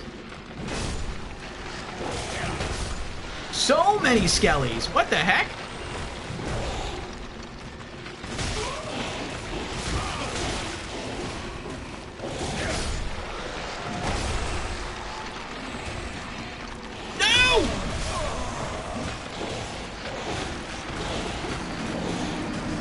I would have survived that had I been able to drink an Estus.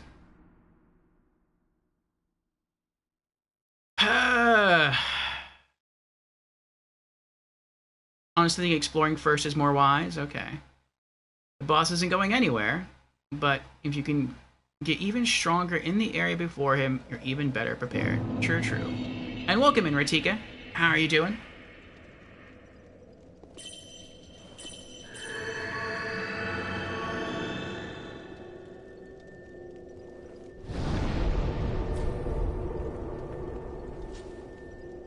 I'm thinking once we get to Irithyll, though, I'm probably going to toggle to my weakest weapon, which may not sound smart. But I'm guessing that the boss of that area is like an ice boss. So if he's an ice boss, I feel like he should take more damage from fire. So I'll try to use the Old King's Hammer. And we'll see what happens.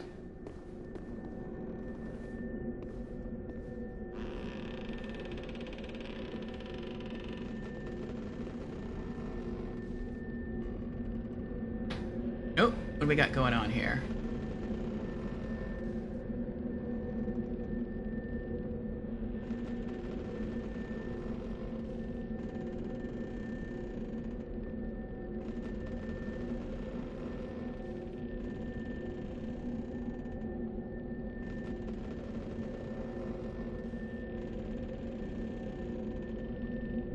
You forgot they all wake up like that?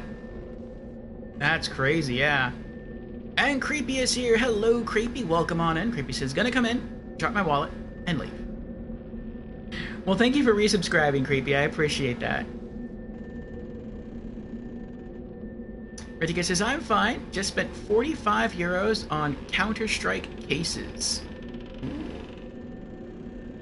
Well, I mean, so long as you have fun with it, so long as you enjoy it, so long as it's worth it to you, then it's worth it. And Creepy redeemed Hydrate. Very well. Cheers, Creepy.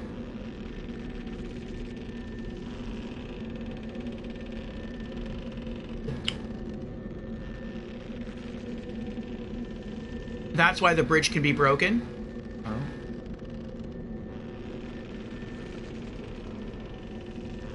And Creepy has also redeemed. Hello, I'm new to stream. Well, welcome, Creepy, to our stream for the very first time. Again, hope you're doing well.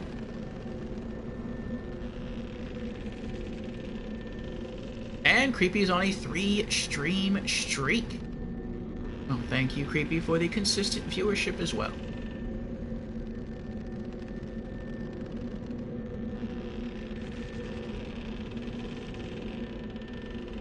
Ritika says, well, didn't get anything. Gambling is gambling. That it is. That it is. Alright. Well, I am not going... Oh, I can run across the bridge. I am not going to do that. I want to backtrack from here. I think I'm just not going to lock on.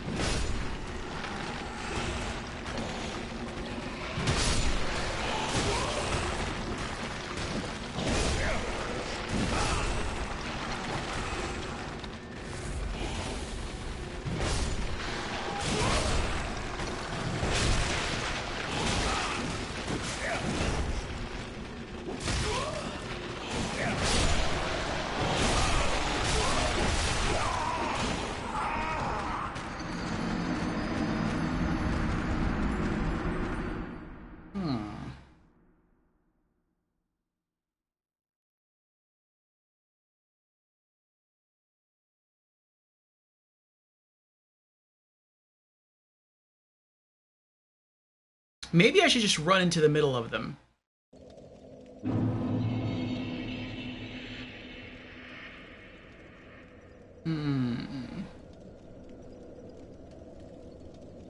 I probably don't... Do I have a 360 hammer swing move?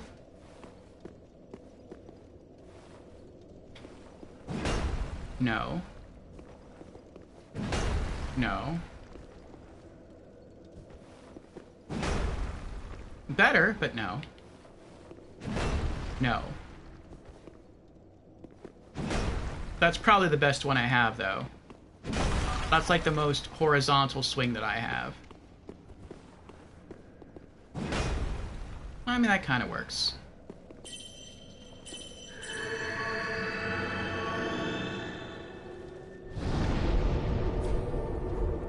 Something you've noticed, the death sound is the same as Dark Souls 2. Interesting, interesting. Oh, this is my brake line split last night. That sounds bad. How did you find that out and survive? Did I choose mature voice for my character? I think I just chose normal voice. Like, middle-aged voice.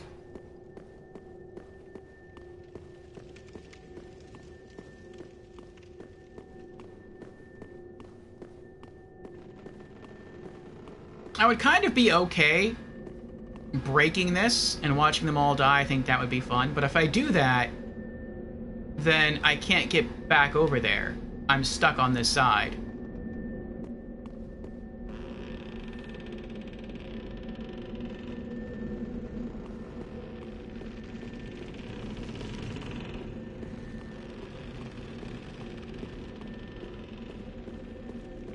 Unless...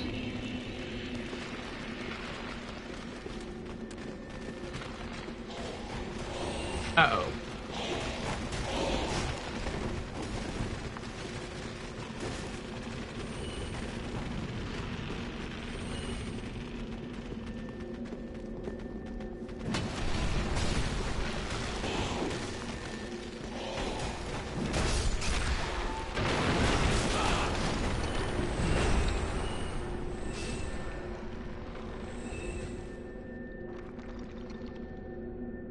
Wait, how many souls did I get from that?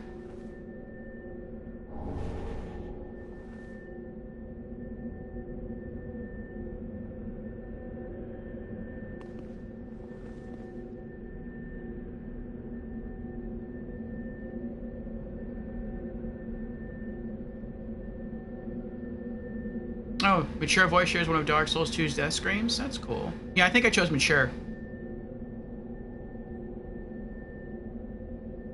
Creepy says, I got to work, saw something wet on my tire, touched it, was oily. Crawled under truck, saw brake line. Only one wheel was affected, thank goodness. 0. I definitely got some souls from that. Ooh. Well, I'm glad you found it in time, Creepy. It could have been a lot worse.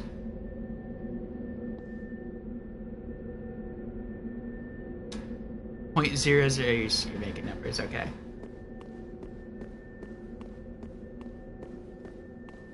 I know that you would have to normally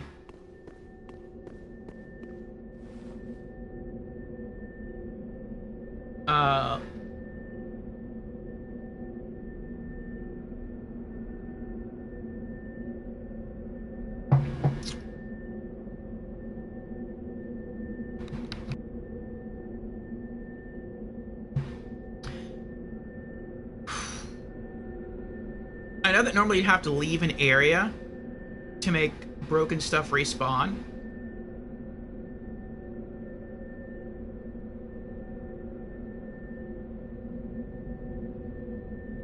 What's that?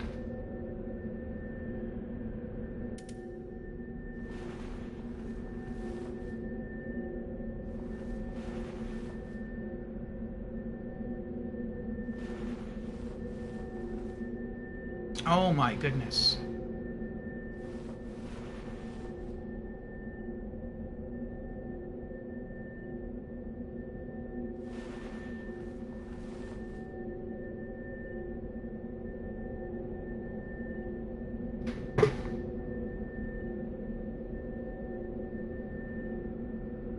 Is that from a skeleton who died?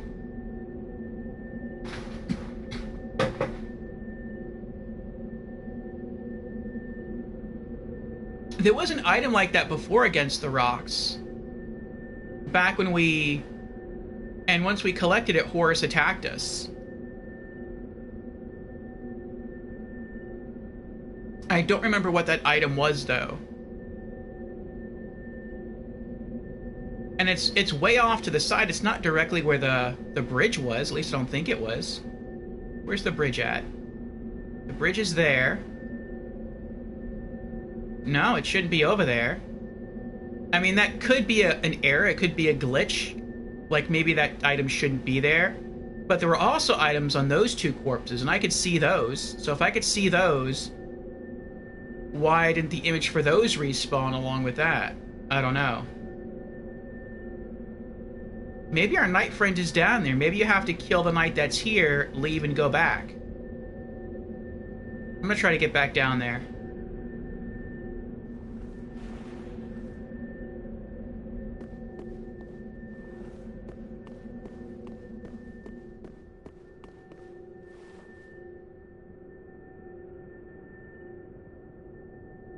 I'm trying to remember how to get down there.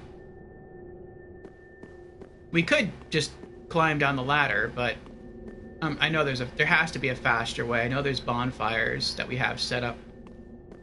And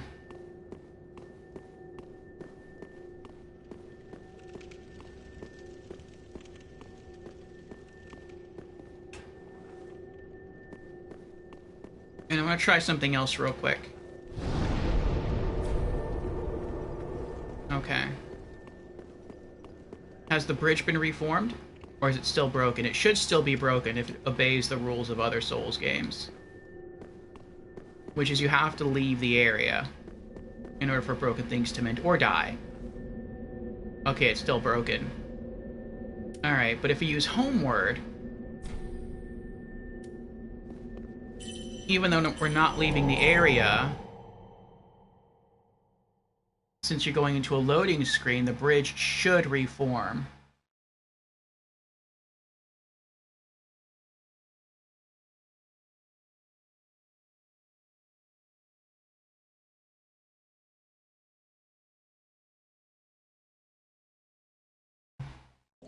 I'm just curious if this could be like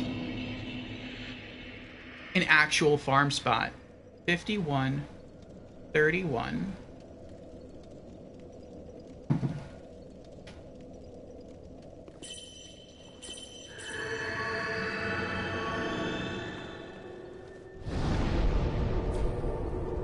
I want to see how many souls we get by going across the bridge and then just running back and whacking the bridge and letting it collapse.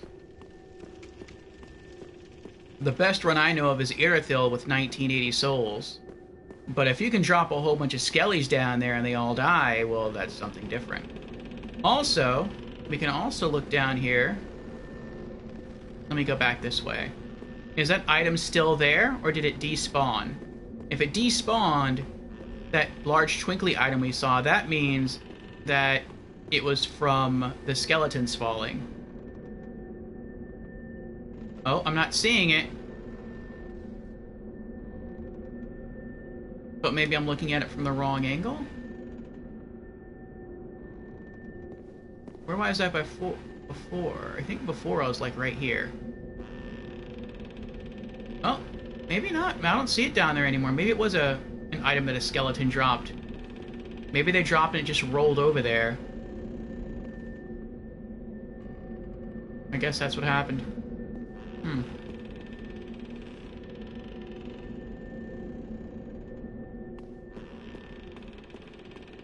Oh, that's the person's name? Henri? Okay. I think Henri is near the bridge. I feel like they would be. I feel like they would be outside the boss room. I'm just curious. Since I killed the boss, maybe it would be too late. Or maybe I'm gonna have to come all the way back around from a previous bonfire. Like, maybe he's over there somewhere.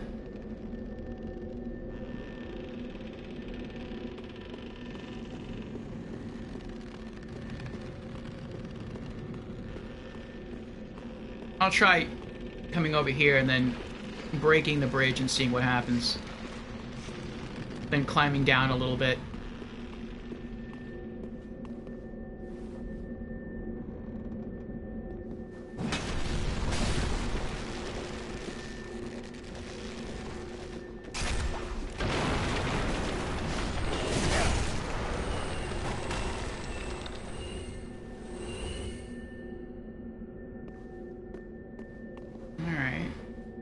So if we let one skelly kind of get us, that's minus 6583. That's 1452 souls. So it's not as safe. And it's not as quick either, because you have to wait for the loading time of the Homeward Miracle to reform the bridge. Okay.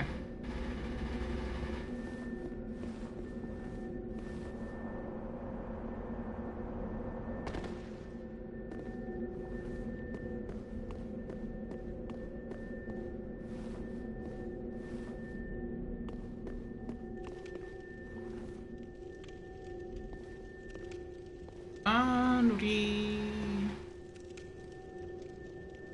where are you, Henri? I wouldn't think Henri would be in here, because, I mean, I don't know. There's too many enemies in here. I mean, you don't see them right now, but usually there's too many enemies in here. And then just past this area is another bonfire. So I highly doubt he's down there. So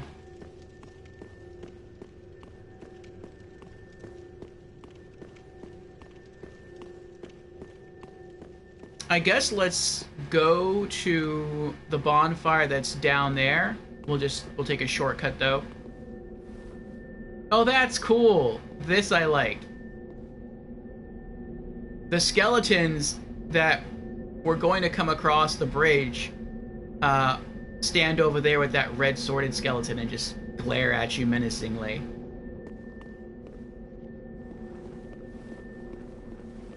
And then if he's not over there, then we'll go to an earlier bonfire before you reach this place, and we'll see if we can find Henri that way.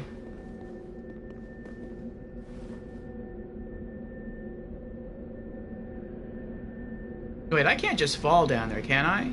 Since I have the ring? Let me see. I mean, if I can, that would save a lot of time.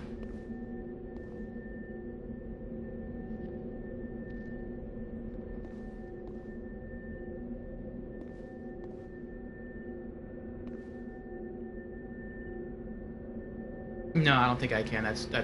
We're too far up. Okay, never mind.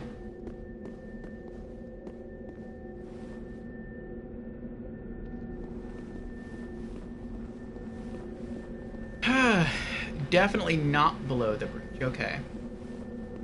The Henri quest, much like many other NPC side quests, can be easily failed. Yeah, I'm wondering if I already, like, failed it, like, once I killed Horus. You must have hit some specific triggers to meet Henri here. I did. But I didn't exactly talk to him. Like, I talked to Henri, and he was like, hey, I encountered a trap, and I became separated from my friend Horus. Have you seen him? And the only option was no, and I think cancel. And I didn't want to pick no, because I feel like if I would have picked no, then maybe that would be like, oh, I guess I've lost my friend for good, and maybe that would have, like, ended the quest badly. Just like in Dark Souls 1, you encountered the daughter of Onion Knight guy, and she's like, have you seen my father? And if you answer no, then that, like, ends her side quest, I think. But if you say yes, she's like, oh, then I have to keep looking. And that sort of pushes her quest forward. So I'm like, I don't want to say no, and so instead of clicking no or cancel, I just walked away, and that kind of closed the dialogue box. And I thought I would go first and try to find Horus, and I did, but then he tried to kill me. And then I went back to where I found Henri, and Henri's no longer there. Instead, it's just like a blue marker stone. And so I don't know where Henri went. I thought I saw something over here. Maybe it was just a phantom. And so now I have to try to find Henri. So I guess we're gonna have to try to go back to a previous bonfire in the catacombs. Oh. And that means the first bonfire.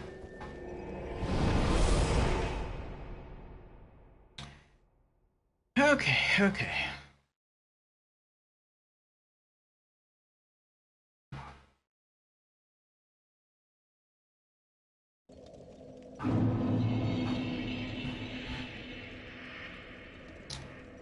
Well, let's denial up. Todd up.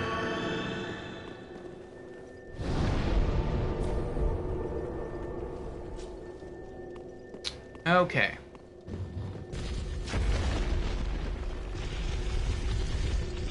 I always forget where the skelly ball...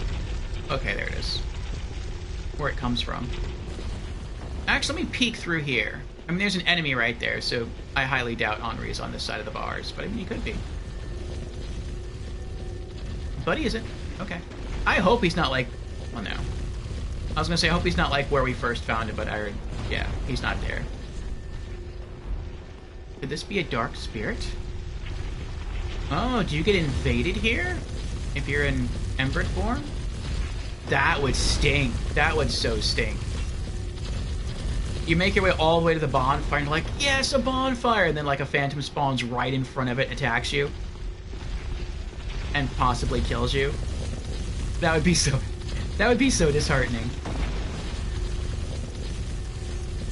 Okay. Oh, I shouldn't be going this way. I want to go the other way first. Well, no, you said it's near the broken bridge. Near the broken bridge is where I'm going now. It's down.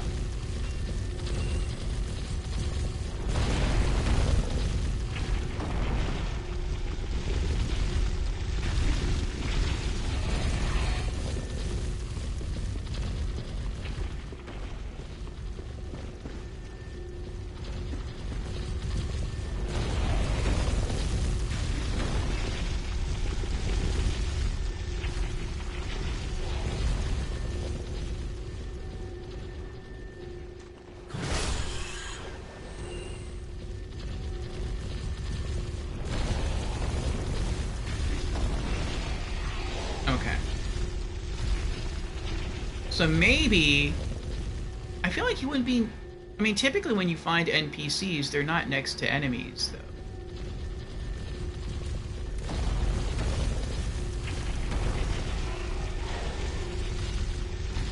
Well, that's scary. He's just looking at me.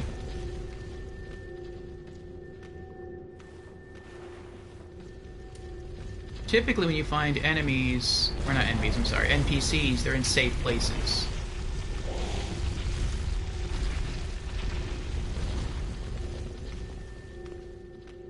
Oh no, that takes you up there. That's just a bunch of enemies.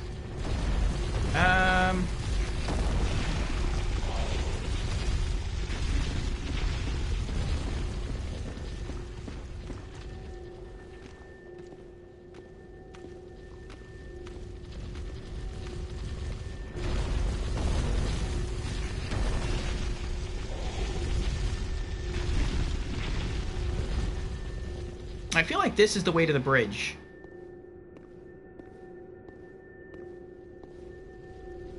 Yeah, it is.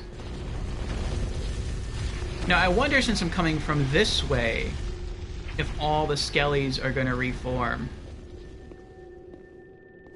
If they do, I'm going to run for the skelly ball and hope to have them all get killed that way.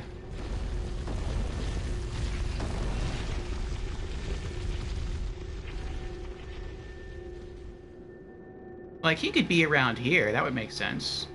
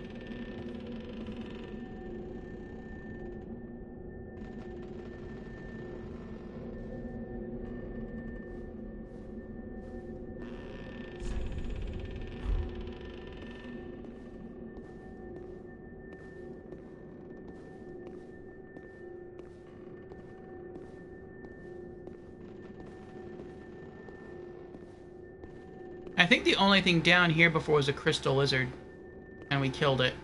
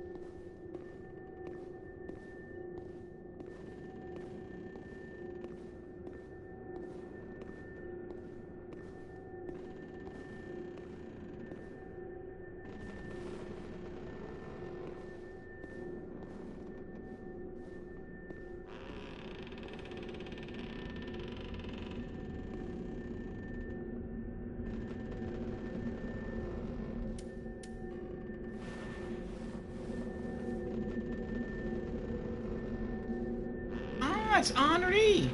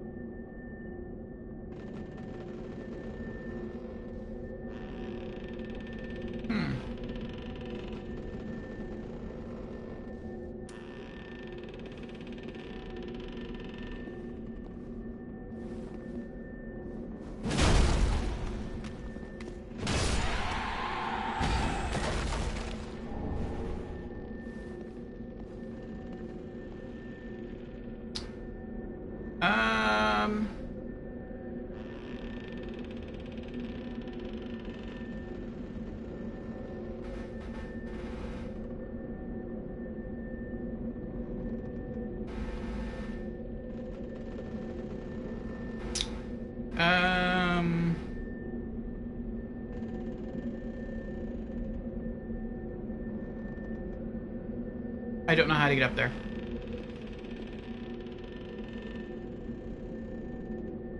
If I go that way, where the bridge is...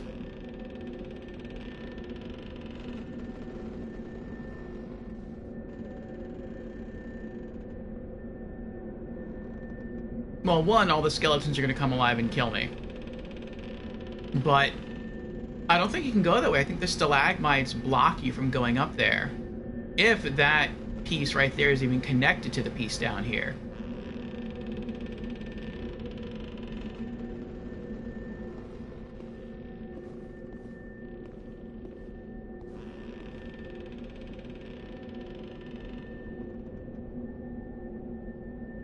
Welcome back, everyone, from the ad, yes. Return required, then right and right and right.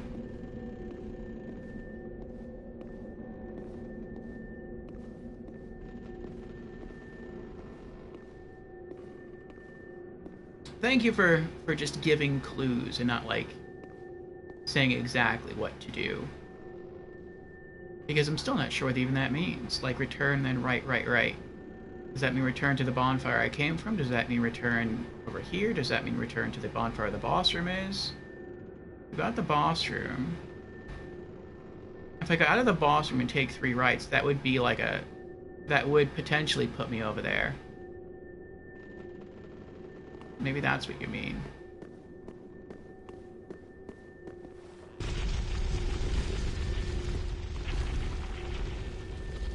I'll give that a shot.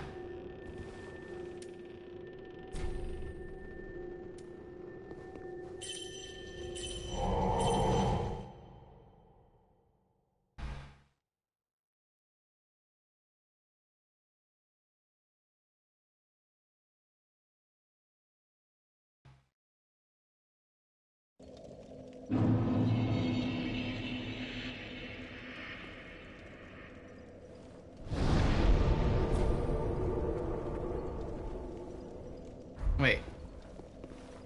It could also mean return here. And since I'm already here, let me check this place first.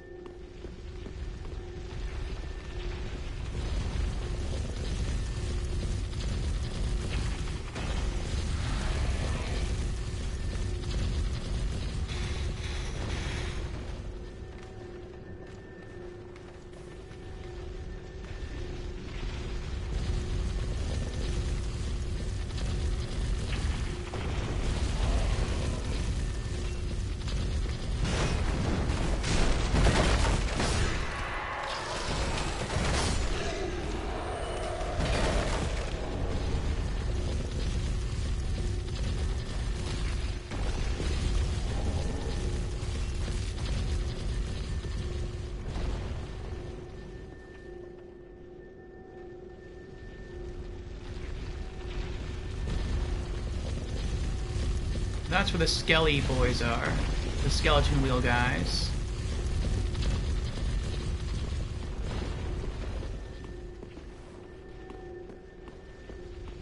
So if I did 3 rights, it would just drop me down to the skeleton wheel boys are. So that can't be it.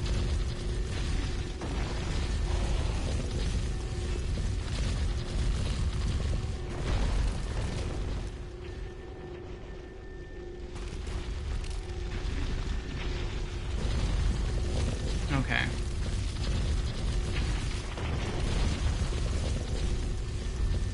No hole ahead. Maybe I have to go back to the boss room. Oh no!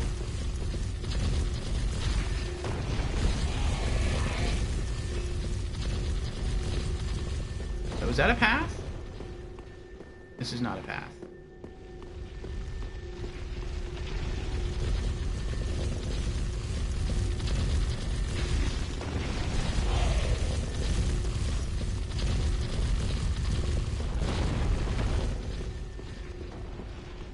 Okay.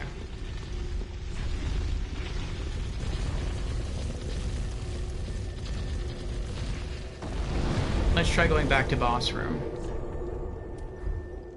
Because he's on the same level as the boss room.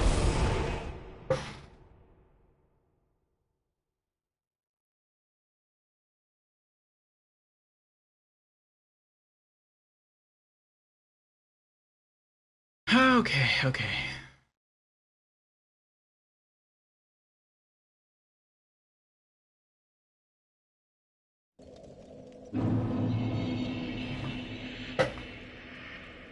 Alright.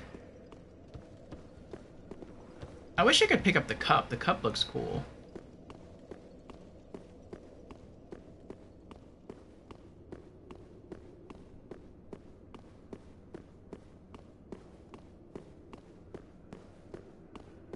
No, this doesn't do anything. This just takes me up and up and up to Irithyll.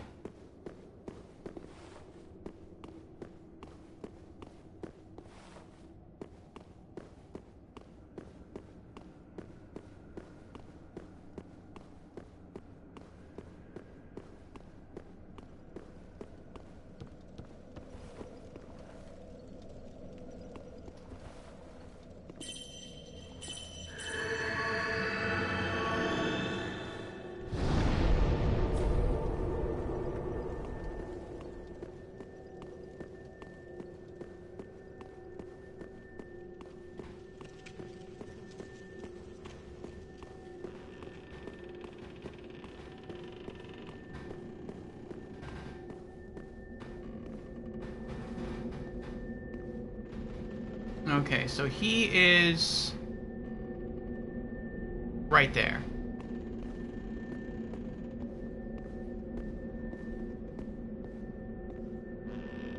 I have to figure out how to get up there.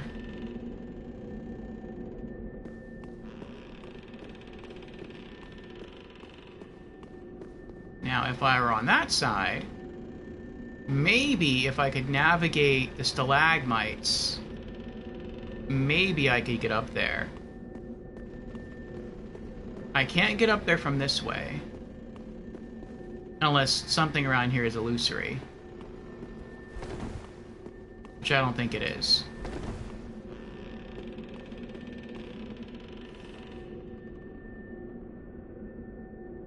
Oh, wait.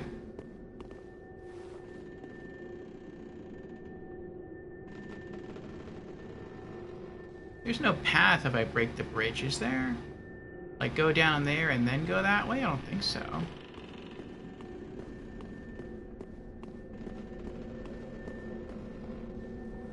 Unless I have to climb down and then climb back up.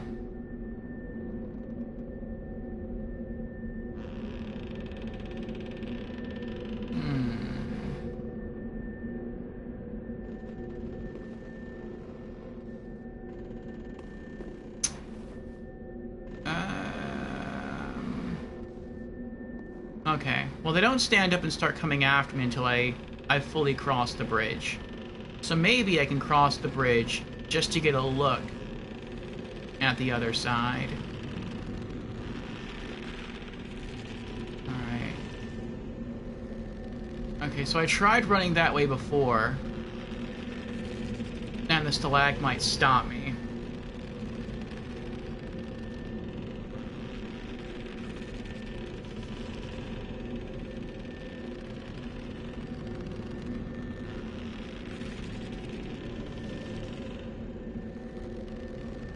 Alright, I think what I'm going to do is I'm going to go back to the previous bonfire that we were just at, fight my way to the bridge, because the first time I crossed the bridge to the boss, I think the skeletons did spawn, but they spawned very slowly, so it was more manageable, and I could kill them, like, without them swarming me.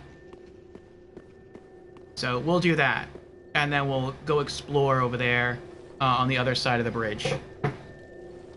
But I also have to use the restroom again, so I will burb. I'll be right back. And when I do, we'll try to see if we can get to Henri. So, be right back.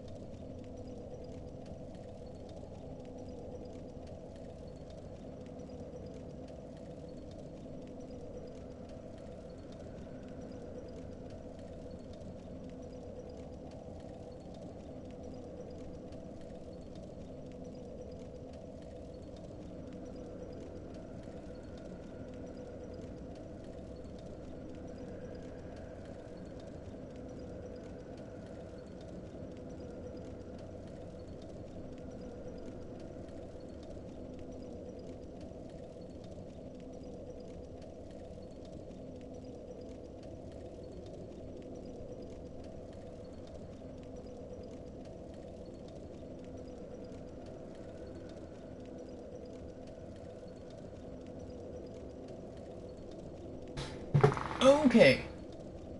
We're back. Thank you for your patience. Alright, let's get back to it. How do we reach Henri? I like the name Henri.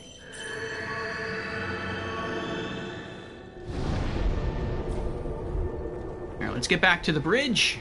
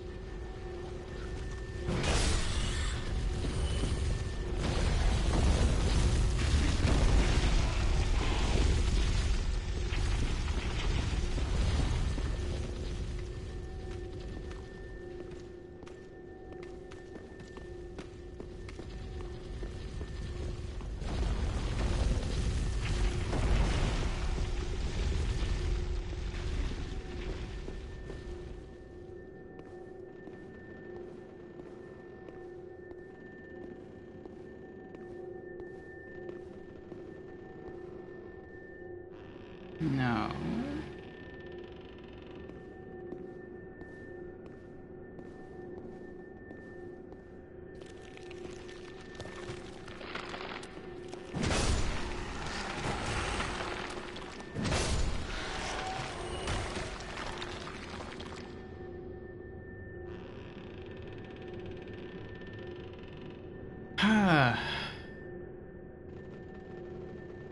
Hello, PV.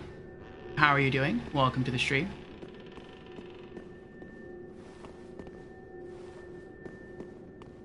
Please no tips unless they are asked for, PV. But I will do as you suggest.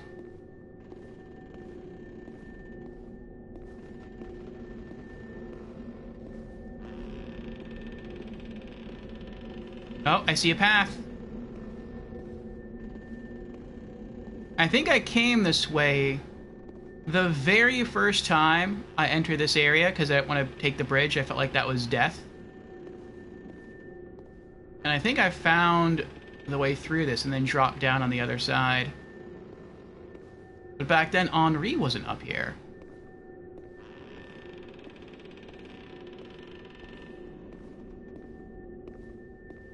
Yeah, I came up here and I dropped down, then I crossed the bridge that way. Okay, we found him. Well, her. Ah, hello. We meet again. We do? Have you seen Horace anywhere? Well, now I have. Tell of the smoldering lake.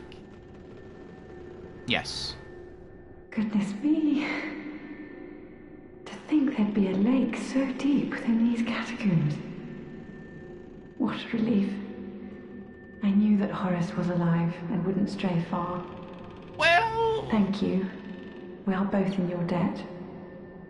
This hardly expresses my gratitude, but it'll have to do for now. Please take it, and may the flames guide your way. Ring of the Evil Eye. I mean, he's down there. That's where I left him. It's not exactly alive anymore, though. I will soon head to the lake. Oh. Thank you. We are both in your debt. May the flames guide your way. This might be bad. Okay.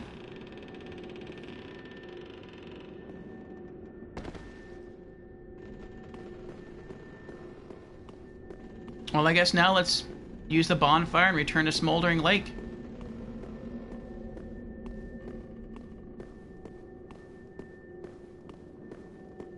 Oh, I wonder if she's gonna go all the way down there.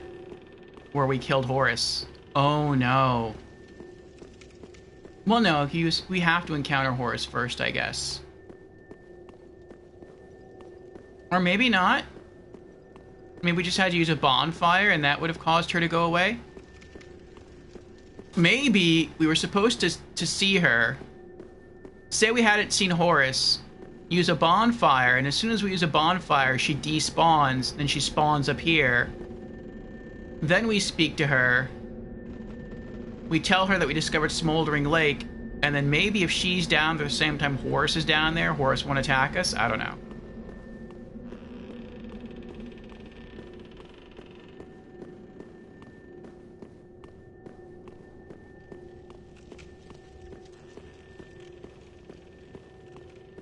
I'm getting a bad feeling about this, though. I feel like something's gonna happen to Henri.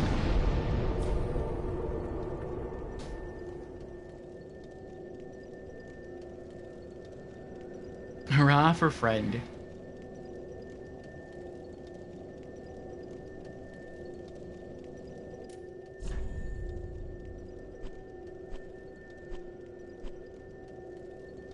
I think I have a scimitar already. Yeah, I do. Yeah, it's too late. I used the bonfire. Ring of the Evil Eye absorbs HP from each defeated foe. This ring captured the foul spirit of an evil eye, a creature that ravaged Astora. Absorb HP for each defeated foe. The horrid spirit nearly destroyed Astora, but was eventually defeated by the Sword of One Most Noble. I wonder if it was slain by Andre of Astora.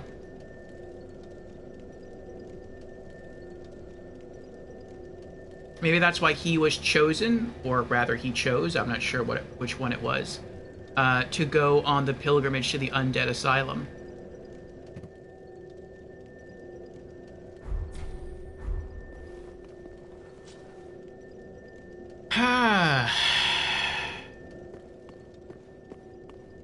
You're fine if Horus is dead? Yeah, we killed Horus already. See, I'm guessing that despawns Henri. Yeah, Henri's gone. Okay. So now let's use the bonfires to get back down there, I guess. Either where Horus died, or maybe we'll find Henri earlier on than that. We'll just try all the bonfires in Smoldering Lake.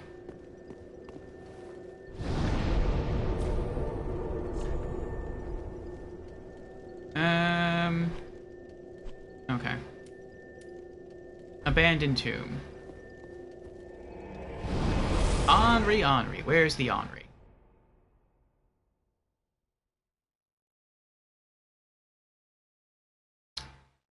But how are you, PV? What is your experience with Dark Souls 3? And Souls in general?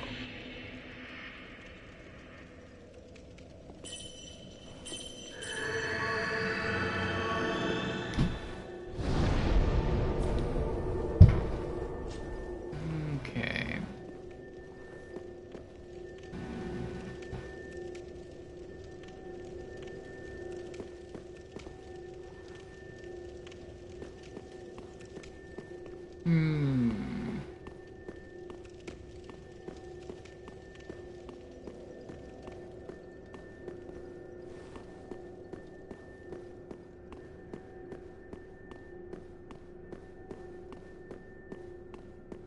Okay, this is the main entry to Smoldering Lake. Alright, I don't see Henri anywhere. We turned off the ballista.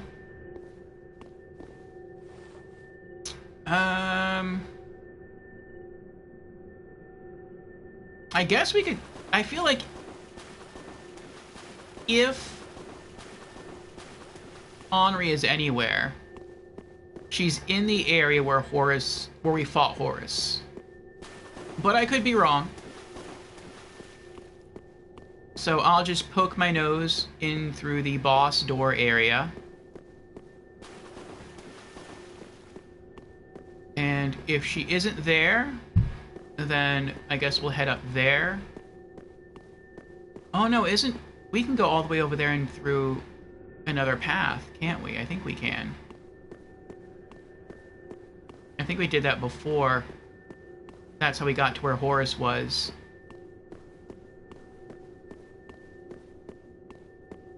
Yeah, okay. So that means we're gonna have to go that route again.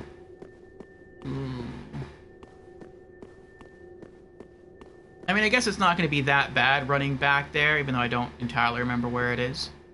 Because we don't have the ballista shooting at us anymore. But I know we're going to have to be careful of the crabs.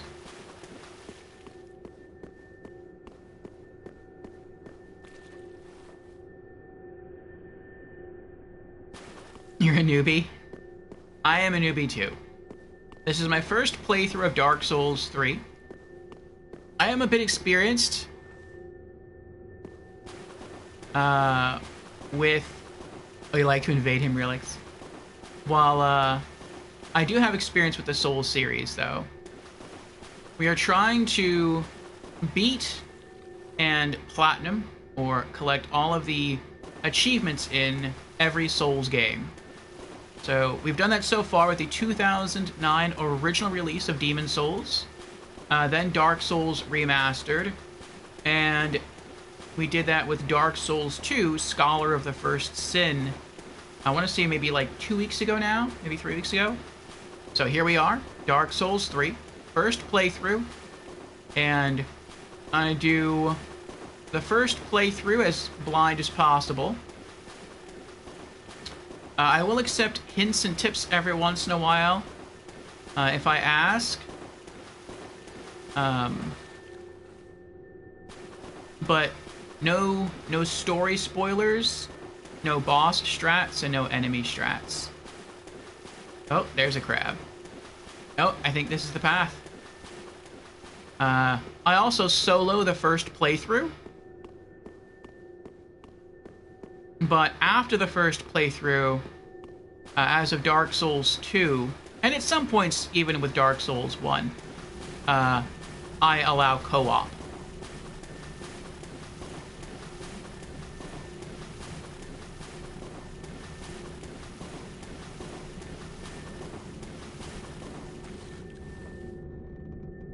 Oh, a green stone!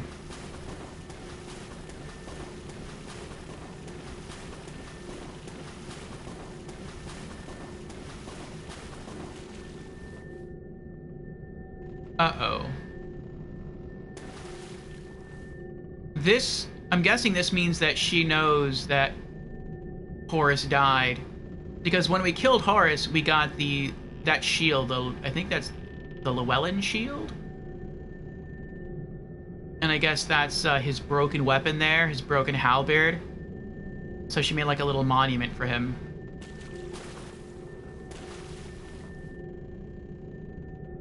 I wonder if she's going to invade us now. Like, she knows we did it. We're the guilty party, though he attacked us first. I could see that happening, though. As you try to exit, she invades, and then you have to kill Henri. Okay. So she knows that Horus is dead. Maybe after just running in there and seeing the green stone. Maybe she leaves and goes back to Firelink. Could be.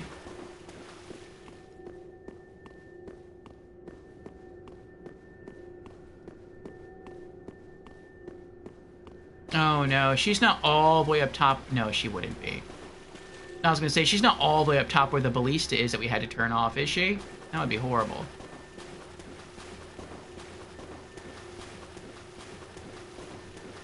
She could be by the bonfire that's way back there. There's no other safe area that I know of around here. She could also be on one of the platforms once you get to the ballista up there and you start dropping down. She could be on one of those platforms. Oh no, maybe she is up where those dead giants are near the ballista. Maybe that's what that message meant when it said friend. It didn't mean that the dead giants were your friends. It meant that maybe that's where Henri's sitting. Oh boy.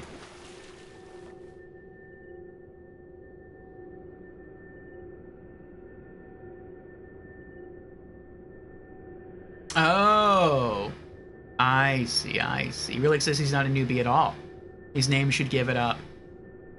PvP. I see, I see.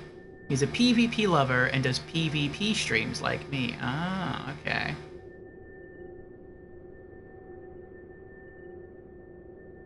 Meant to say newbie killer, not newbie.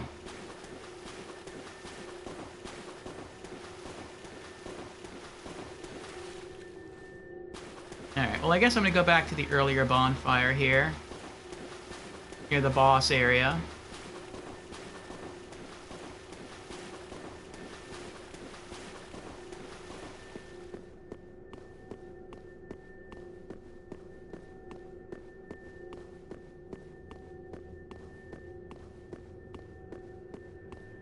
And see if Henri's in there. But I feel like Henri might be next to the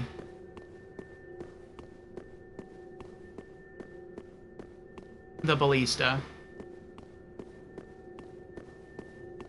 Though that's kind of dangerous because you can pull an enemy up to that point. Unless they all just suddenly de-aggro. Once you get, like, beneath the ballista.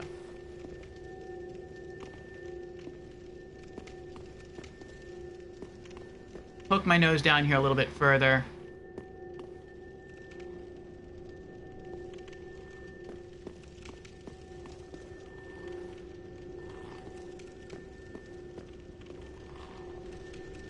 Okay, beyond this point it gets dangerous.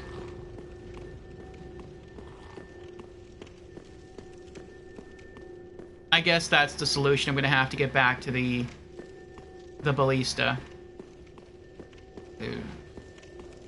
Alright, alright.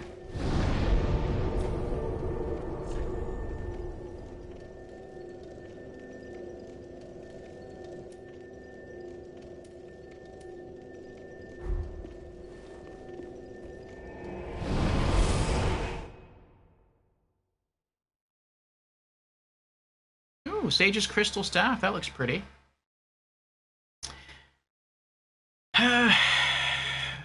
So far, I'm enjoying Dark Souls 3. It is very, very different from Dark Souls 2.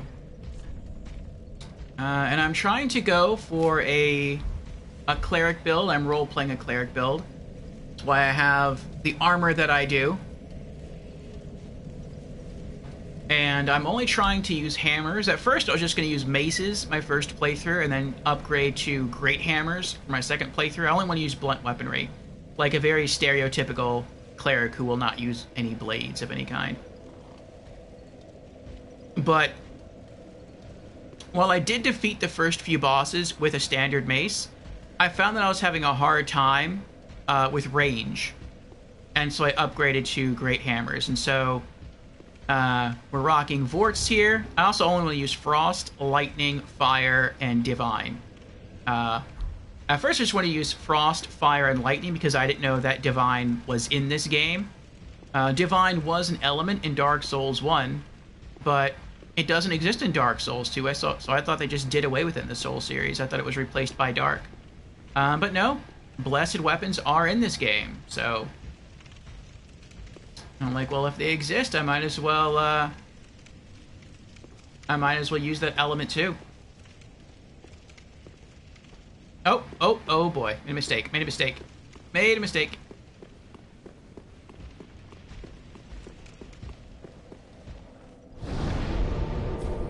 So yeah, I want one great hammer of each of the elements that I just talked about.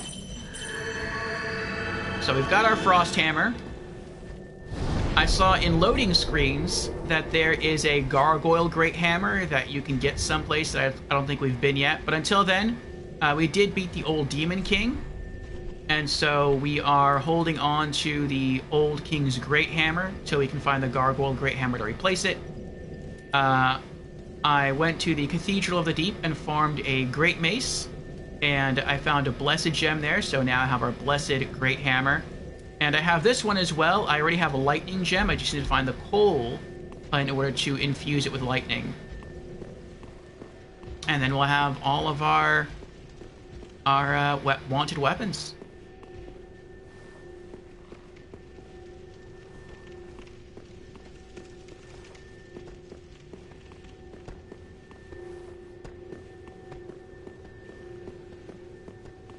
Can I really just run past him?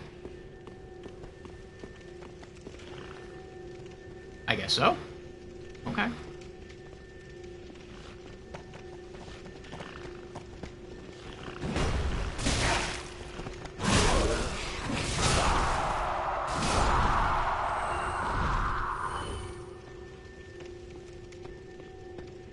But it's been so far a bit of a challenging adjustment for me here in Dark Souls 3 because it is so much faster than Dark Souls 2 and I have to be more aggressive.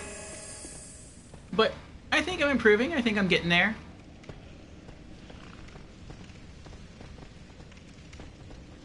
I want to heal up before I... Uh-oh.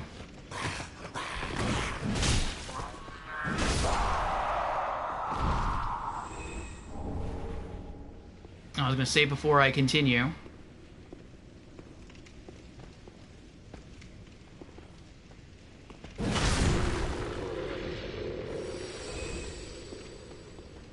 Oh. I also want to use more offensive miracles, but we haven't found an offensive miracle outside of today's stream. Actually, outside of yesterday's stream is when we found our first one. For a long time. And the first offensive miracle we found was a lightning miracle from Dark Souls 1, but it was really weak. I tested it out. The range is very poor. The damage is very poor.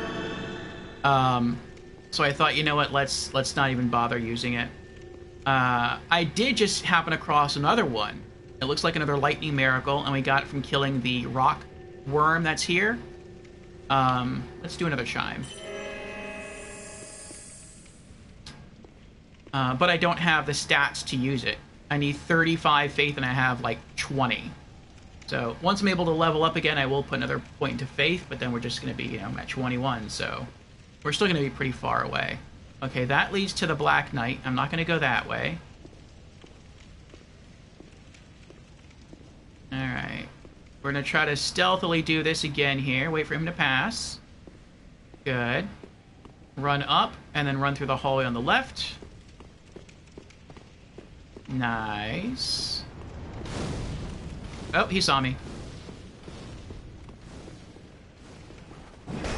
Oh! At least I didn't take a lot of damage from that. Alright, go this way.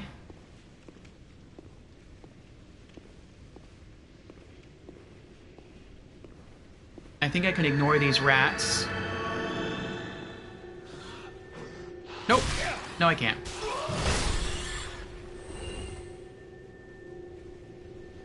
There aren't that many offensive miracles, and even less which are actually good. It's really meant to be a co-op helper thing. Like OG Mr. Solaire. I'm guessing Wrath of the Gods is in here, because that's been in the Souls series since Dark Souls 1. I don't remember if it was in Darks or in Demon Souls, because I didn't use miracles in Demon Souls.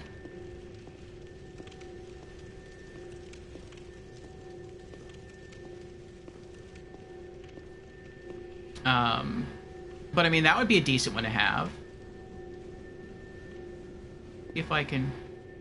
Yeah, okay, I can ignore him. And I would also guess that there's stronger lightning bolt miracles that we can use. So there's something else. And that's all that I'm aware of right now. I think we can ignore the rats over here. Okay. almost back. Sort of. I just have to kill all the basilisks, then get past the Black Knight. And then I can get back to the ballista area.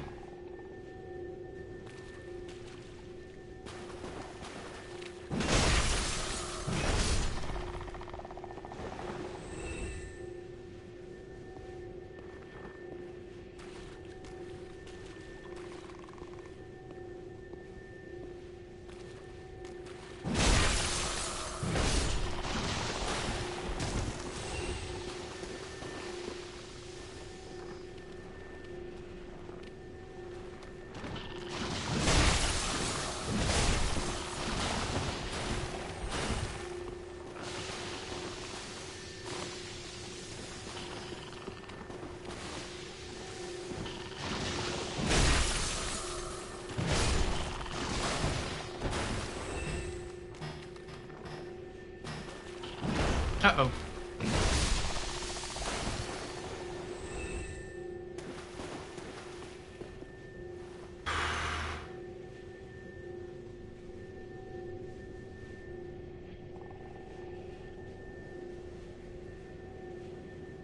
Am I on my way to turn the ballista back on? Did I see something I wanted to try using it for? No.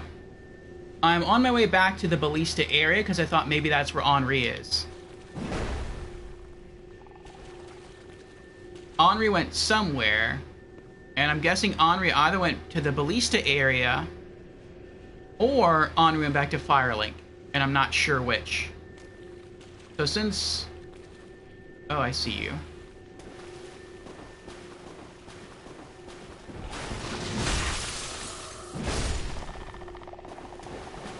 So I was thinking maybe that's what that message up top near the ballistas meant, where it said friend. Like maybe it wasn't talking about the dead giants, maybe it was talking about Henri.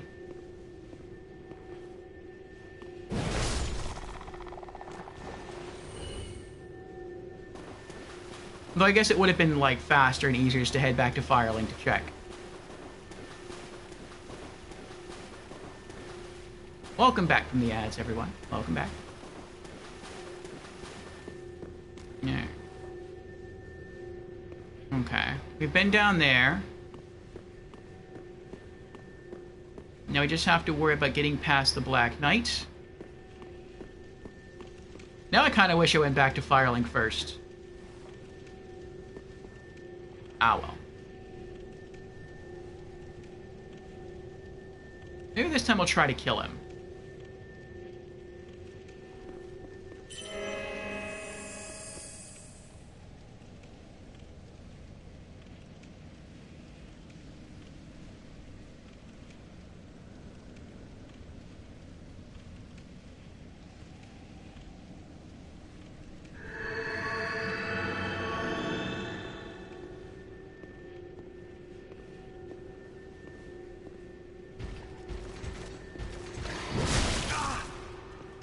Nope, that's not gonna happen.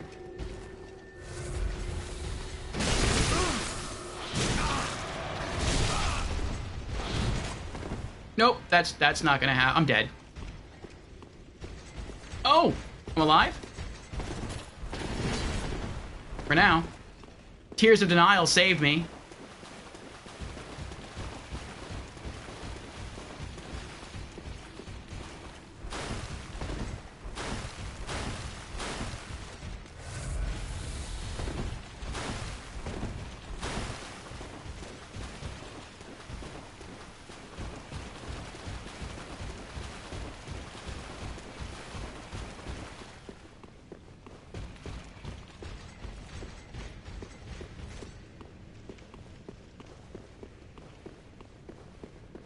Run!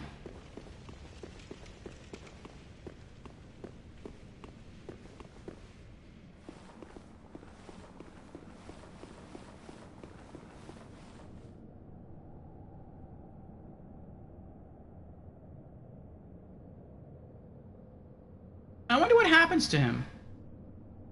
Like, I've done this twice. And it's like, once you run back, it sounded like he was running Like right behind us, like he was following us.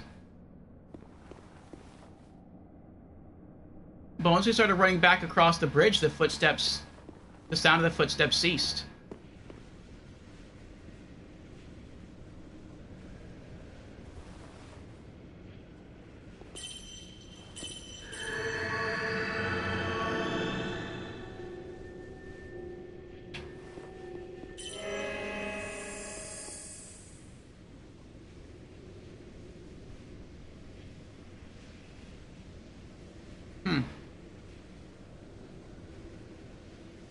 Guess he just got lost?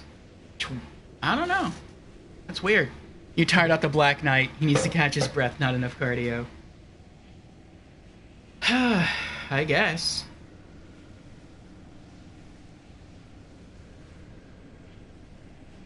I mean, even if I would have lost aggro, enemies typically go back to their spawn locations. So he should be walking towards us right now. That's weird.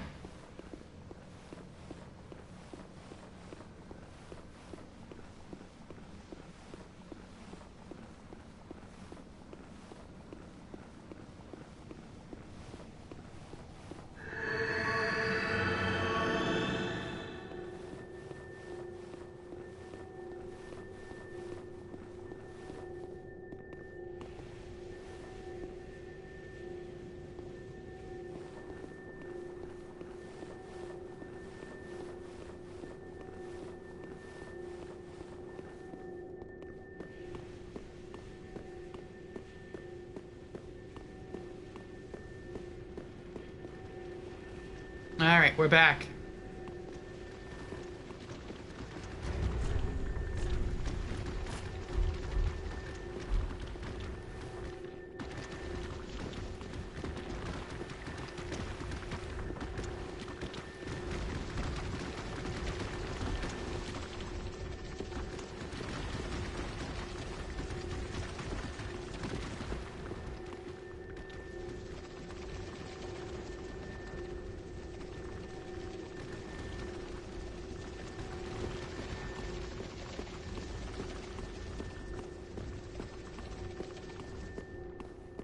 I wonder if it's possible to just run past all the skeletons.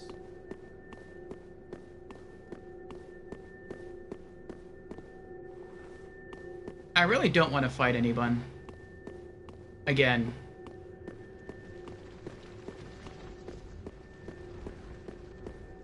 Oh.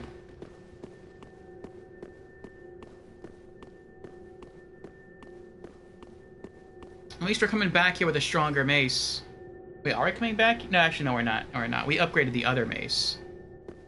The non-elemental one. It's possible to run past pretty much everything, technically. But I'm worried about the aggro range. Like, if I run past... and I get back to the ballista, will they still be following me, or will they de-aggro? I feel like they'd still be following because... maybe not with these two, but the other ones further up.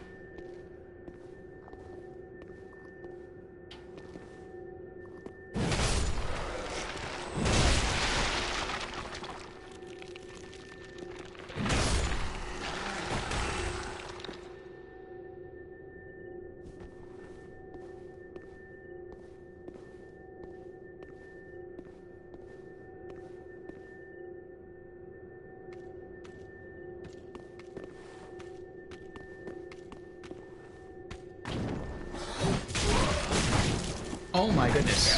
Oh, I thought he was on top of me, like literally.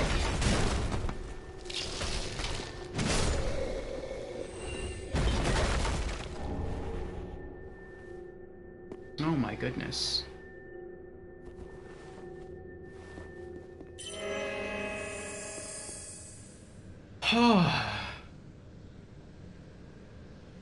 I do like that the chime heal stacks with the heal of blessed items. That's very nice.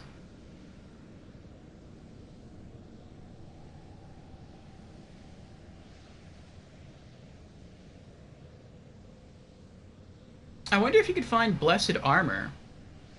I don't think you can infuse armor in this game. But if you have a blessed shield and a blessed weapon and then a full suit of blessed armor, then you're going to get like a pretty decent heal at all times, which is pretty awesome.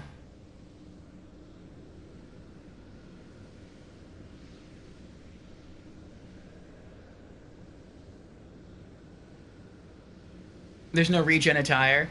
Oh.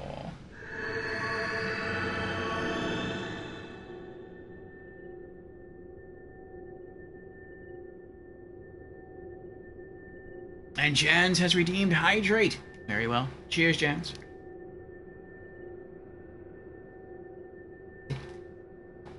I guess that would be kind of OP. Like, you can see your health still going up from the weapon, and it is pretty slow. Like, that's not going to save you. But if you have the weapon, and a shield, and a piece of headgear, and robe, and leggings, and gloves, and you stack all that, that's pretty good. That's it'd probably be the same speed as my chime heal. Maybe even a little bit faster.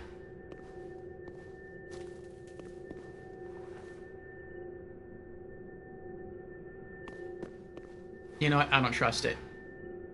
Let's chime one more time.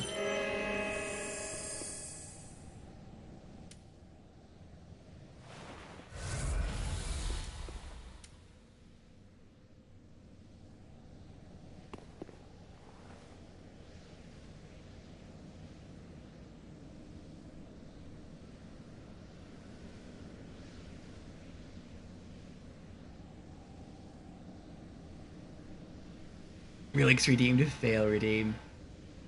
Oh no, I misunderstood the concept, it seems. Lol, well, it's my fail, so it's okay. Yes, I have that there in case I make a boo-boo and people want to call out. Alright, one more. One more, and we can go investigate.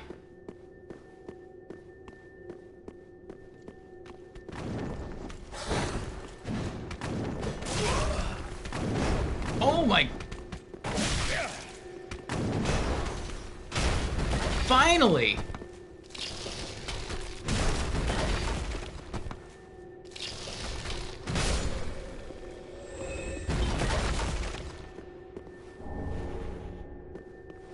I hope there's no boss like this in the game.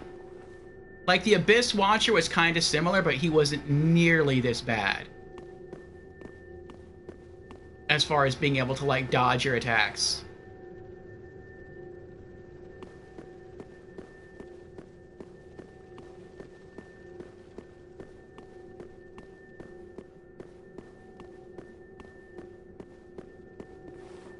Okay, so no Henri.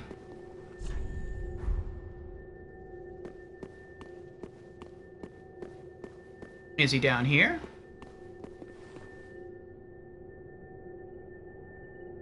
No. Okay.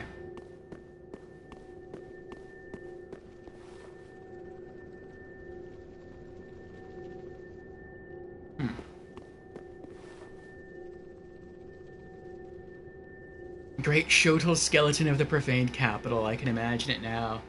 I hope that's just an imagining.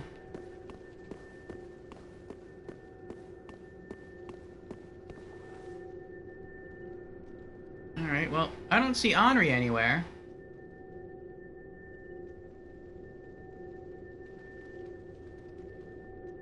So I guess that means that Henri isn't here.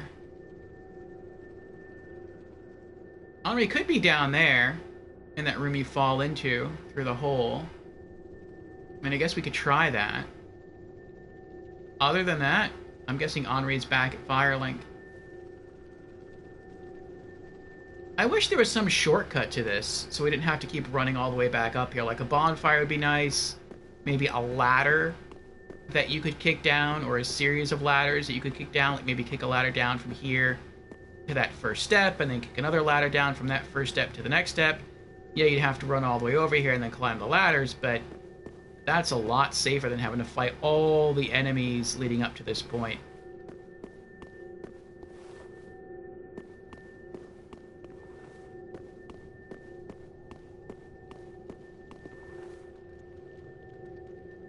know, maybe Chance was right about this thing being possessed by souls. I was inquiring, like, what's steering it? I don't see anyone up here turning it around. But we learned in Dark Souls 2 that it is possible to steal the souls of giants and sort of plug them into things like golems.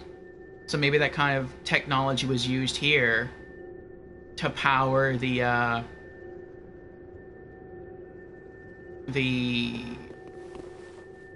ballista. I mean, there's like 3 crossbow ballistas, and there's 3 giants here. 2 here, and then 1 over here. So maybe they all work together to possess that structure and fire arrows so long as it's turned on. I don't know. But alright, I think we're done here. Let's try heading back to Firelink. Maybe they're there. Or maybe she's there.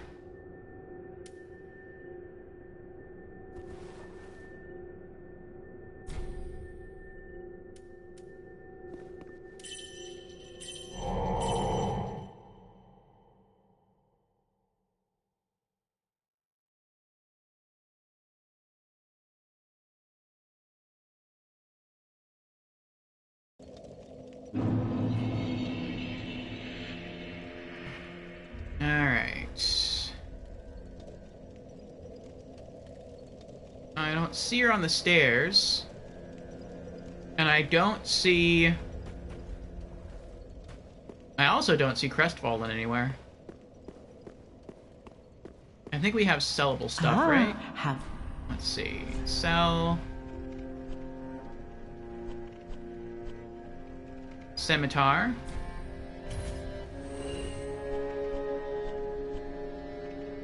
Fire Witch Helm for 200. Fire Witch Leggings for 200. Okay. Ashen One, be sure to bring more souls.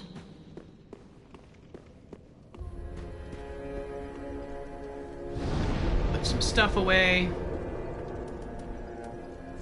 And then we'll see if she's around here somewhere.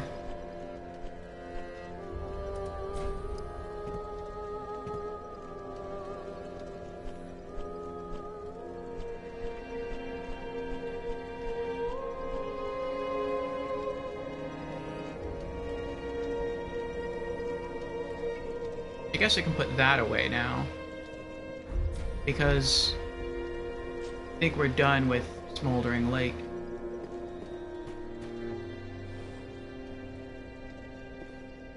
I feel like our next destination would be Irithyll. Even for Irithyll, I think we should, at least for now, use Hort's Great Hammer. Well, no. I mean, some enemies there do use fire, but I guess we'll keep this equipped instead.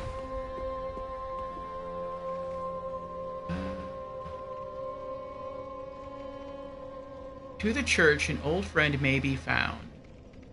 Cough what he said, cough. To the church. There's multiple churches. There's...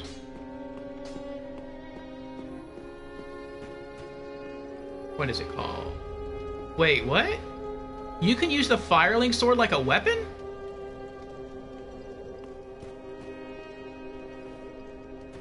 That's cool.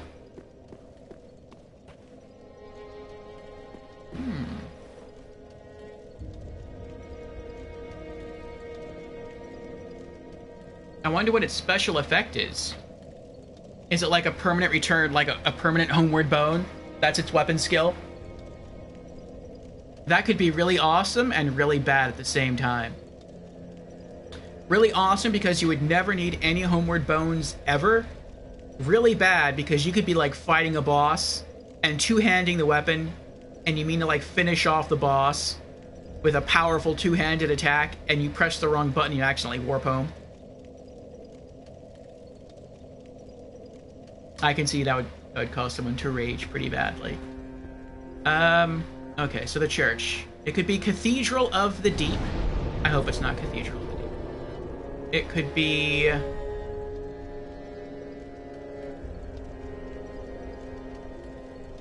the boss area where we fought the Abyssal people.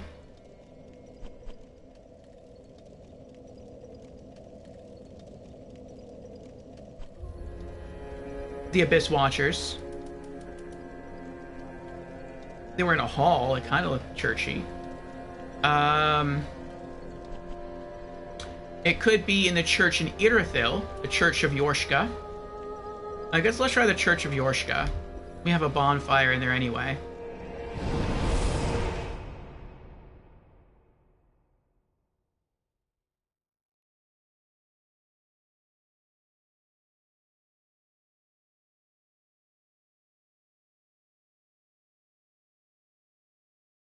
So yes and no, you'll see. So tempting. Yes, I know, we can be... Oh. This thing spooked me twice already. This candelabra here.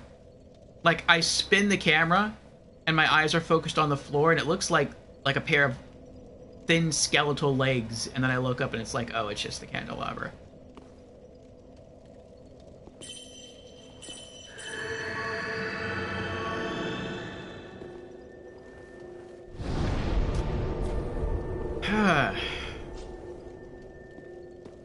But yeah, I guess we can take a little gander around the church.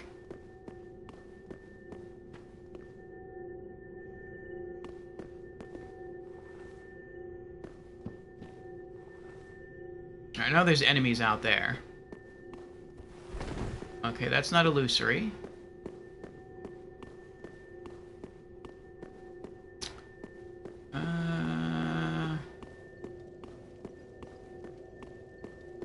I mean, this would be a good spot for Henri.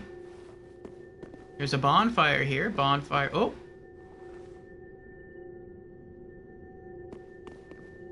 Bonfire rooms are good room. That's scary right there.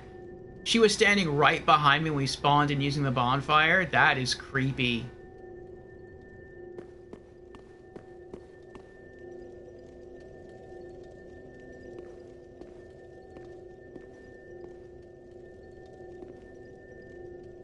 Oh, I thought it might be you. Good to see you. Thank you. I never managed to find Horace. You didn't? But my duty must be done, even alone, as an unkindled Lord Seeker. For the children I knew, bless their souls. We all have our reasons, don't we?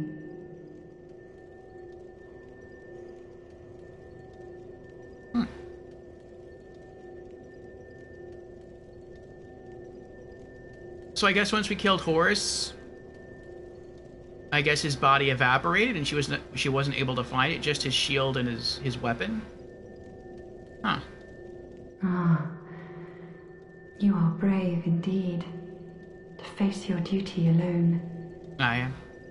I would do well to learn from you. You would? May the flames guide your way. Thank you. Same to you. Quiet resolve. Ah, you are brave indeed, to face your duty alone. I would do well to learn from you. May the flames guide your way. I feel like this is leading into us being able to summon her for the boss fight that's in this area. But I'm not going to do that. Like, that could very well be the next part of her subquest. But, yeah, I do want to play through with no summons this first playthrough. And so, if that breaks her side quest, then it breaks her side quest, and that's something we'll tend to a New Game Plus.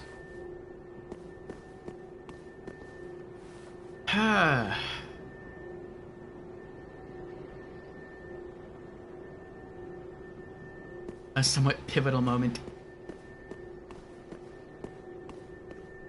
I'm guessing that's the boss area.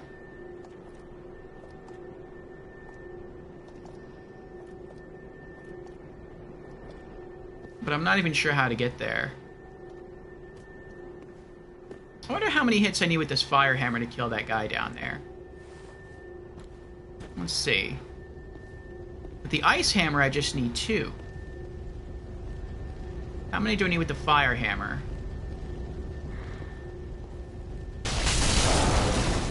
Uh-oh.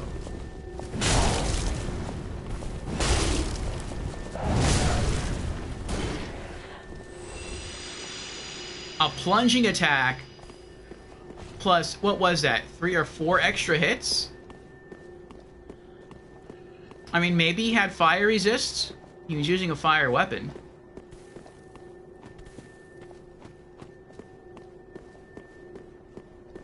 But I mean, this place is so snowy, I feel like I should be using a fire weapon here.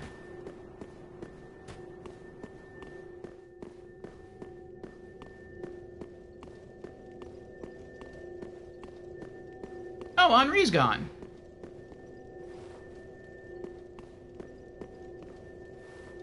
Huh.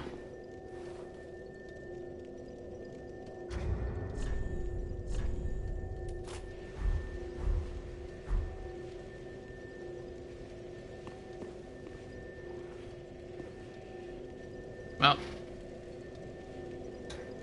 What do we do today? I scoured around.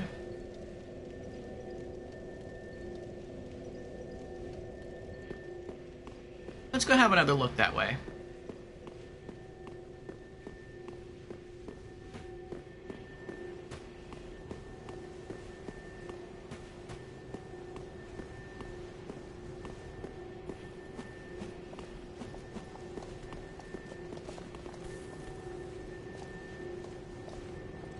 It looks like I'm supposed to drop down here and then run up those stairs.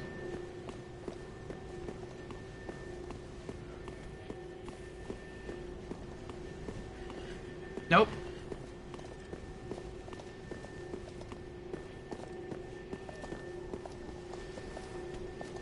Oh, that makes it worse.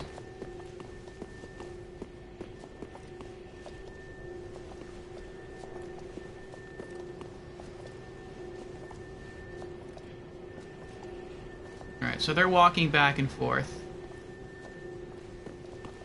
Wait for them to go down. Hello. No. I'm stuck on the... I was stuck. Oh, this is bad. Ow. No, I didn't mean to do that! That was annoying. I meant to kick the shield away and then attack.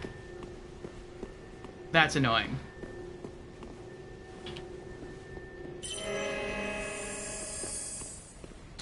I was running, I let go of the analog stick, and then I hit the button to kick, and instead I just swung the hammer. I said it before in Dark Souls 1. I kind of still feel the same way in Dark Souls 3. I never used it in Dark Souls 2. But it would really be nice to have a kick button.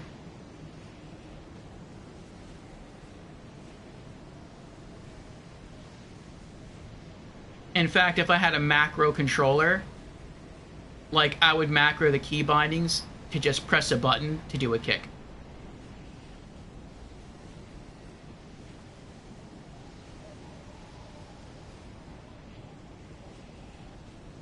These guys' weapons is considered to be the best in the game in the PvP community.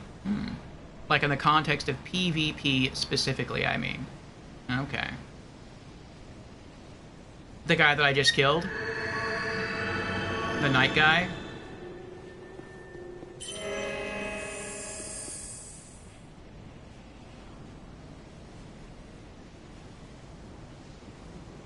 So I have to get up there.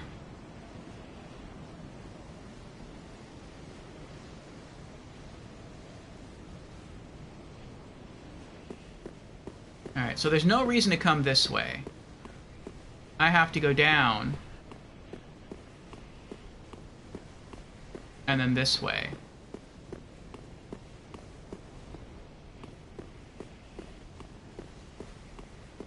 I've been this way before. There's nothing over here.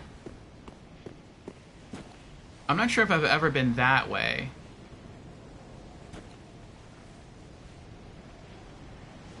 yesterday when I ran this way, or whenever I got to Irith, I think it was like 2 days ago, I was just trying not to die. I was just sprinting like crazy trying to find a bonfire. Maybe that's the way I'm supposed to go. Oh, it looks like it is. I go up those stairs, I go through this building, get up there, then go up those stairs, and then I'm at the top. So I have to get over there. Okay, so how do I get over there? I have to go down. I could come from that direction, or I can come from this direction. Maybe.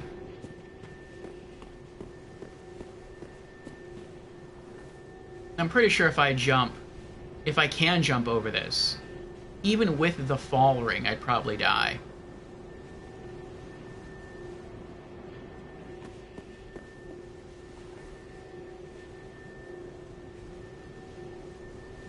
Yes, the Pontiff Knight curved sword.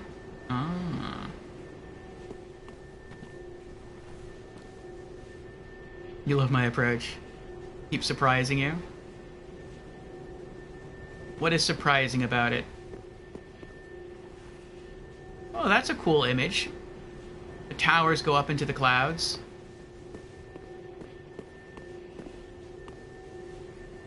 Okay. I have to go left. Oh, I can't go this way. This door's locked. That I remember. It does not open from this side. Can I go this way?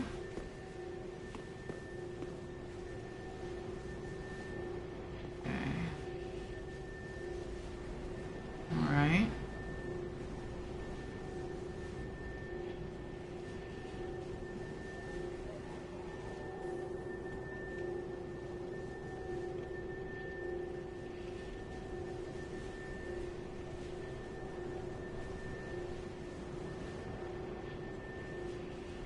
I feel like I've seen this before. Like that path before. Like maybe when I was running from the very first, but well, not the very first, but the second bonfire to the church. Like maybe I was down there before. And then I ran a different... Ooh, there's an item over there. And then I ran a different way. I don't remember. I also wonder where the characters are that were here before, the enemies. Oh, I know what that means.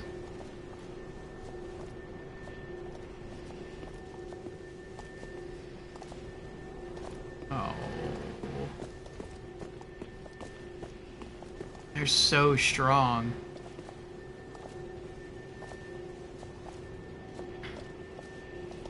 You don't know, really take it all in, checking out the geography of the area, etc.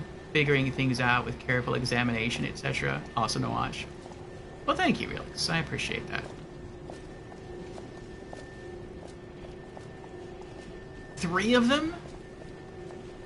Ooh. Maybe I can wait until they go that way. And then slip past them.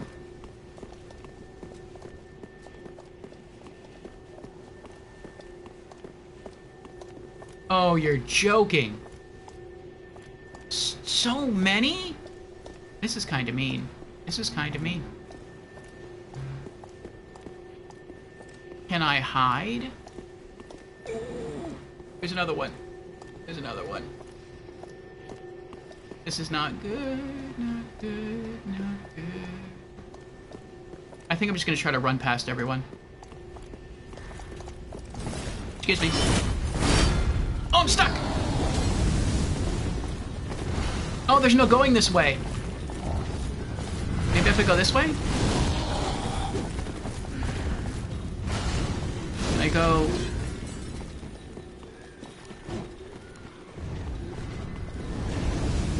Nope, nope, nope. Can't go that way.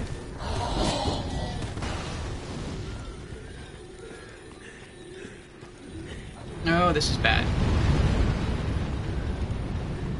Oh, I know where I am now. This is near the first bonfire area. This is not good.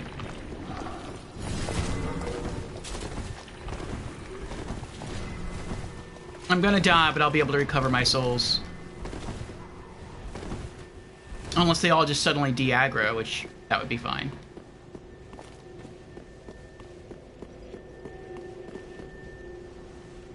Oh! Oh, they're wearing the Archdeacon hat. I wore that earlier. Oh. I'm surprised I was able to pull that off. I didn't get hit once. But now I need to go back. I don't want to go back, but I need to go back.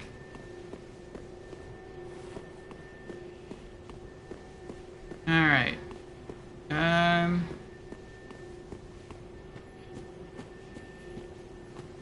I get down there?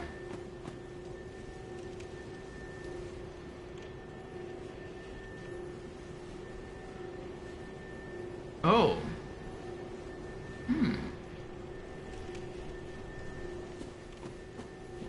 Can I jump this?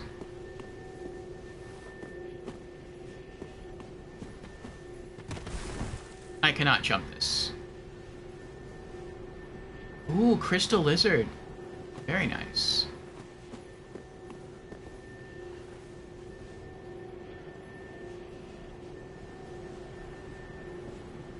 Relic says, although, to be frank, it's probably a consequence of you playing the previous games beforehand. Because when I think about it, this one is my first, and I was running a bit clueless. By the time I got to Dark Souls, which was the last I've played, my approach was similar to this.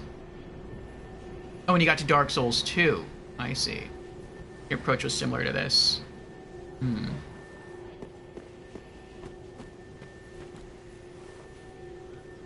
Well, I always like to take in the environment of the game. Like, if you watch me play other games besides Souls, you'll see me, like, stop and comment a lot, like, on the landscape, on the geography, and the music, the sound design. Like, I love video games. I think it's an incredible art form. And I appreciate all aspects of it. The story, the gameplay. So sometimes it's just nice standing around and observing things.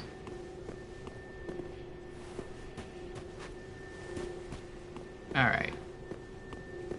I think I have to go up the stairs and go through the area.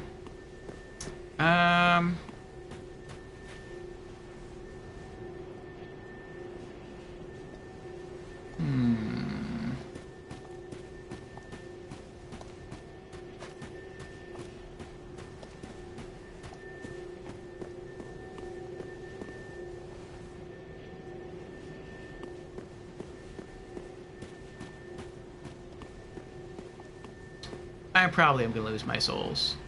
But, oh well. It's for the sake of discovery. Ow.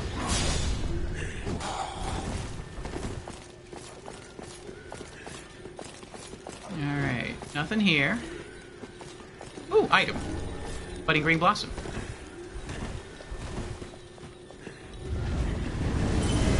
Oh no.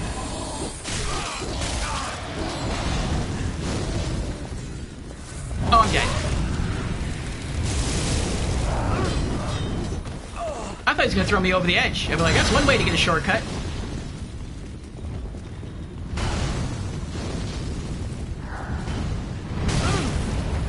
That was mean.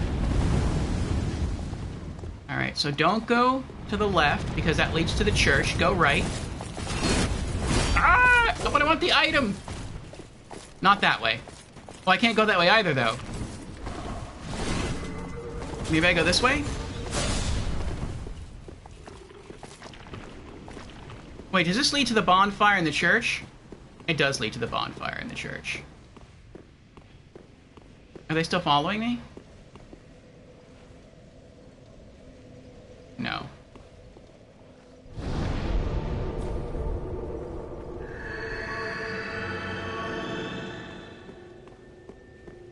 Oh my goodness. Maybe that glowing item down there is a key. And that opens one of the doors. Maybe that opens that door right there. Excuse me. Let me through! Nope, not a key.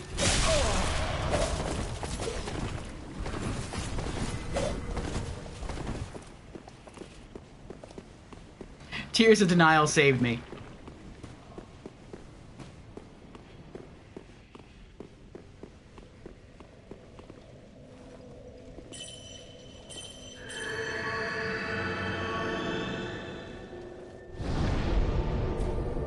Oh my goodness. Let me scroll back up here. Felix says, yeah, me too. I was also an NES gamer as a kid. And then PS1 too, of course, just like you. The classics. My sister told me that I started gaming on the Atari 5200. That was her system, but I don't remember it at all. I was way too young. The first system I remember playing on was a Nintendo Entertainment System. And the first game I remember playing was Duck Hunt. It was on the Super Mario Bros. Duck Hunt cartridge, and the console belonged to my father. And I wanted to play Super Mario Brothers. He's like, no, you should play Duck Hunt. Duck Hunt's where it's at. Duck Hunt's the game. And I'm like, I don't care about Duck Hunt. I just want to play Mario. And he's like, no. He's like, I'll tell you what. Play Duck Hunt first, and then after you play it, then you can play Mario. So I was like, all right, fine. So Duck Hunt is the first game I remember playing, even though I didn't want to play it. And then I played Mario. And then I remember I had two uncles. One uncle was the Nintendo uncle, and the other uncle was the Sega uncle. And so, like, one of them had the Super Nintendo, and the other one had the Sega Genesis.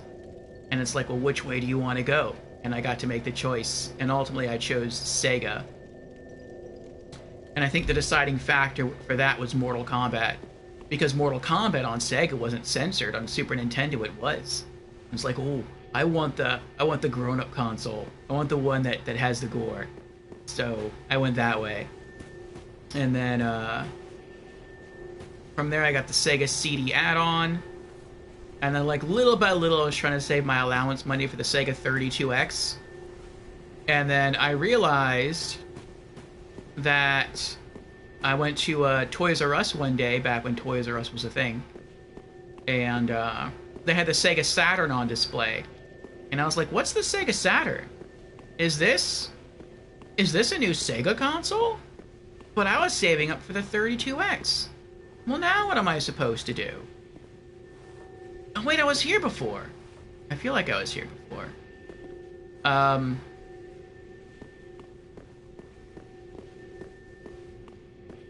was here before. I know I was here before. Maybe you're not supposed to go that way. Maybe you have to go some other direction.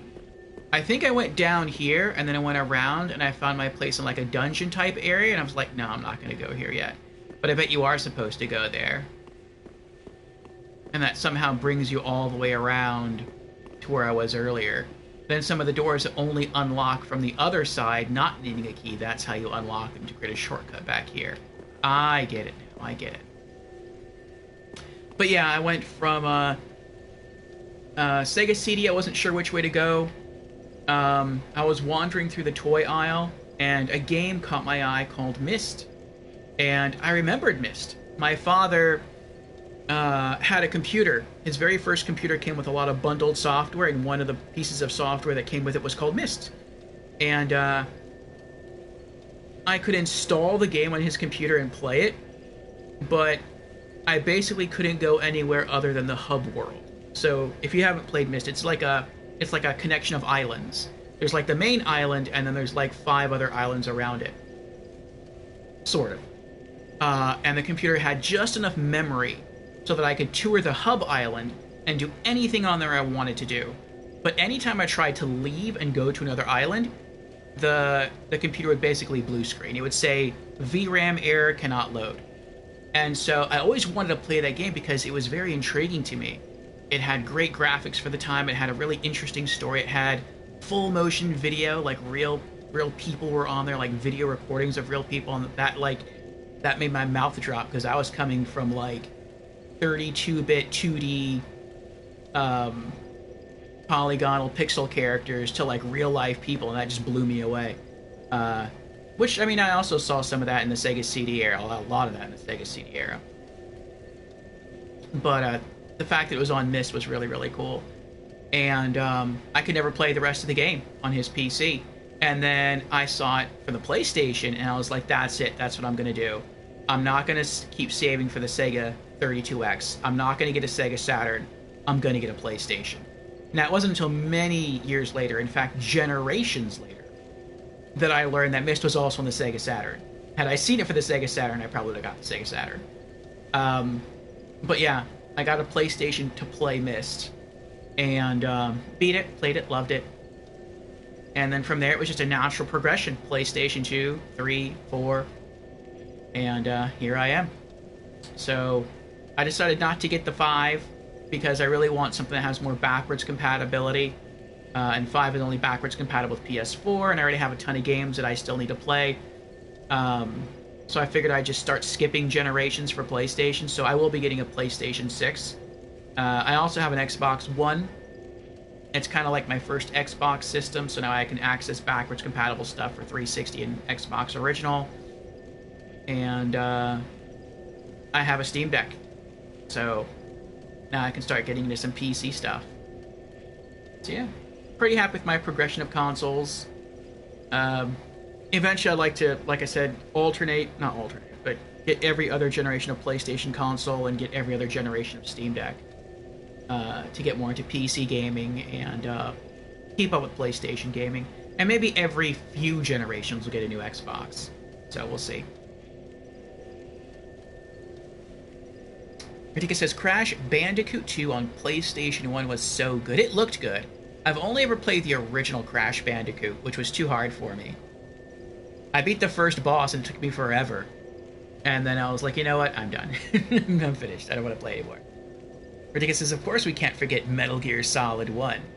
That was a really good game. I could speedrun Metal Gear Solid 1. I can't anymore. But I could when I was younger. Felix says, never got around to playing Crash Bandicoot, ironically. What about Scud on Sega Saturn? I don't know what Scud is. Felix says, but yeah, Metal Gear Solid, of course. And I loved the Oddworld games. It's funny you should mention that. Oddworld was my... sort of my first game for PlayStation.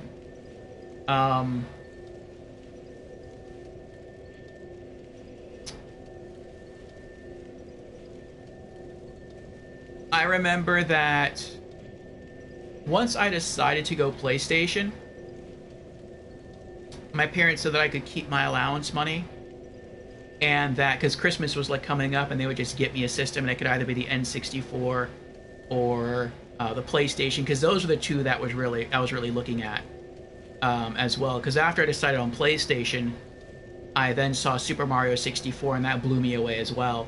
But I'm like, no, I have to get a PlayStation just to play Myst, and so that's what kept me going with PlayStation. But I learned that they bought me 2 games for PlayStation. They bought me Myst, because that was like the one I really wanted, and then they wanted to get me like one other thing, and so they got me Oddworld Abe's Odyssey. I've like messed with it, but I haven't beaten it. Eventually I want to play through all the Oddworld games on this channel. Felix says, Myst was so obscure to me back in the day, couldn't figure it out. It did take me a long time. I didn't have the patience, although I played a lesser known game of the exact same style called Rama, based on a book by Arthur C. Clarke, which I had read and loved. I've never heard of Rama, and so that made me passionate about it. So as little interest as I had developed for Myst, Rama, on the other hand, got me hooked. Very cool. I remember the first island in Myst, but never got past that. Yeah, some people are stuck there for a good long time. It is a bit obscure as far as what you're supposed to do and what you're supposed to click on. Like, you really have to... It's one of those point-and-click games where you really have to examine just about everything and try to, like, figure out what it does.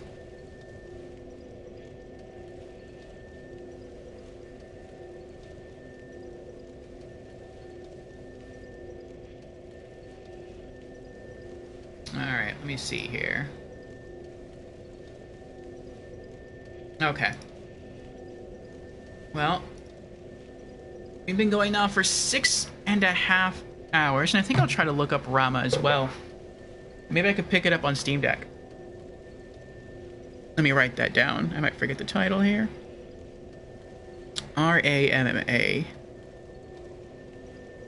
Okay. Love Rama. I highly recommend reading the book for classic 50s sci-fi fans. Would the book spoil the game for me? Like, does the game follow the plot of the book, and if I read the book, I know the plot of the game? Or is, like, the game based in the same world as the book, but it doesn't follow the book exactly?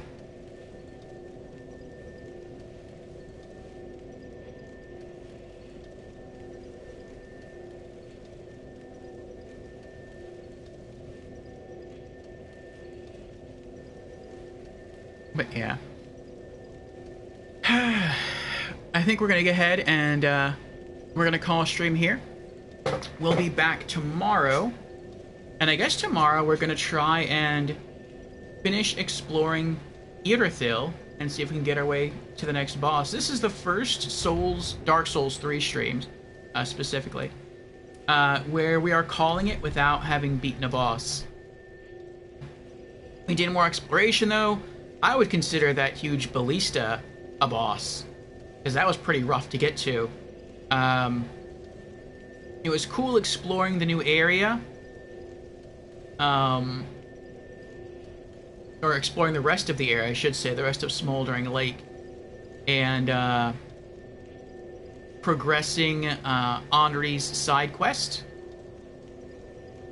And so, I mean, we kind of beat a boss, not really. We beat like a mini boss, I guess you could say. The stone worm that was in the Smoldering Lake area.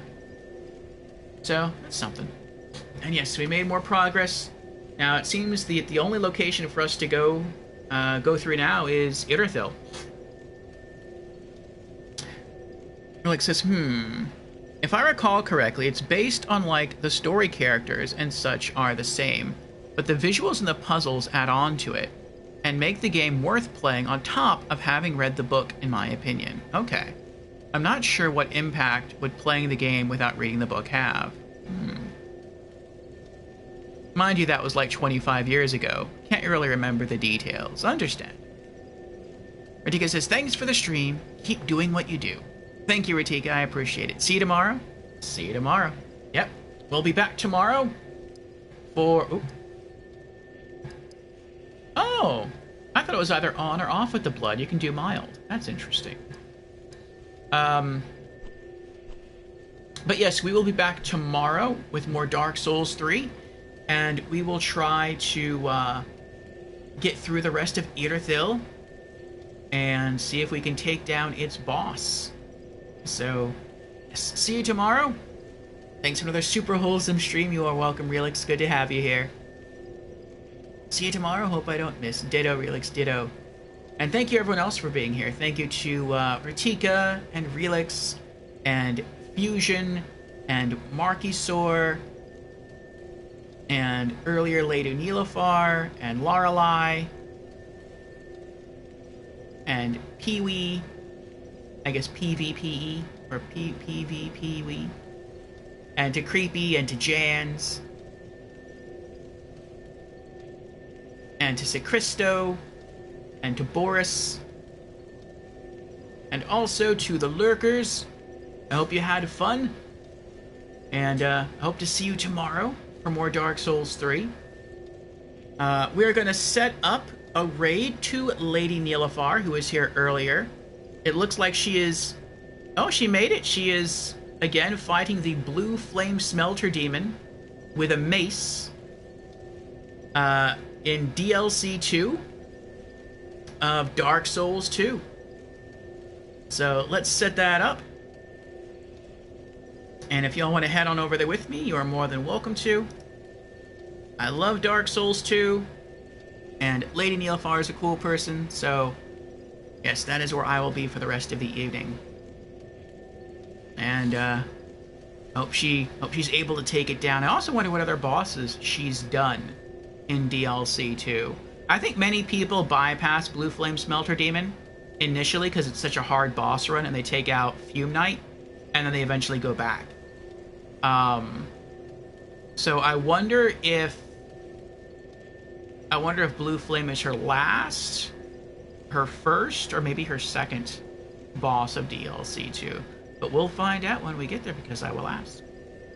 But yes, thanks again everyone for being here. I look forward to seeing you again soon. Have a good night.